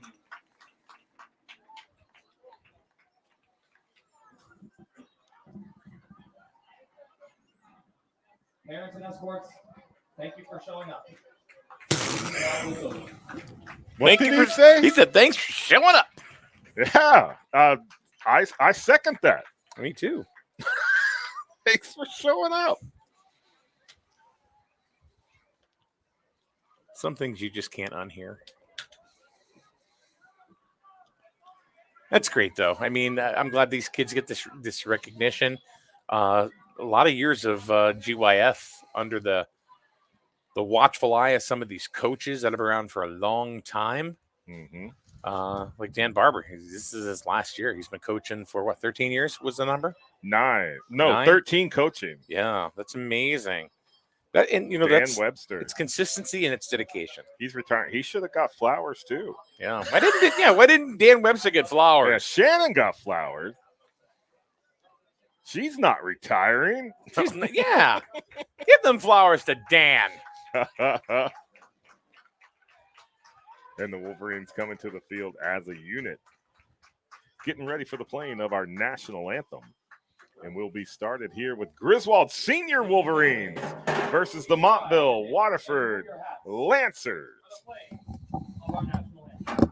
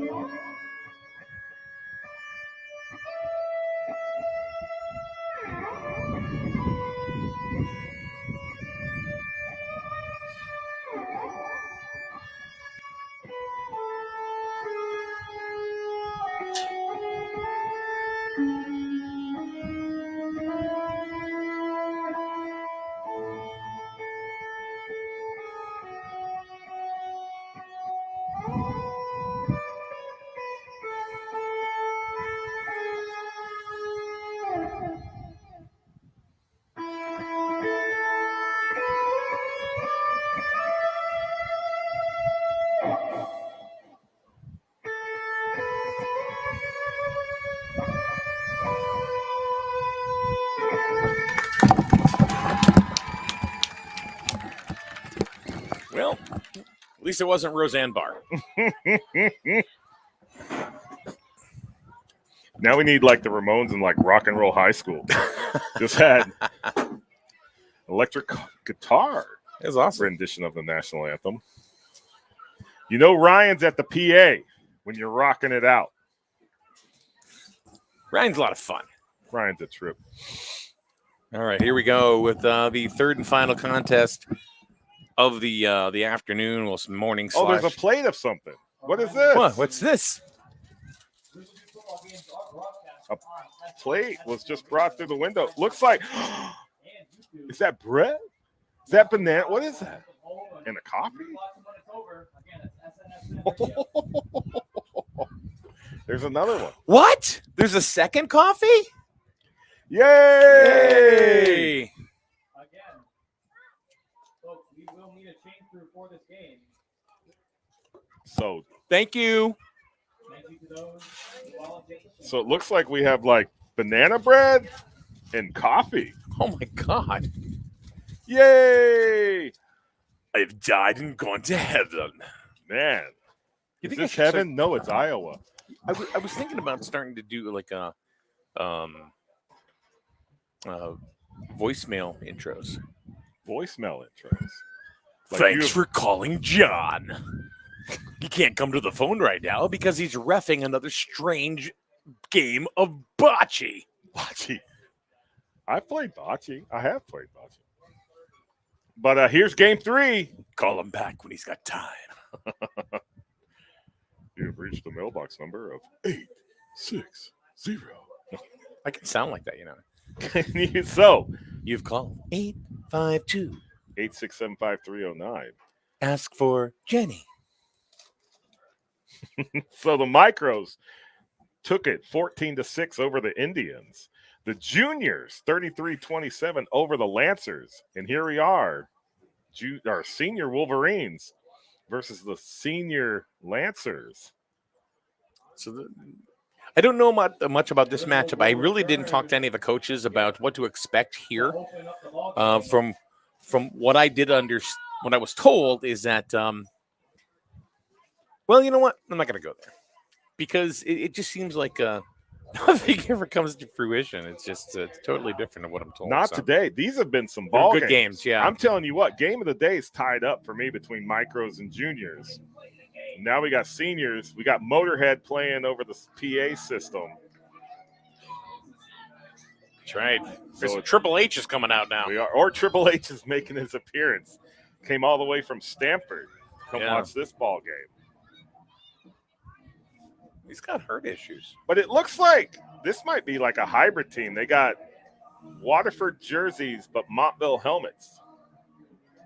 So we saw, Yeah, we did. yeah, So this must be the Waterford Indians sure. or the I'll go with Montville that. Lancers. Montville Lancers, Waterford Indians. They're probably both true. Either way, there's some grown men out there. Yeah, they drove themselves to the field. Wow! Look at that kickoff. Put him on varsity now, coach. Kickoff picked up inside the 10-yard line. Coming here to the near side, trying Flag. to find a hole. Some jersey. Whoa! 56 holding on. Colby's still fighting. Oh, what was that there at the end? I don't know, but I think there's a foul over there on WJ on the opposite side of the Yeah, there field. was a flag at the 35-yard line. But that was quite the kickoff. Didn't really have any height on it, but that went the distance. That was the closest we've been to a touchback all season. Right. We went back to almost the 5? It was probably the 7 or 8. What are they doing with the flag, or did they just wave it off? Oh, illegal use of the hands. Yeah, it was against Griswold. Yeah, it was WJ. I watched it happen. Live and in color. Yes, sir. So that'll back up Griswold to inside their Give me a 10-yard piece line. of this. First I'm down going to and try 10. this right now. Yeah, absolutely. All of a sudden, a plate started appearing out of nowhere.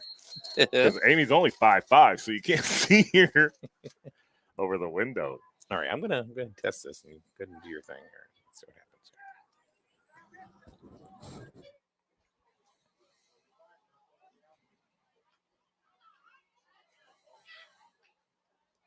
Good. All right. Good job on the bread. Thank you.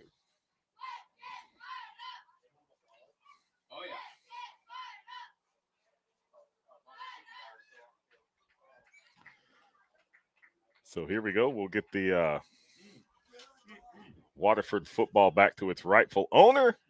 Number 5 looks like he's fixed whatever uniform issue he had.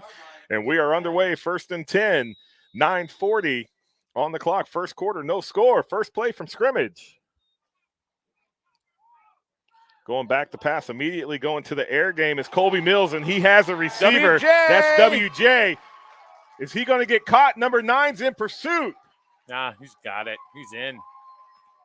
There's a flag back at the 30-yard line. Touchdown on the play. However, there's a flag. Oh, my goodness gracious. Is that coming back? That would have been a 91-yard TD pass. Another sideline? You're kind of getting a little nitpicky on the sideline if that's what it is. Yeah, it's exactly what it is. So the touchdown's going to count. Touchdown will count. Sideline warning. The touchdown will count. Yeah, it's like, so what? We'll take the 6. Right. Touchdown reception. So first play from scrimmage, 91-yard touchdown reception. Colby Mills. Oh, all of a sudden I went blank. Colby Mills to W.J. Oconee. There was a sideline infraction against Griswold, but the touchdown will count. Wolverines up for the extra point. I think Jim Mills and Sean McFadden are going to go have a beverage. Talk about sideline infractions after this. That's right. Only 35 seconds off the clock. It's carbon copy of last game. Griswold's on the board. See if Mills can poke it through the uprights. Ball set. Kick is off. And no good. No good. Wide left. Hard to see this into the field for me, but the extra point was no good. So just like that, Wolverines are up. Senior Wolverines first on the board. Griswold 6. Montville, Waterford 0.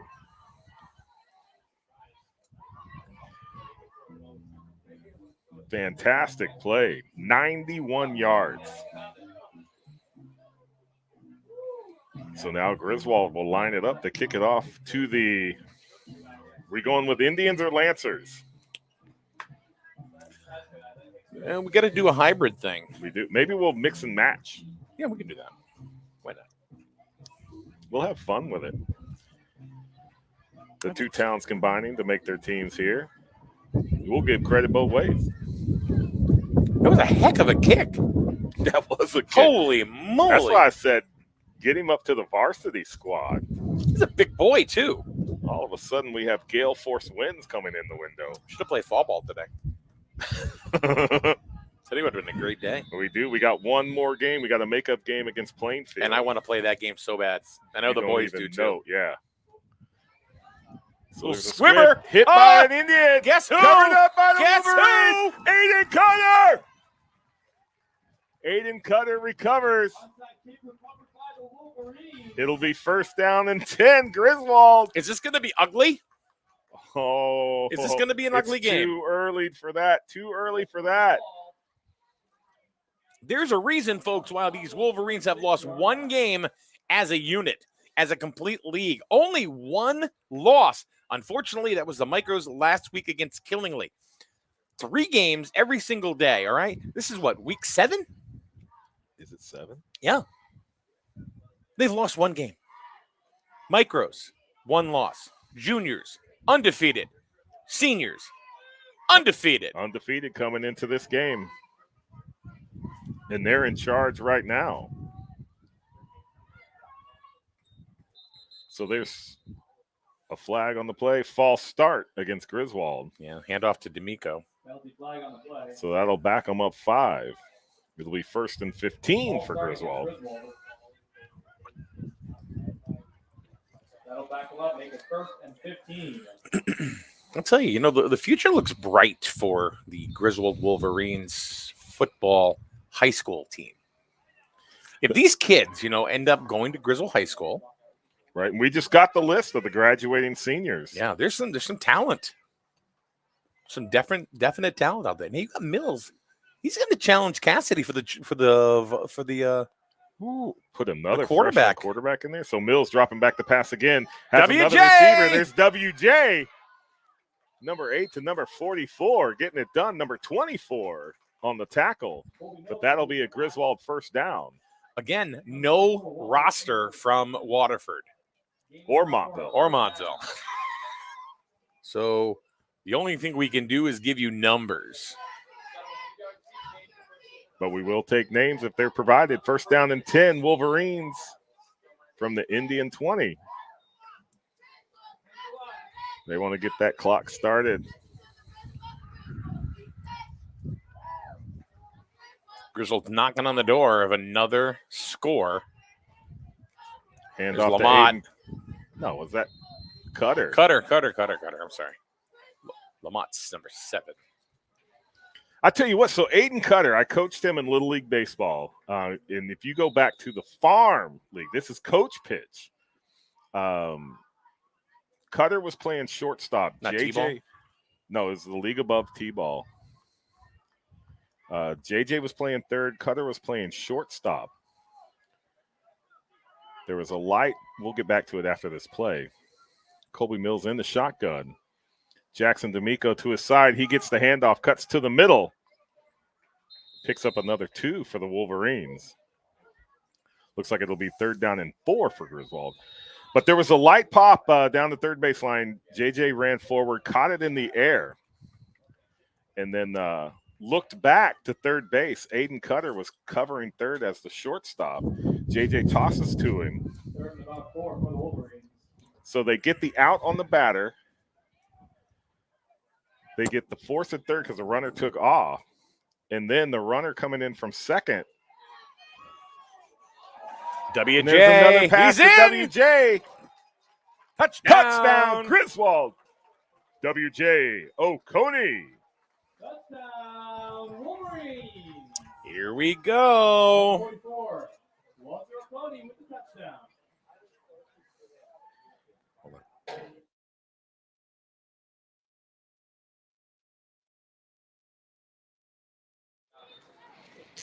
WJ Oconee, touchdown number 2 already. And let's see.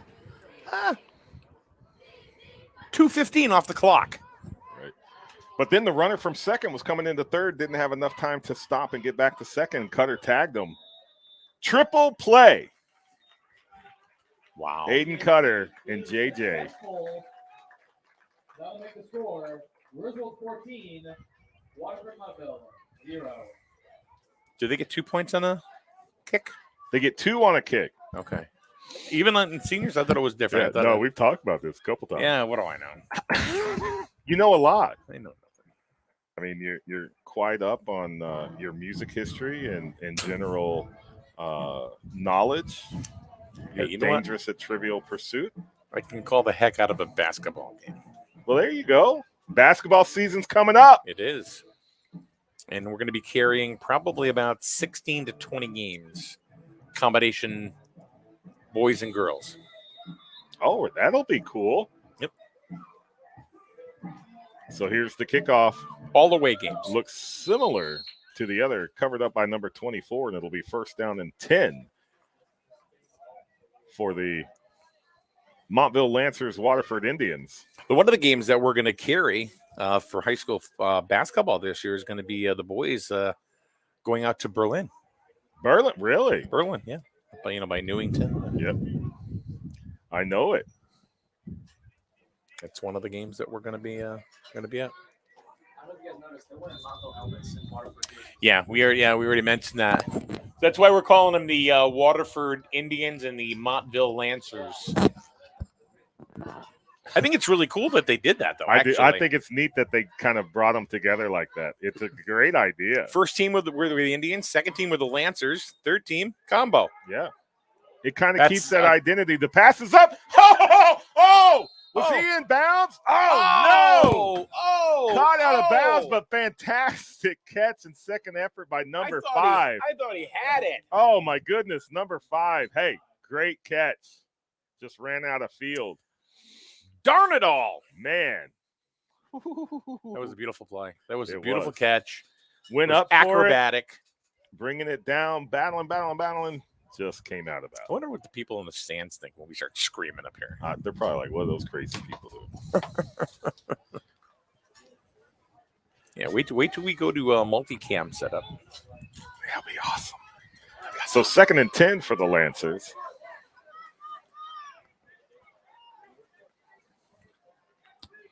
Number 5's in motion. Number 5 gets the handoff, looking to find the outside on the far side. And nope. Ran into a wall. Ran into a wall of Mills. God, Colby Mills on the I tackle. say that name a lot. Mills? Yes. Yeah. Whether it's Mason or Colby. But a pickup of 3 on the play makes it 3rd down and 7 for the Indians. So 2nd down, they were the Lancers. 3rd down, they'll be the Indians. But no, it keeps the identity of the two towns. I like the idea of what they're doing here. Yeah, I do too.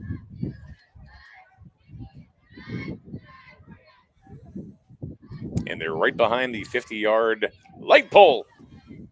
The light pole of doom. So Waterford looking to go to the air. Nowhere Number to 9's go. trying to scramble, Nowhere to and there go. was nothing there. Number 81, Stephen McCleary on the tackle. 54 was in there too.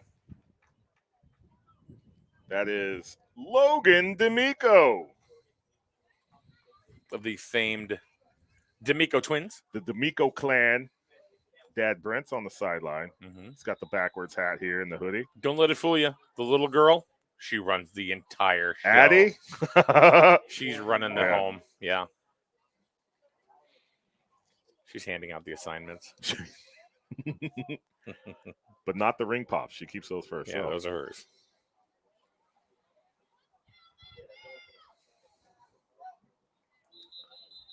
Nope. Play Whistle. blown dead.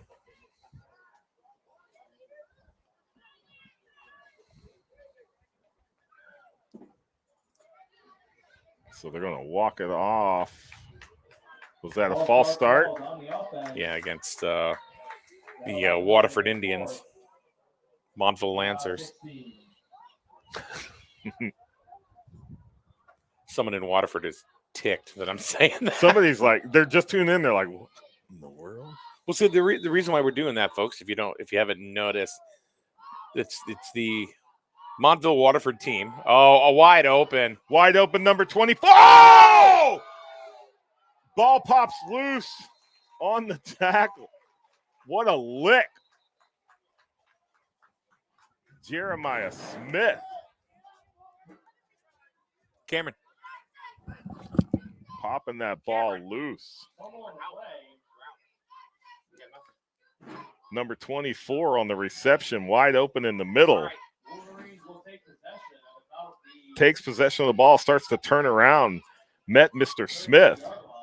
Ball pops out, recovered by Griswold. Turnover, 1st and 10, Wolverines. Here we go. So the turnover game rears its head again.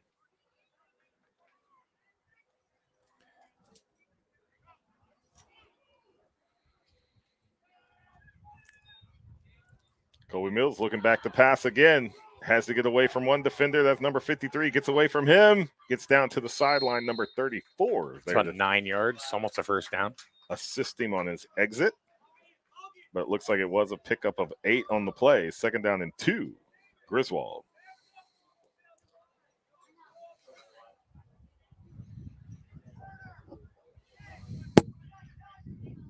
So no, what are it? Oh, offsides on the defense. Penalty declined, results of the play. 2nd and 2. 2nd and 2. I didn't see a flag, but all of a sudden I saw a referee motioning penalties. So the handoff. First down. Number 1, Aiden Cutter. Tackle made by number 53. But Cutter able to take it to midfield, which will be enough for Griswold first down. 1st and 10, Wolverines. Enough for a Wolverines first down.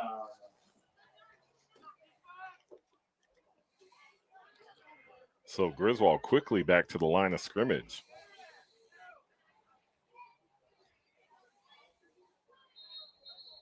And a whistle And again. there's a whistle.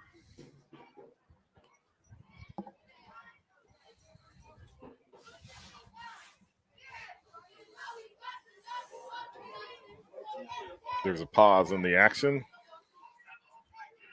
Yeah. There's McFadden walking by us. Coming to get us. So there's a personnel substitution for Waterford. But now we have one line judge moving back, one line judge moving up. All right, now I think we're started. So Mills up under center. Handoff to the right side. Right behind the light pole. But that was Jackson D'Amico on the carry. Just forcing his way through. Kid's strong. That kid's very, very strong. So that's 46. So that would be Logan D'Amico. But we had a number 54, which is Logan's alternate number. Because Jackson's 47. So now I'm utterly confused. Unless he's swapping jerseys on the sideline. So there's Jeremiah Smith in motion. Yeah, he got the handoff all to the right side. First down. And more. To the 30. He's to gone. the 20. He's in. 10. Touchdown, Griswold, number 9, Jeremiah Smith. I don't see any flags anywhere. Number 9, Jeremiah Smith with the run.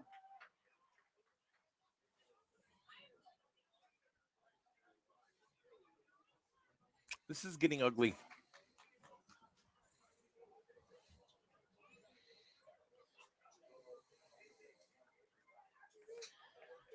So that's 3 unanswered touchdowns for Griswold. 2 on touchdown passes to W.J. Oconee, and then the 48-yard run by Jeremiah Smith. Griswold lining up for the extra point. Kick is up. And it's good.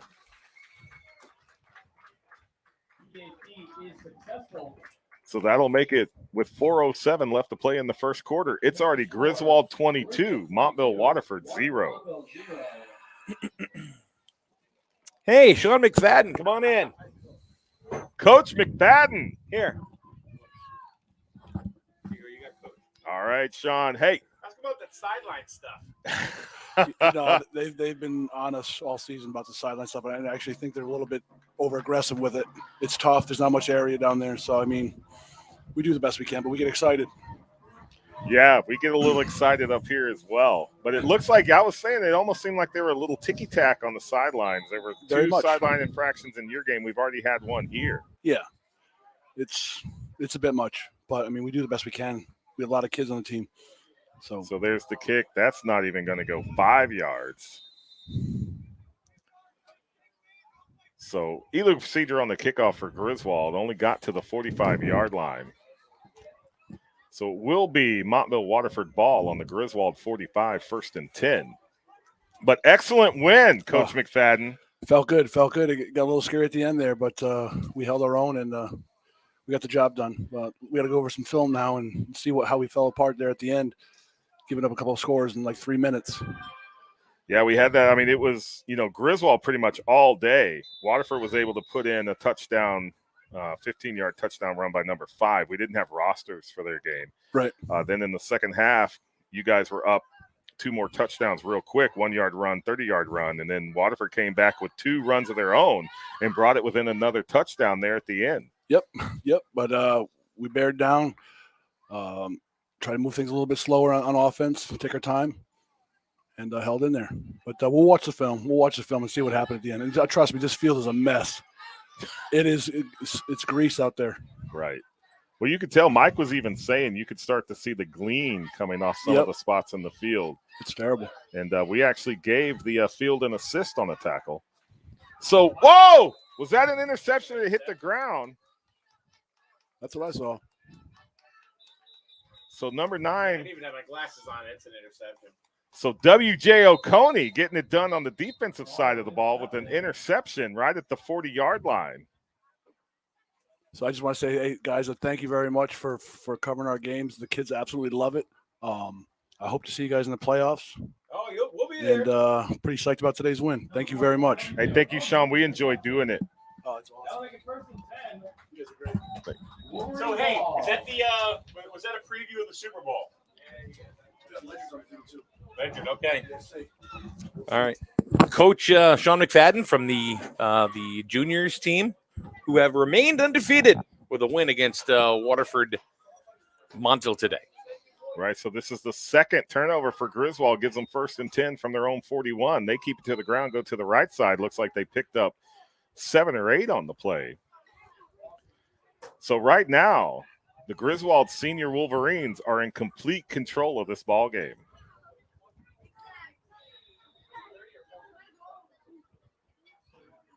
Air Neville in the chat. Air Neville. Not Aaron Neville. Right. Air. I said air.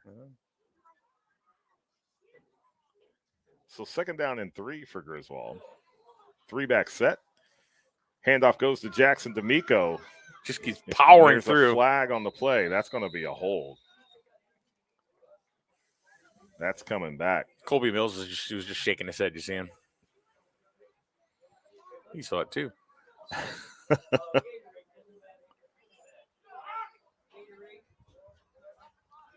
Stop the clock.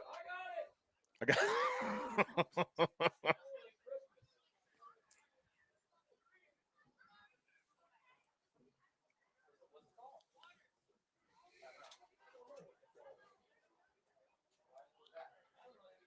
So was that helmet to helmet and not a hold?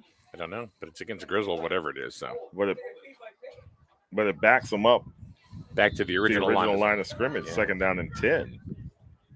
No, I was focused on they were wanting to get the clock stopped, so I missed the penalty call.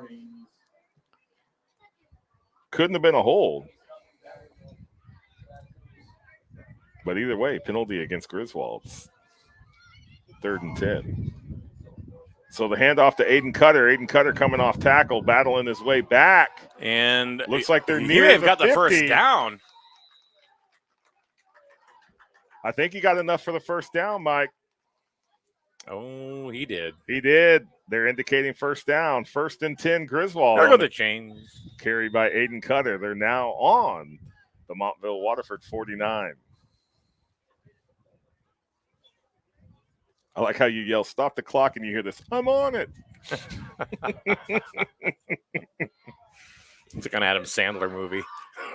Helping each other out here in the press box. I got the pole.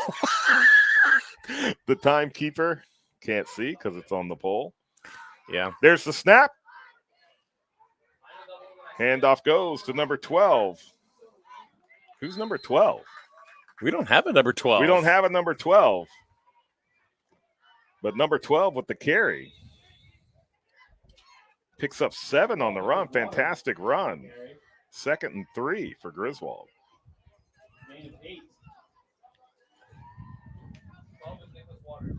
Nicholas Waters. Nick Waters. What's he? We have him as number 13. Yeah. We'll put a 12 in here. Maybe he ripped his jersey up. I don't know. So Nick Waters on that carry. So there's Jackson D'Amico powering forward. Picks up about 1. Very close to the 1st down. 3rd and 1 for Griswold. 3rd and about a yard for the Wolverines. The down marker's behind the light pole for me this time. Can you see it? I can. In the 1st quarter. Yeah, it's about a yard away. Maybe a half yard even. I love this light pole. Who designed that? Not me. Who thought that was a good idea? Right. Put a light pole at the 50-yard line. 50-yard line. So there's the handoff to Jeremiah Smith. He's grabbed around the waist from behind, but he's still moving that pile forward. And he got more than enough for another Griswold 1st down. 1st down and 10, Wolverines. 26 seconds left to play in the 1st quarter. Game is up for Griswold. 1st down. That's probably going to be the end of the 1st quarter right there. They're going to let it run. And at the end of 1, your score, Griswold Senior Wolverines 22, Montville Waterford Lancer Indians 0. And that will be the so, end Mike, of the 1st So, John. Here in the first quarter, Griswold puts up 3 touchdowns. First one on a 91-yard touchdown pass to W.J. Oconee. Then comes back with another 20-yard touchdown pass to W.J. And then Jeremiah Smith brings it in from 48 yards out. Yeah, and honestly, I mean, that was only the first quarter. First quarter. That was only the first quarter, and it's we're a good 30 minutes into this this game already, and now they're knocking on the door once again. Right, it's first down and 10. By the way, Nick Waters is number 12. His jersey ripped last week. Oh, there we go. I guess it's last call for raffles. Yeah, last call. Just an announcement that this is the last call for raffles. Raffles are taking place at the concession stand. Again, that is last call. Now here's the mad rush to the concession stand. Last call. But yeah, no, we're starting off the second quarter. Griswold with the ball, first and 10 from the Indians' 36.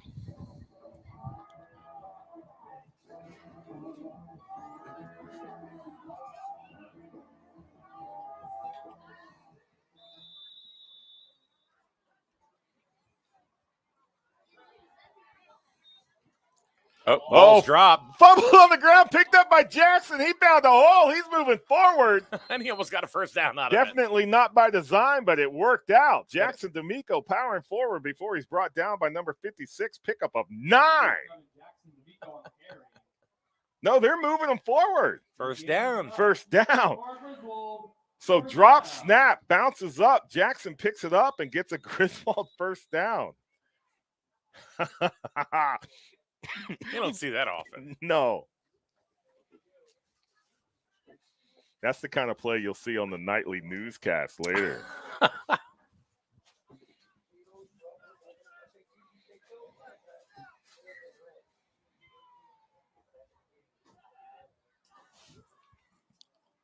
So handoff coming to the right side, fighting to the outside.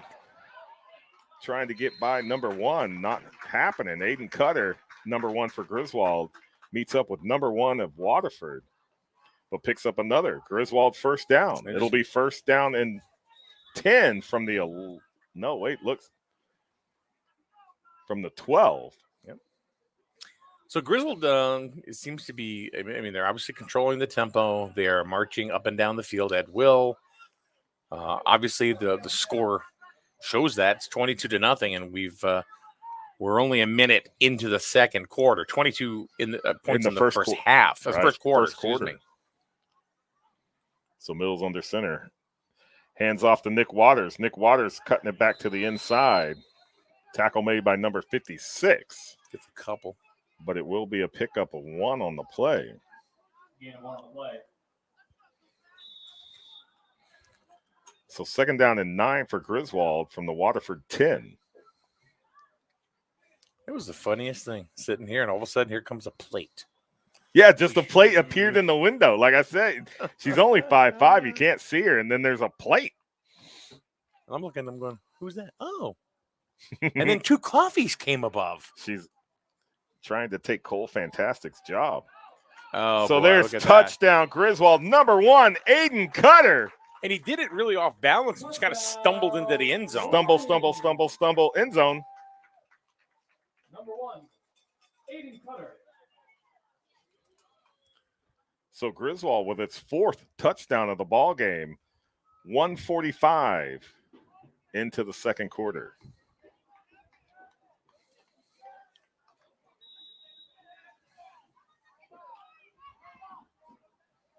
And they're going to go for 2. Looking to kick it again. There's the snap. The ball is down. Kick is off. Oh, no good on the extra point conversion. But with 8:15 left to play in the first half, it's Griswold 28, Montville Waterford 0. Yeah, and we're only in the second quarter.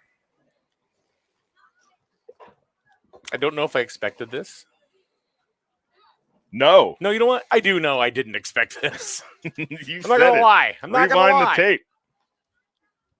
Oh, that's my first bite of that bread. That's pretty good. That's pretty good. And the pecans, Mm-hmm. they're candied. Or pecans. No, pecans. You're in Connecticut, okay? It's a pecan. It's a pecan.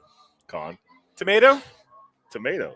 All right, you're not going to say tomato. No, that's crazy talk. Why not? You're saying pecan. Because it's a pecan. Why not a 'Cause you have- tomato? You have pecan trees. You don't have Pecan. pecan trees. Pecan. Tomato. It's the same thing.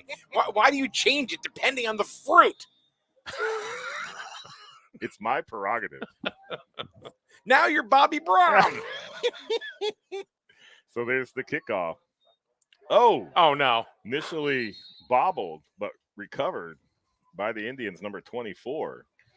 So it will be first down and 10 for Montville Waterford from their own 43.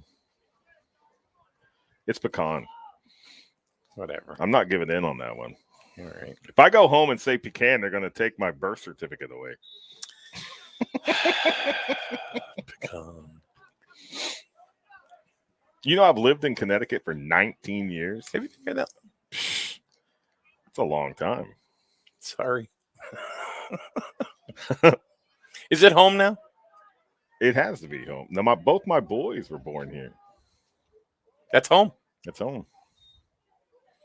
So there's a pitch to number 5, trying to find the outside. Number 63 is in pursuit. Colby Mills catches him first and wrestles him down to the ground. Also at 6. Big loss on the play. By number 8, Colby Mills. But 63, Braden Johnson, was in hot pursuit. I love it when you see the big men in pursuit. Because they've plowed the little ones over. Yeah. So loss of 5 on the play brings up second down and 15. And you married a local girl. I did. Montville native. So how'd you get to Jewett City? So the first 3 years we lived in Connecticut, I was stationed up here in the Navy, and we lived in Ledyard the first 3 years. Then we were looking to buy a house, build some equity into a home instead of just paying rent. Right. But we didn't want to stay in Ledyard for a couple of different reasons.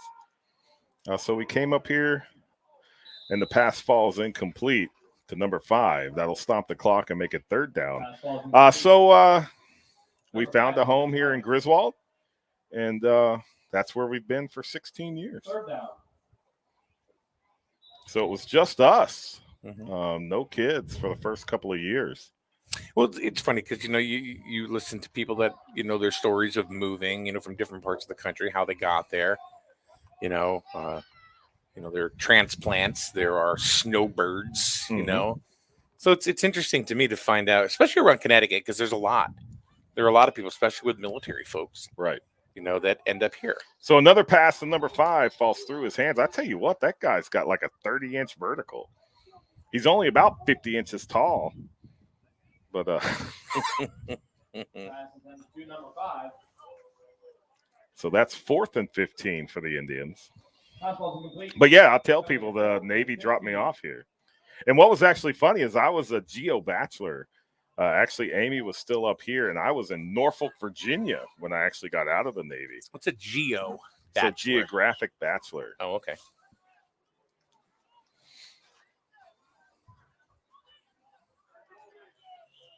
So Waterford lining up 2 wide to the right, 2 to the left. Shotgun formation. Looking to go to the air. Going to tuck and come back in. That's number 5. He's crossing into the 45 before he's brought down by W.J. Oconee. Initial contact on the tackle was made by Colby Mills. So I think the only folks I haven't met from the Hardin clan are your 2 Shih Tzus. Boomer and Rookie. The Shih Tzu puppies, but they're 2. But I think Shih Tzus always stay puppies. They do. See, and I told Amy, I said, we have 2 Shih Tzus too. She goes, no, you have Shih Tzu losses. I said, oh, Jesus. Yeah, she's like, oh, they're not pure. They're not pure. Right? Look at my dog and tell them they're not pure. No, you had It'll a break picture their of your heart. dogs on the seat of your truck. Oh, they're And, the best. Last night, Henry just got up to me, flopped on his back, then didn't move. Yes. Well, when I walk up to Rookie, he immediately just falls over. Like, just shows me that belly, like, "Arr." But Waterford not able to pick up first down. Turnover on downs gets it 1st and 10 for Griswold. Jeremiah Smith getting to the outside. Stepped out of bounds. at the 37-yard line. If he didn't step out of bounds, he was going a lot further than that. But he does pick up a Wolverine first down. It'll be first down and 10, Griswold. Both dogs, their preferred method of sleeping on their backs. Ours with a human. They have crates yeah. that we put them in, but no, they'll stay on the bed. And if you say, hey, you want to get into your bed, then it's like, oh. You know what? Howie and Henry go into their crates every single night. I put them in, and they follow me, and they walk right into their crates. They know. They know it's time. Well, if you take them off the bed and put them on the floor, they'll do that too. But if they're on the bed and you tell them it's time to go to bed, they will act like they're knocked out. You know what? The one thing that I've been able to train Howie and Henry to do is like when I go to bed, usually by that time, they're both one's on the top of the couch and one's on the floor, sleeping, gone, right? All I do literally is this. Stop. And they jump up and they follow me. Right. Then they go to because our bedroom is downstairs. So they stop at the top of the stairs and they wait till I get down to the bottom, snap again, right into their crates. Does that work on teenagers? So No. there's a toss to Jeremiah Smith to the left side. Oh, ball comes loose. Waterford. So Waterford the tackle recovers. was made by number 56 on Jeremiah Smith. The ball came loose. Fumble recovered by Montville Waterford. And on the turnover, it'll be first and 10, Indians. No, our bedroom and their crates are upstairs. So I'll say, let's go upstairs. And they'll stop halfway. And I'll say, all the way. And then they'll continue going all the way up.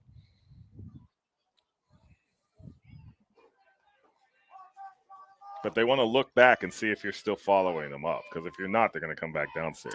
Yeah. Yep. But no, Boomer and Rookie have made their appearances at several baseball games. First and 10 Lancers from their own 25-yard line. 5:34 left to play in the first half. Griswold up 28-0.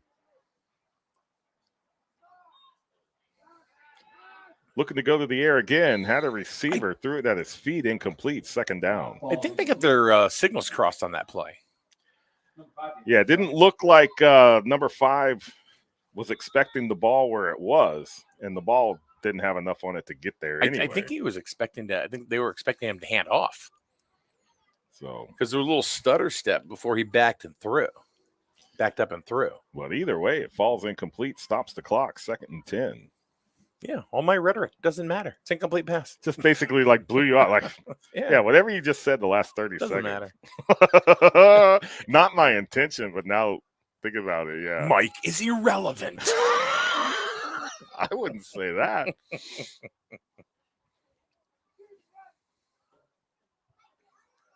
So staying in the spread wide offense, looking to go to the air. There's nothing there. Number 9 Flag. Still looking to go somewhere. Tucks it and runs. There is a flag on the play. Right around D'Amico, too. 2 of them. Uh-oh. They're multiplying.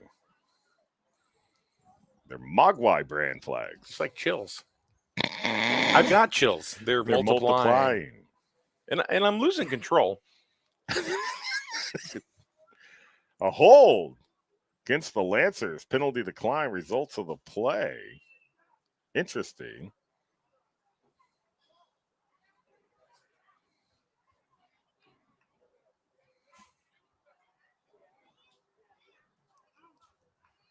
Another So fine they will day of football. give them 4, 3rd and 6. And that is that an official timeout? Coffee break. Yeah, officials are going to make sure they're all on the same page. There we go. Clock will start on the snap.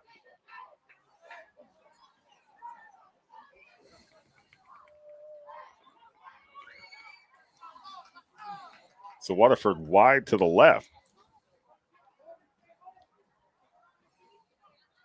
There's the snap. Looking to come to the left. That's number 5. There's Wolverines in pursuit, and he's not going to go anywhere. Colby Mills and Jeremiah Smith. And we'll give Stephen McCleary also An assist. an assist on that tackle. Takes them back to the original line of scrimmage. No, maybe, nope, we're going to go back. Nope, come up some more. So I guess original line of scrimmage, 4th and 7, maybe loss of 1 on the play. So this is the first punting situation, is it not? For Waterford. 4th and 7. Well, This is do you really want to do you really want to go doesn't and look like they're going to punt, Mike.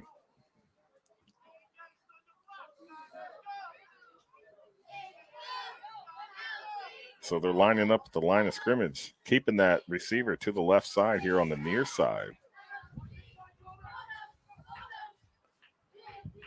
Run up the middle. Bouncing off players. That's number 5, knocked out of bounds just past the 35-yard line. Nope, they're going to go short 34.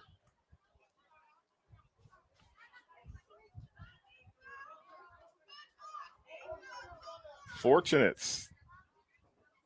spot for Griswold.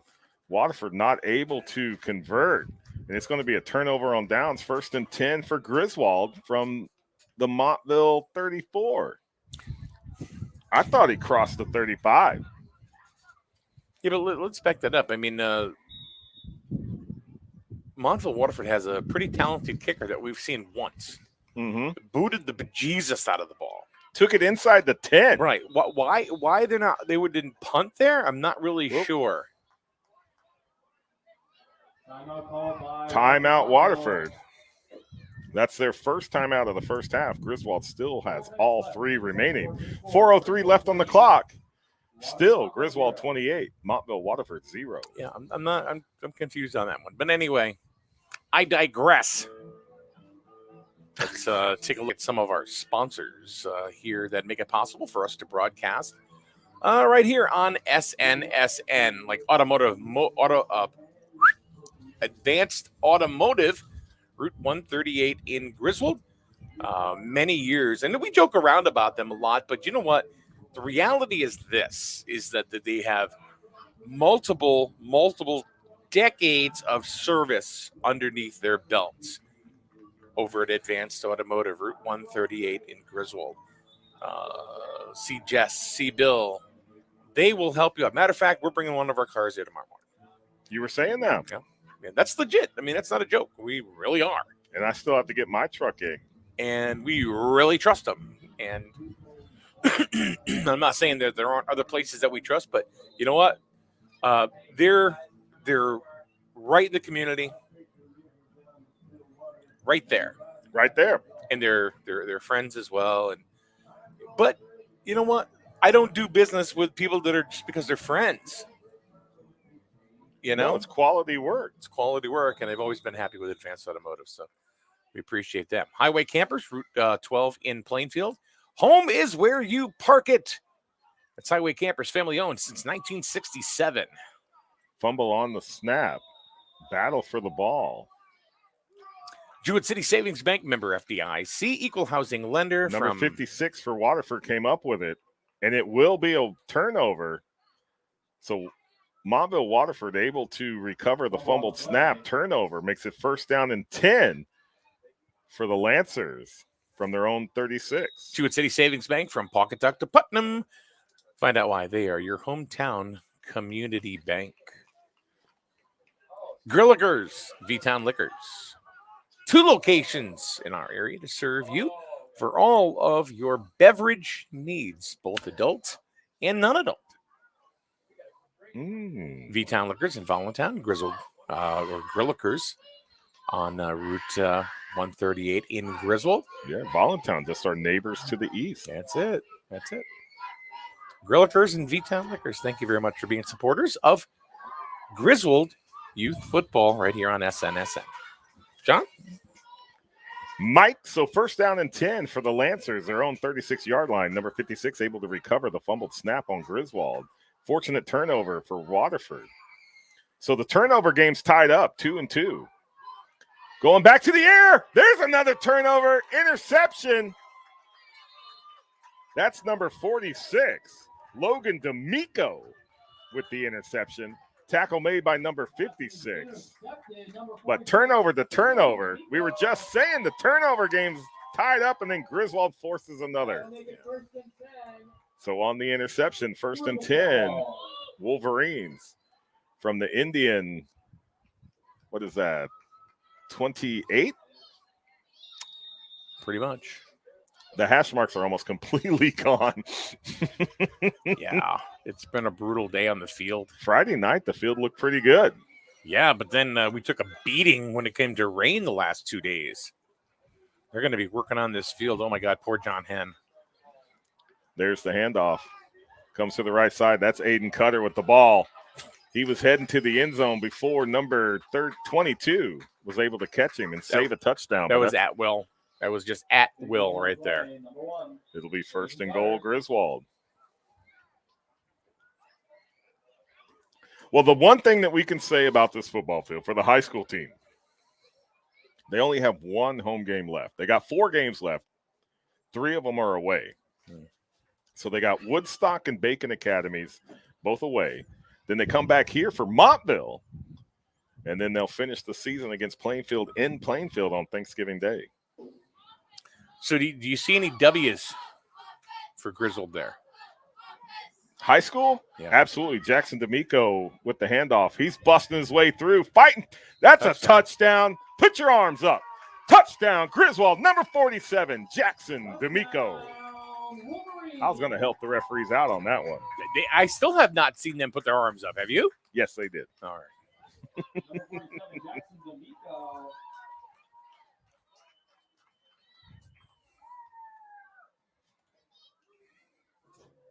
So, Mike, that's 5 unanswered touchdowns for Griswold.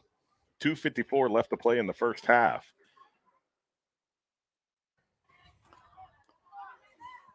Running clock.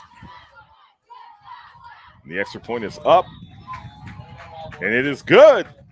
Put another 2 on the board. 2:54 remaining to play in the first half. It's Griswold Wolverines 36, Montville Waterford 0. Yeah, we're going to get a running clock now. Running clock after the kickoff. 30-point deficit between the two teams. That running clock starts. So we haven't even gotten to halftime, and we're at a running clock. So it looks like we have number 32 from the juniors. He's saying juniors 1 low key. He goes, I'm number 32. Well, we wouldn't know that because we didn't get a roster. Talk to your coaches. Say, hey, how about giving the PA guys a roster? We will. We will be more than happy to call you out. Great idea. We'd love to call your name when you guys did something.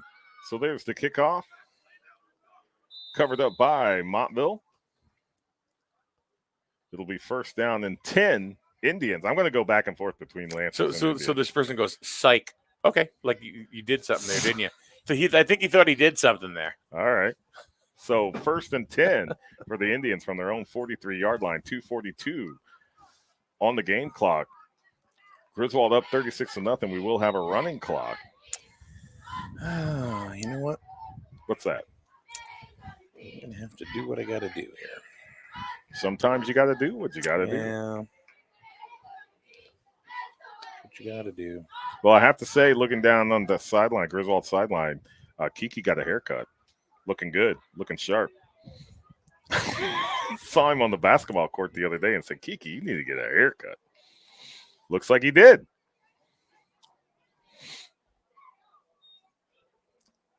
High snap, able to bring it down. Ball's handed off. And then met by all of about 3 of the Griswold defenders. No gain on the play. 2nd and 10. They'll give them 1. 2nd down and 9 for Montville Waterford.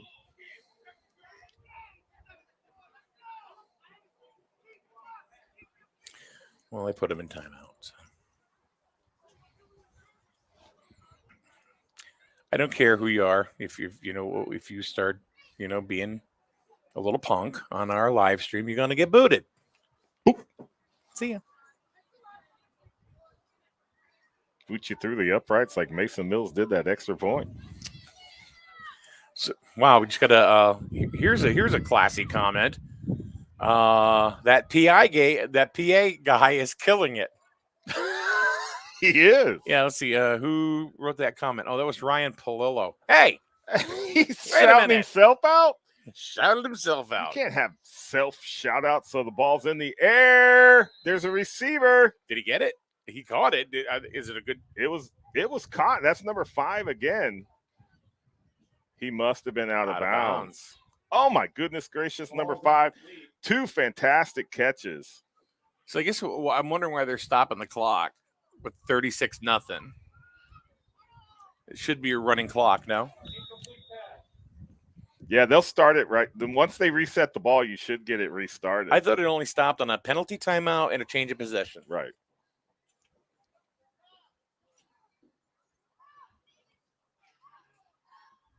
They have not indicated start the clock. So, all right. They're certainly not not objecting to it either. So. No. But usually you will see after they reset, they'll Yeah. restart the clock. So 3rd and 9 for the Indians. Number 5 with 2 fantastic receptions, both of them out of bounds. Ryan says, "Can we have?" Offsides. Did you see the line judge, the side judge who just kind of flipped? Yep. Ryan also comments, "Can we have more Cameron Stanisky?" Can you have more? Why, yes.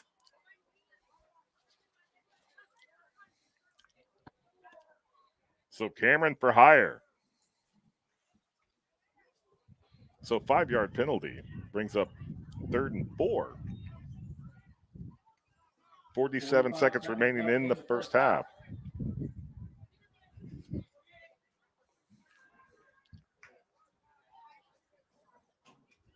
There's the snap. Going to the air. Has a receiver, and it's intercepted. Jeremiah Smith. There he goes. Oh, 56 again. Pass is intercepted. Number 9, Jeremiah Smith. God, he tackled him like a tornado DDT. He did. Smith had those 2 defenders that were on pretty good pursuit angles, but then 56 came out of nowhere. That was an amazing tackle. He just jumped at him, and they twisted at the same time. You notice that? So number 56 with a couple of fantastic tackles, saving touchdowns. But it will be 1st and 10 Wolverines from the Lancer 28. Yep, there he goes. This will be the last play of the half, if they even snap it. I think they'll just knee it. Yeah. Whoop. We have a timeout, Waterford.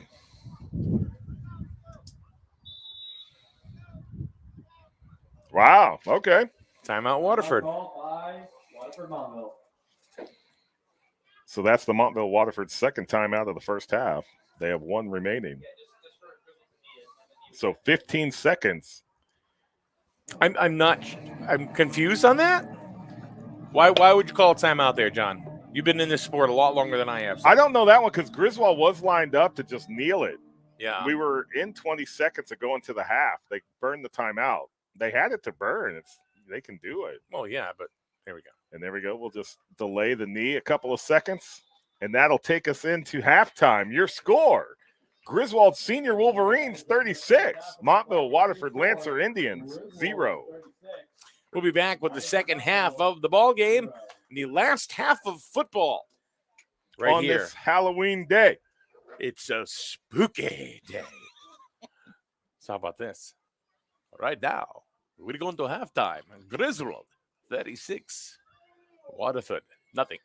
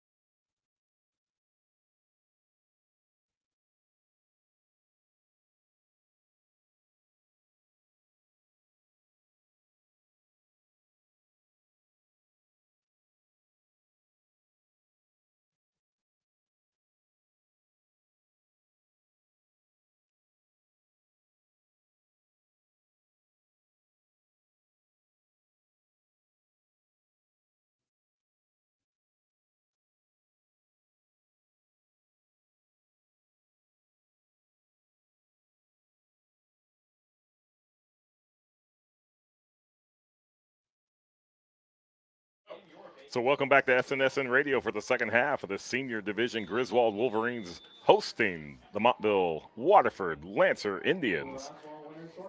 Here's the kickoff. Kobe Mills kicking it back. That's a fantastic kick going all the way back to the 25-yard line. Number 5 bringing it out, has his legs taken out from under him by Aiden Cutter. It'll be first down and 10 for the Lancers from their own 30-yard line. What a fantastic tackle by Aiden Cutter. Took out the legs of number 5 as he was cutting it to the outside. Wasn't able to get past the 30. It'll be first down and 10. But, Mike, that first half of the ballgame, we're in a running clock to start the second half. Griswold was able to put 36 points on the board against Montville Waterford on a 91-yard touchdown pass, a 20-yard touchdown pass, a 48-yard run, a 10-yard run, then an 8-yard run.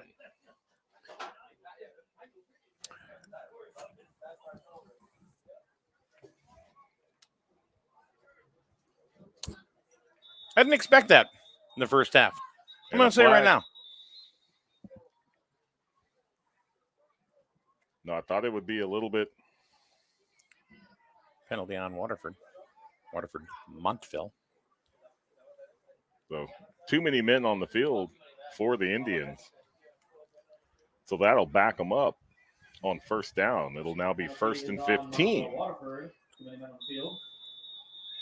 No, I thought it'd be a closer game, especially after what we saw with the micros and the juniors. Yep. But the seniors putting 5 unanswered touchdowns on the board. There's the snap. Immediately going to the air. Had a receiver. Number 5, once again, was his intended target. But it was in the ground, incomplete. That'll bring up second down. So I was talking to one of the parents during halftime. And we wonder about, where the kid's going to go, what high school are they going to choose. Mm-hmm. I guess 2 or 3 of the graduating seniors from this league are planning on looking at Killingly. Really? Mm-hmm. One of them is apparently Jeremiah Smith. Okay. So really, it's like the Killingly. Now, we don't high know. school. I mean, that's not something we've heard from his parents or anything like that. It was from another parent, so it's a complete rumor. Going to the air again, in and out of the hands. Same of receiver. 5. Right, number 5. Looks like it's number 9's favorite target. But that pass falls incomplete, brings up third down. So really, Killingly High School, if you look at this, like we've talked about this at the high school games, is Killingly High School's benefiting from Griswold youth football. And, we've talked all the different opportunities that are available to students in this area. Some of the players that are from towns that do not have high schools have the chance or opportunity or option to pick which high school they'd like to go to. And then, of course, if they do want to go into the VOAG program, Killingly being this area's VOAG program, that is available to them. But there's got to be something that keeps these Griswold youth in the Griswold school district. So going to the air again, there is a receiver, and Almost it falls intercepted. incomplete. Almost intercepted by D'Amico. But that was Logan D'Amico on the coverage.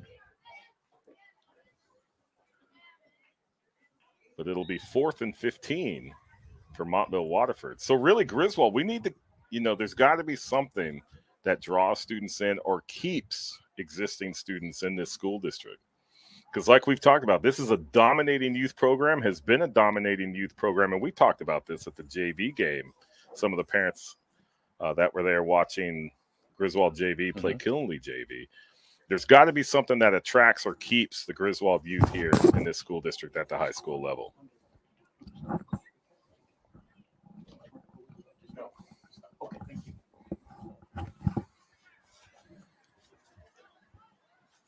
So Waterford not looking to punt. Little confusion on alignment. They've got to take a timeout or we're going to have a delay of game. Which I don't understand why they're not punting. Because it'll be fantastic field possession for Griswold. And it is. brought out of bounds by number 81, Stephen McCleary. They're going to be inside the 30. To the right. So now it's going to be first down and 10 Wolverines from the Lancer Indian 29-yard line. And with the way that this senior offense has been performing in the first half, Griswold. I don't think this is exactly what the coaches intended to have the second half start like. I don't think so either. An interesting question, whether or not if the score goes below 30, a 30-point deficit, does it go back to a stop clock? And it does. It does. I've had that happen when We had that happen this year. No, but I've had it happen when I've done the PA announcing here in youth games. Yep. I've gone running clock, stop clock, running clock.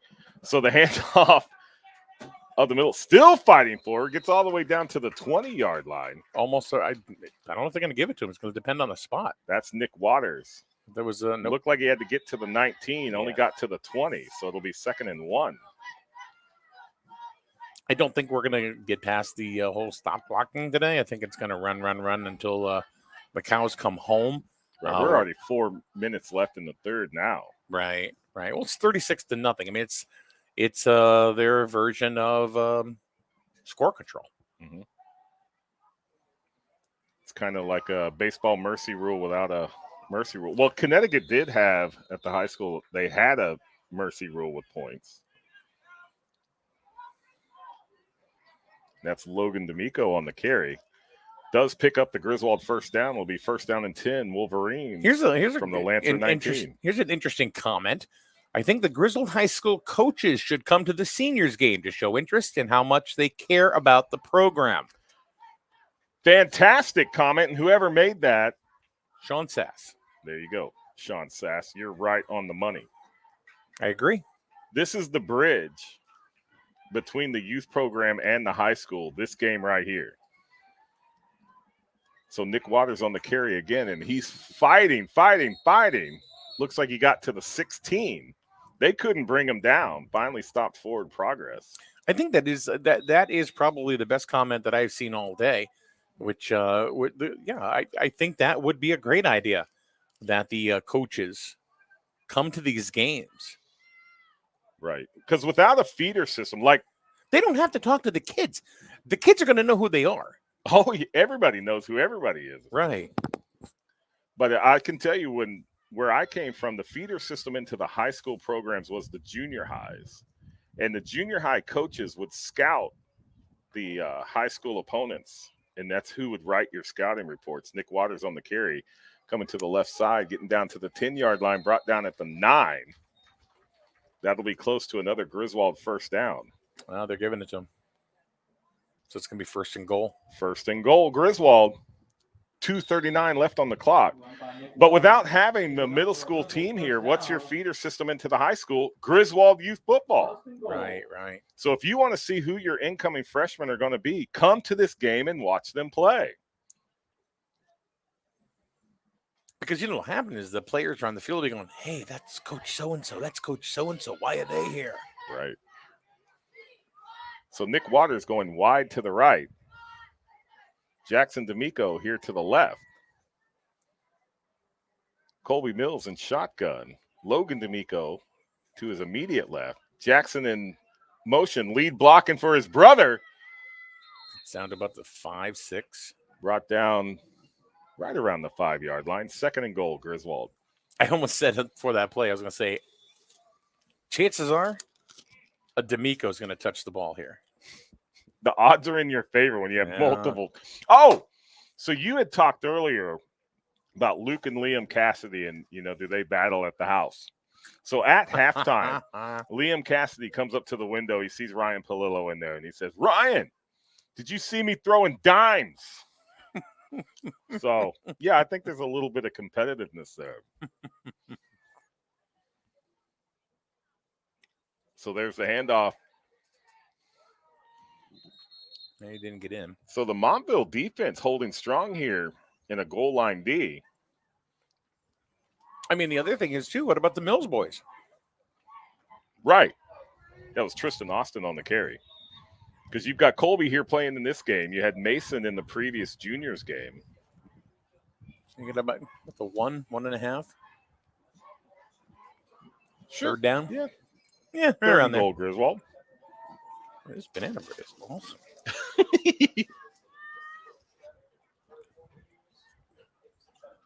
So there's a handoff back to Nick Waters. Coming up the middle. In. Touchdown, Griswold. Touchdown, Griswold, number 12, Nick Waters. They pretty much just handed the ball to Waters that whole drive there. Touchdown, Wolverine. 2-yard run for Nick Waters puts another touchdown on the board for Griswold. That's 6 unanswered scores for the Wolverines. 34 seconds remaining to play in the third quarter.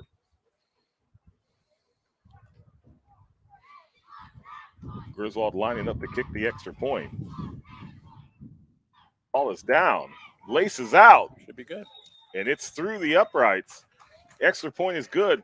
Put 2 more on the board, and it's 44-0. Griswold. Your score, 44. Waterford Montville, 0. So the clock does stop now for a change of possession because the score is the margin, the lead margin is more than 30.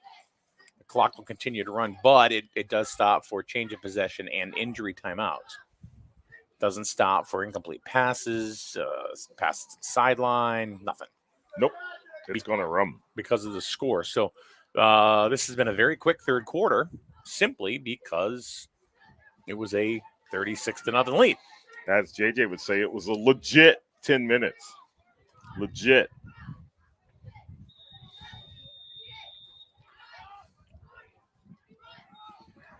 Wyndham Youth lost to Westerly 8-7.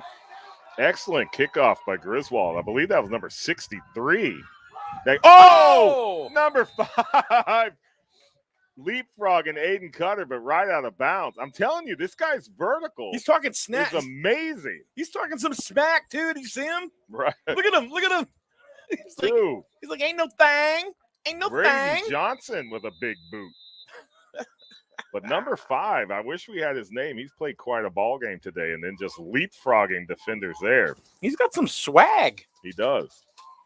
You know, you better get to this banana bread, dude. All 53 inches and 58 pounds of them. Dude, you better get to this banana bread. It's It's disappearing. going away. It's good. I'm finally getting to my M&Ms.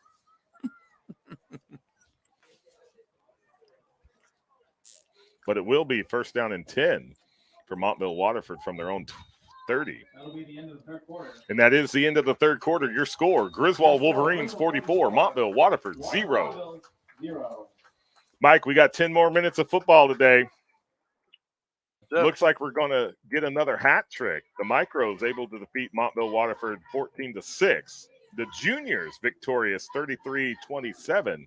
And here at the Seniors, with the fourth quarter left to play, Griswold's up 44-0. No, let's we can always make it look great, right? Depending on how you say things, right? Mm-hmm. You can make it look wonderful. Like, oh yeah, they have one loss so far, but you know what? They're undefeated at home, baby. Undefeated at home. I'll take that. Undefeated. You never want to get beat in your own house.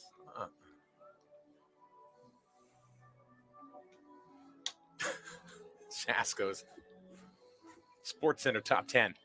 The The jump. He was talking smack, man.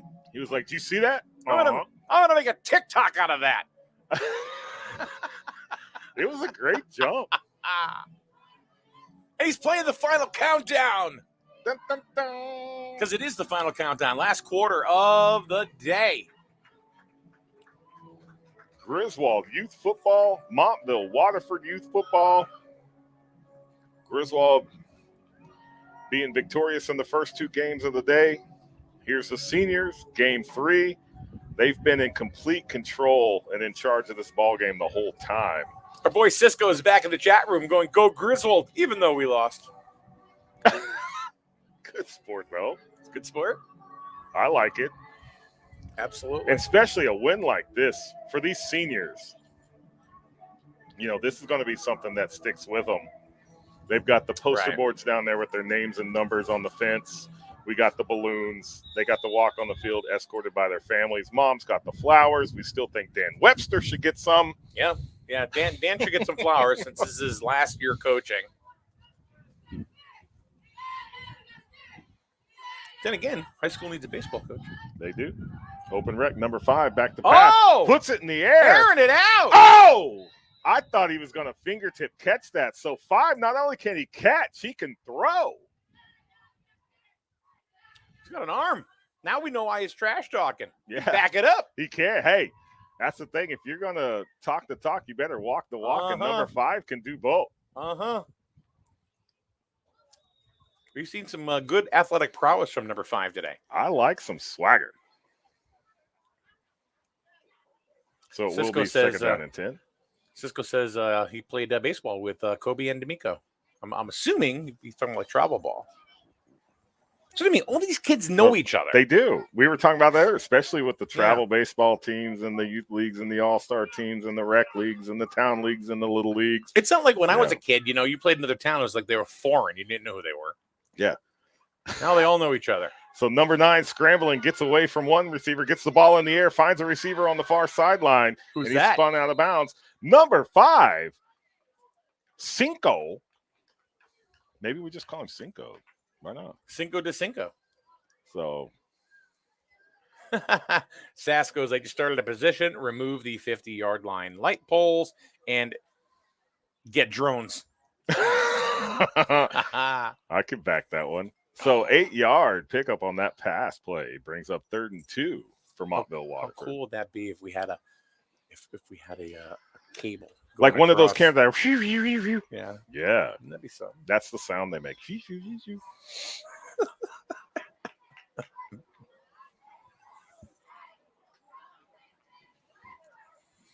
So Waterford coming to the line of scrimmage. Third down and a couple. See if they can convert here.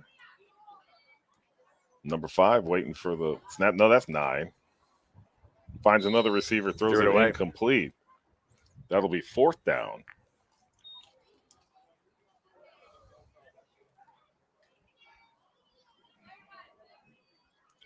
So it'll be 4th and 2 for Montville Waterford. I think, if I'm not mistaken, I think part of the new field proposal, there's also new lighting.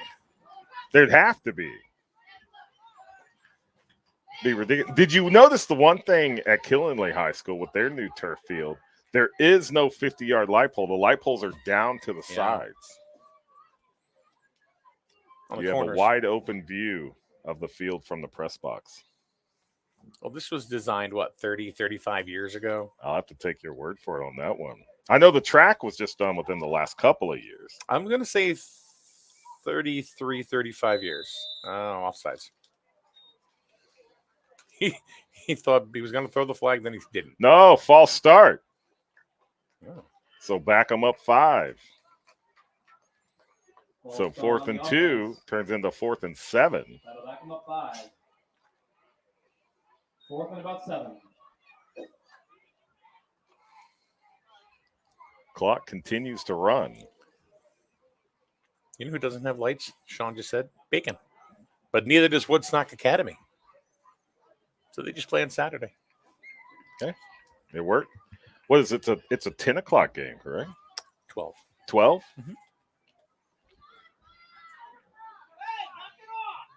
Hey, knock it off. There's the snap. Number 9 going back to pass. W.J. Oconee was getting through. Throws the pass incomplete. That'll be a turnover on downs. 1st and 10 for the Wolverines. Once again, inside Lancer Indian territory. Griswold takes possession. 6:16 left to play in the ball game.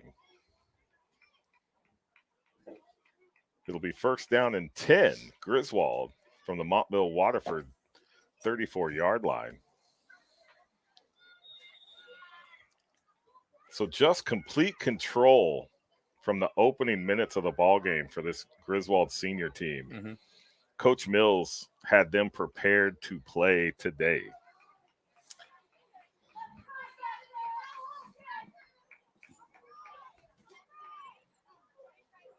I mean, they won only 20-12 last week. Oh, Waterford all All over it. up in dis. Big number 74 and number 34 in on that tackle. 74, the big old boy. Who's that? Beckett Grabner? Is that who that is? Or was that Tristan Austin? I think it was Beckett Grabner. Got him. Bee kill number 1 today. Just one. But it's cold. There are Right. not too many bees out here. No, they went south. Yeah. Snowbirds. Snow bees. Look at the field. Look at the field and how brutal it looks. Mm-hmm. So there's the handoff. Trying to pop to the outside. Did find some. That's Tristan Austin That is on the Tristan carry. Austin, yeah. Down near the first down marker before he's brought down by number 53. They can knock down the first down chain gang guy. Looks like it will be a first down Mhm. for Griswold. 1st and 10 for the Wolverines from, I guess you can't even see the lines anymore. About the 25. Is this our last regular season youth This broadcast? is. Before They are at East Lyme next week. Well, the micros and the seniors. The juniors have a bye. So there's the handoff. Look, Logan D'Amico got the call. Able to move it up for a couple before number 32 takes him down. Pickup of 2 on the play. Under 4 to go. 3:50 left in the ball game. 2nd down and 8 for Griswold. Griswold up 44-0 over Montville Waterford.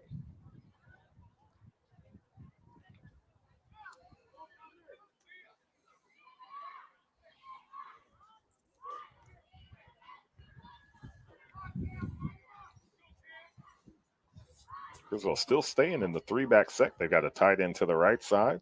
Colby Mills coming under center. See you later. Handoff to number 33, Beckett Grabner, and he's in for a touchdown. Touchdown, Griswold, number 33, Beckett Grabner. And a flag came flying from like Dayville. That thing went a long way.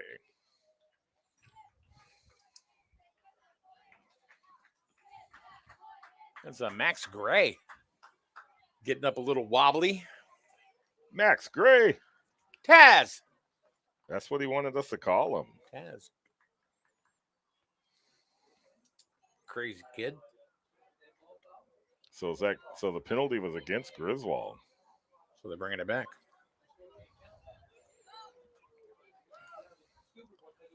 But that flag came flying in. Max Gray's hobbling pretty good.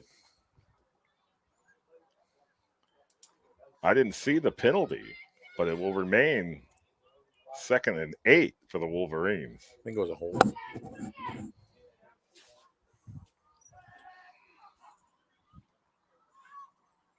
Handoff goes back to Grabner. Tackle made by number 5.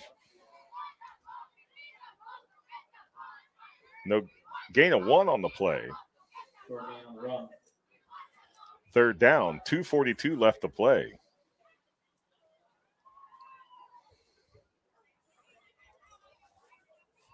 So with the penalty, the touchdown comes off the board. Try again.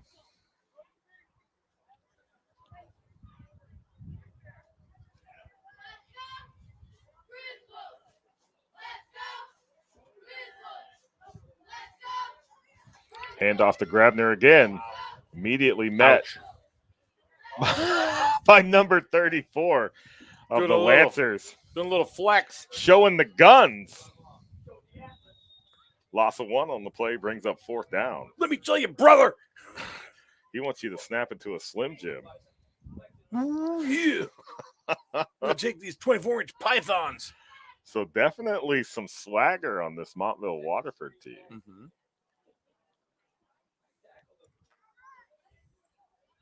Well, when you're losing 44-0, you might as well show it. Whoop. It's Tristan Austin with the ball brought down behind the line by number 5. That's going to be a turnover on downs. 1st and 10 for the Lancer Indians. Montville football. I think they're just going to let the clock go. So 1:23 left on the clock. Griswold unable to convert to first down. Turnover on downs. Will make it first down and 10 for the Lancer Indians from around their own 26-yard line. Rocket Man. Yeah. I'm thinking they'll probably get one play off from scrimmage. Under 1 minute.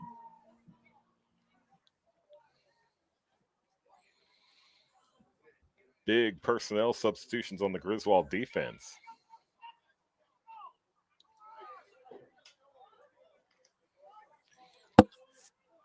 Montville Waterford coming to the line of scrimmage with only 40 seconds left on the clock. Whoop, Griswold's got to get a player off. Is he there? No flag. Yeah, they let it go. Number 9 puts it in the air. Ball was tipped, but falls to the ground, incomplete, second down. That's it. 23 seconds That's left the on last play of clock. the game. Intended for number 5. They're saying hurry up, but So the ball is set. Lancer's coming to the line of scrimmage. 2 wide to the right, 2 wide to the left. Quarterback in shotgun. Puts it up. Has number 5. Oh! Almost tip drill to himself, but it falls incomplete. And that's your ball game. Your final score, Griswold 44, Montville Waterford 0. So Mike, John. 0. commanding performance by the Griswold Senior Wolverines. Mhm. Able to put up 6 unanswered touchdowns on the board. Waterford, Montville, not able to find the end zone today. So we've got 3 wins, 3 games, 3 wins, hat trick for Griswold Youth Football. Yeah, only 1 defeat on the year, and that still is that still holds that 1 in Killingly from last week with the Micros, but the Micros came back strong with another victory. So it's pick'em time. It's pick'em time. Ooh. I'm thinking it's between the Micros again, but I'm in the juniors. I'm gonna go with the Micros. Going with the Again. Micros 14-6. And I'll tell you why, because it was a much closer game from start to finish. The juniors, even though they won pretty much definitively, and Waterford, did make a lot of mental errors, and I think Waterford more lost that game. I think if we see the 2 of them in the Super Bowl, but then again, Ledyard is also undefeated. Ledyard Youth So- Football also undefeated. So we'll have to wait and see how that works. But I think it'll be a totally different ball game the next time the juniors play, if they play Waterford again. So with that being said, and then this right here was just a blowout. 40. Did they even get a first down? Did Waterford? in Yeah. this game? Did they get a first? I think they got a first. I don't even remember a first down. So, but anyway, I'm just because from start to finish, the best game. 3 weeks out of 4, I'm going Micros. You're giving it to the Micros. You Yeah. know what? I'm going to switch. I'm going to give it to the seniors because they were in the driver's seat from the opening kickoff to the final seconds clicked off the clock. They were in complete control of this ball game, moved the ball down the field as they needed. They had a passing game. They had a running game. They had a 91-yard touchdown pass to W.J. Oconee to open the game, and then just kept control and then kept Waterford, Montville out of the end zone. So they were doing it offense and defense and then special teams once again. And you look at the turnovers, Griswold with 4 forced turnovers. Montville Waterford had 2 of their own. But this was Griswold's game, and they were in total control, prepared to play. So I'm giving it to the seniors. All right. Well, we disagree. We'll agree to disagree. Sure. That's all right. I was right, though. So anyway. Hey, you know what? We got steak night coming up soon. So. Steak night at the Yeah. VFW. Yeah, that's awesome. I love steak night.